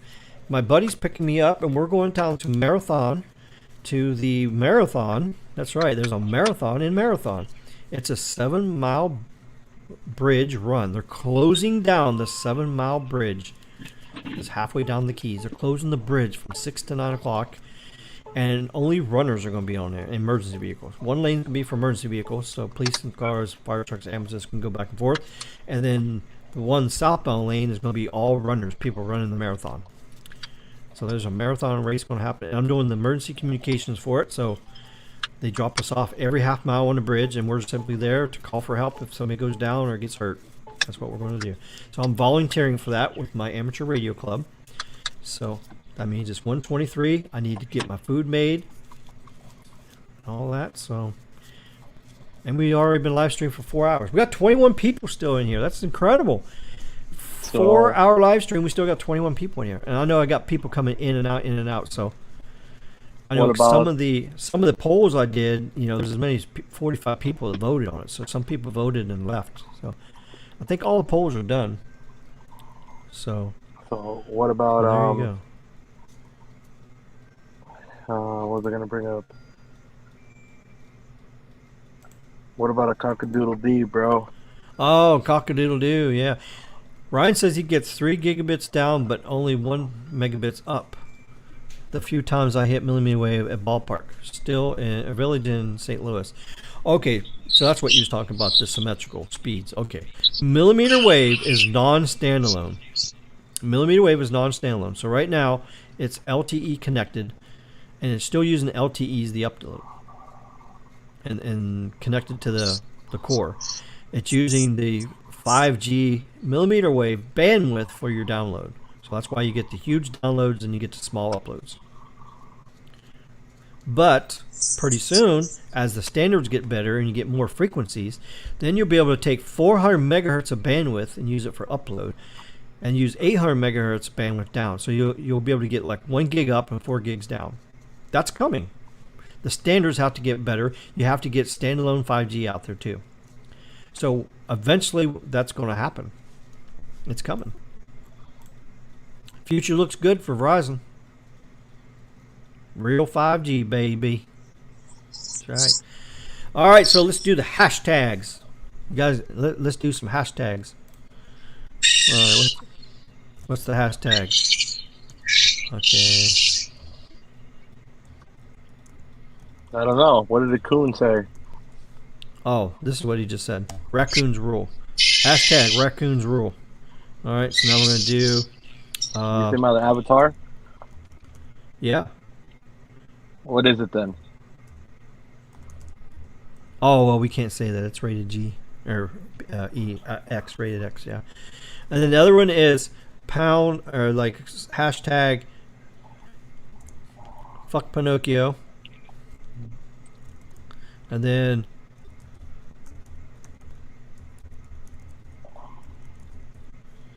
hashtag say no to skinny jeans. Hashtag. Hold on, Lavendi asked a good question right here. When is standalone slated to be implemented for Verizon? 2024. Q3. Are you standalone? No, Q3, bro. No, not this year. They got to go nationwide with N77 before they can do it. You got to go nationwide. A standalone means it's equal to the LTE coverage you got now. If you go standalone, it's going to be Swiss cheese like T-Mobile's network. Hashtag say no to stinky soap. Oh, shit. Hashtag tired raccoons. Hashtag hey, little baby raccoon, are you tired? oh shit. Hashtag Tired. coons make babies. Hashtag dump skunk. What other hashtag are we going to do? I don't know. Whatever hashtags you guys can think of. I don't know. So anyways, there you go. There's your 4-hour live stream. Hope you all learned some stuff about 3GPP release 17. Oh, yeah. Here's another good hashtag. Good job, Baby Yoda. Hashtag Pinocchio go pound sand. Oh, shit. That's good. That's good. I think that's the hashtag of the night right there. Yeah, there you go. All right, everybody. We'll say good night and thank you for joining us for the live stream. And we'll see you next week. Next week's going to be a little tricky because next Wednesday night I have an amateur radio club meeting. Next Wednesday night I'm off, and it's in Big Pine Key. It's all the way down the Keys. And guess what the topic is for the night? Skunk. Drones. How they work and how they can be used for amateur radio. Hey, I like this hashtag from Santiago, Skunk Nokio. Skunk Nokio, yeah, I see that. Yeah, that's crazy. Isn't Pinocchio a Verizon fan? Actually, Nah. he's not a fan. He has it just so he can just say, "I got it." But he's actually a magenta. He's a skunk pirate, is what he is. Yeah, skunk pirate. Yeah, he bleeds magenta. Yes, he does. But anyway, so next Wednesday I can't do the live stream because I got that meeting. Now next Thursday night, I should be off unless I have to work at the new contract, which I might have to work at. I don't know. If I have to work at that new contract, it's a 12-hour shift, and I won't be able to do a live stream. So I may not get a live stream in next week, but I don't know. We'll see what happens here. And also, too, Technoid just announced that he's going live every Thursday at 9 o'clock, which some Thursday nights, I used to go live at 9. So I don't know. I don't want to step on Technoid's toes or anything like that and set up a live stream and saying it. But I only have 2 days off, so it's either Wednesday or Thursday. So I don't know. We'll see what happens. If he goes on at 9, maybe I'll just have to go on like after he's done. He'll probably just do a short one for an hour. So maybe I'll do a live stream at 10 on, because mine seem to go like forever for 3 to 4 hours. So I can't go first because then it'll overlap on his and all that. So I just want to be respectful to other YouTube content creators. So unlike Pinocchio, who is very hatred and mean to everybody and jealous of everybody. See, at least I have compassion. You know, I care about my other creators. So I care about you, Carlos. You're my buddy creator, so I care about you. I work with you as a team, not against you. And that's what we need more in this world. We need more of that in this world. We need people to work together as a team. We need people to stop bashing, hating, and being jealous, and all that shit needs to stop. So there you go. There's your live stream, everybody. Skunk-a-doodle-doo. Skunk-a-doodle-doo PU, as we say. So hopefully you enjoyed the presentation and the live stream tonight. And yeah, I got... I thought it was kind of weird on the box. It just has a big S on it. It doesn't say 22 on the box.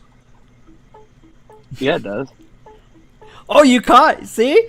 Only intellectual people and analyzation people would actually realize that. Most people, when they first looked at it, it's like, look, there's just a big S on there.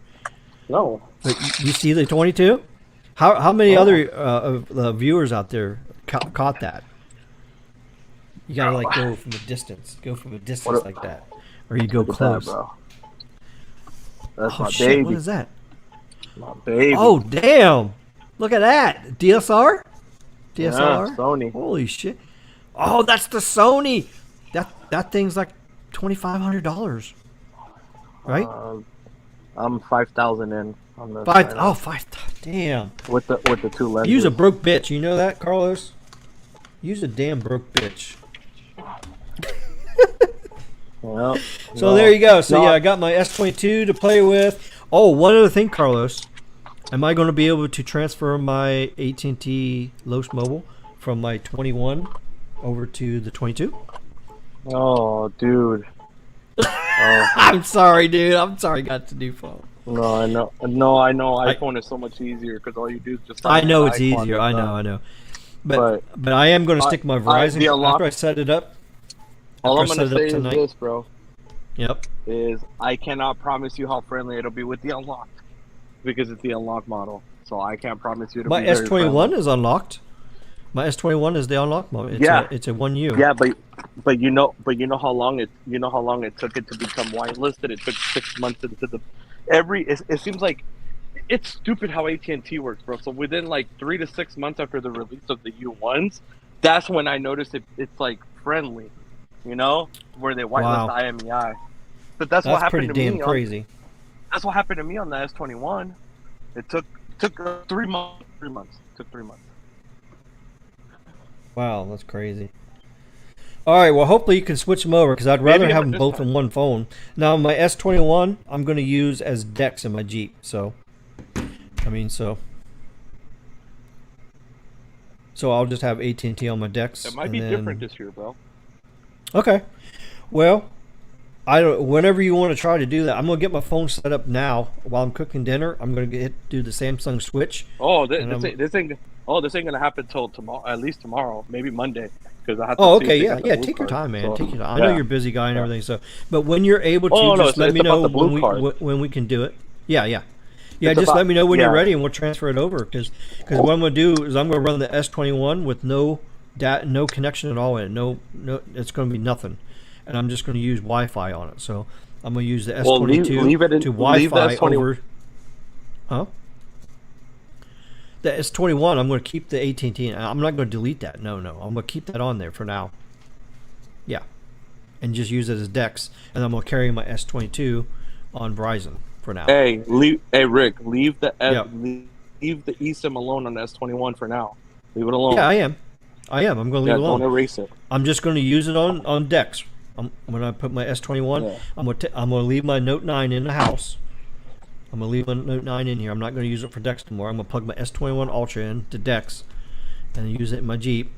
And then I'll just use the AT&T on it. I won't have to use Wi-Fi. I can use the S22 on Verizon, and then on DeX in the Jeep, I'll use my S22 or S21. That's the whole plan. I was going to trade it in, but I decided not to. I'm just going to keep it. The Note 9 has been messing up a little bit on DeX. It's been crashing a little bit. It's not working that good anymore. It was good at first, but it's been acting kind of funny. So I'm just going to use the S21. Ain't that crazy? I'm using an S21 Ultra for DeX on my Jeep. That's crazy. That's what happens when you're broke, bitch. So, Ryan, what do you mean? In fact, the Pinocchio and T-Mobile hits all came up with a shady criminal dude with no relation to Pinocchio. What the heck? What does that mean? I don't know what that means. I don't know. Oh. Oh yeah, thanks, Lavindy. Appreciate another informative stream. Yeah, Lavindy. You're very, very welcome, buddy. Mr. there you go. Lavindy. All right, so let's end this stream here. I'm gonna play some drone video for you guys. Fake drone video from my drone that I stolen, and all the video I stolen. All the regular Pinocchio shit. There you go. Wow. So I'm just saying what the Google search spit out. Oh. Pinocchio and T-Mobile. So you're talking about the real Pinocchio. The real Pinocchio character is linked to T-Mobile. Is that what you're saying? Pinocchio for us is the nickname for the Jersey Hood girl. Oh, the Jersey Hood girl. Because what happened is somebody's using T-Mobile are liars, so I've been calling T-Mobile Pinocchio too. So. But anyways, weird. Yeah, that's weird. Yeah. No, I'm talking about free breeze. I don't know what you're talking about. I'll have to do some searches later and see what happens. So I don't know. But anyways, I really don't give a shit about Pinocchio. Pinocchio's dead to me anyway. So anyways, don't watch him no more. So he can say what he wants. I will never know what he says because I don't watch him no more. So, and I encourage anybody, you guys watching the replay, say no to Pinocchio. Yep. And say no to the rotten apple too. Yeah, the traitor rotten apple. You know who I'm talking about. Not the Apple iPhone. The other rotten apple. The Texas rotten apple. Yeah, we'll say that. The Texas traitor rotten apple. Fuck him too. Piece of shit. Oh yes. So there you go. Have a great night, everybody. That's a Chase Moore says S22 Ultra crashes on me often. Really? It crashes? Well, that's crazy. Dude, the Jersey guy. Now you looking fly today, bro. I never have no loss to me. So move, bro. It's all, brother. Tesla Watts. Yep, you got it. That's right. All right, well, that's it for tonight. Enjoy the stream. 4 hours later, still 20 of your hardcore people watching. So thank you guys so much. So there we go. Thanks for love, support, everything. Cock-a-doodle doo. Yep. And we out. Right. Yep. Good night, everybody. Cock-a-doodle doo.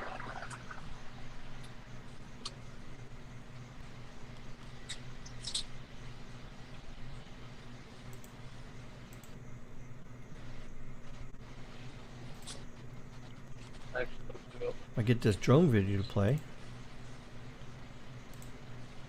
Come on, play. Play! I clicked on it. Well, Play! Damn it!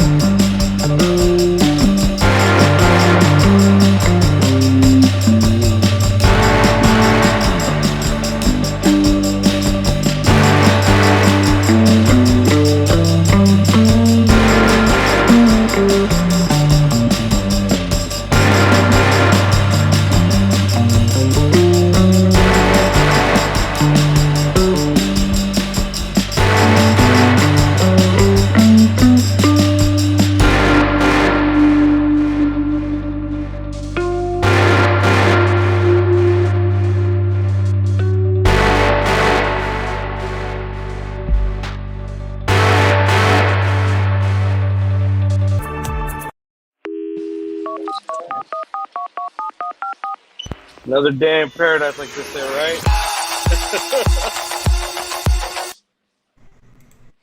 Oh yeah, that's right. I was just washing the car. I was gonna say. Damn, I lost my debit card, but never mind.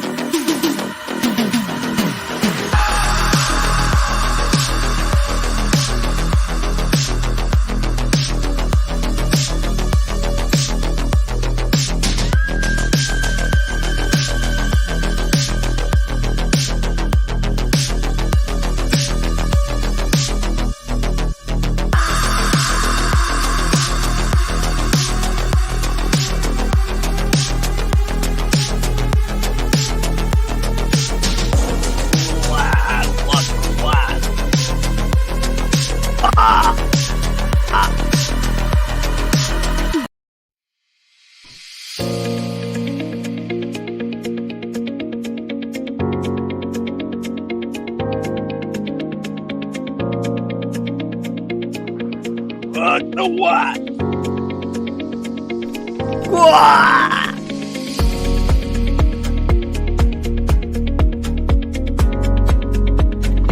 Dump the skunk! Dump the skunk! Dump the skunk! Dump the troll, dump the troll, dump the troll.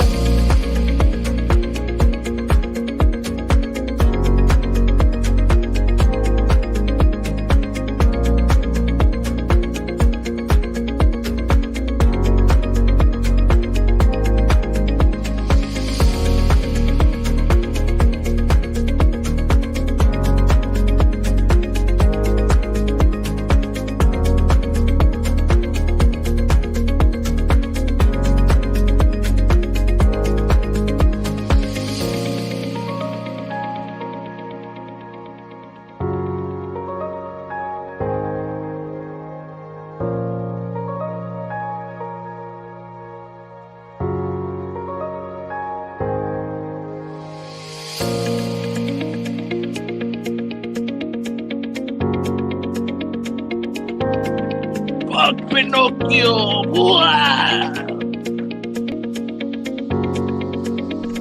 Wah!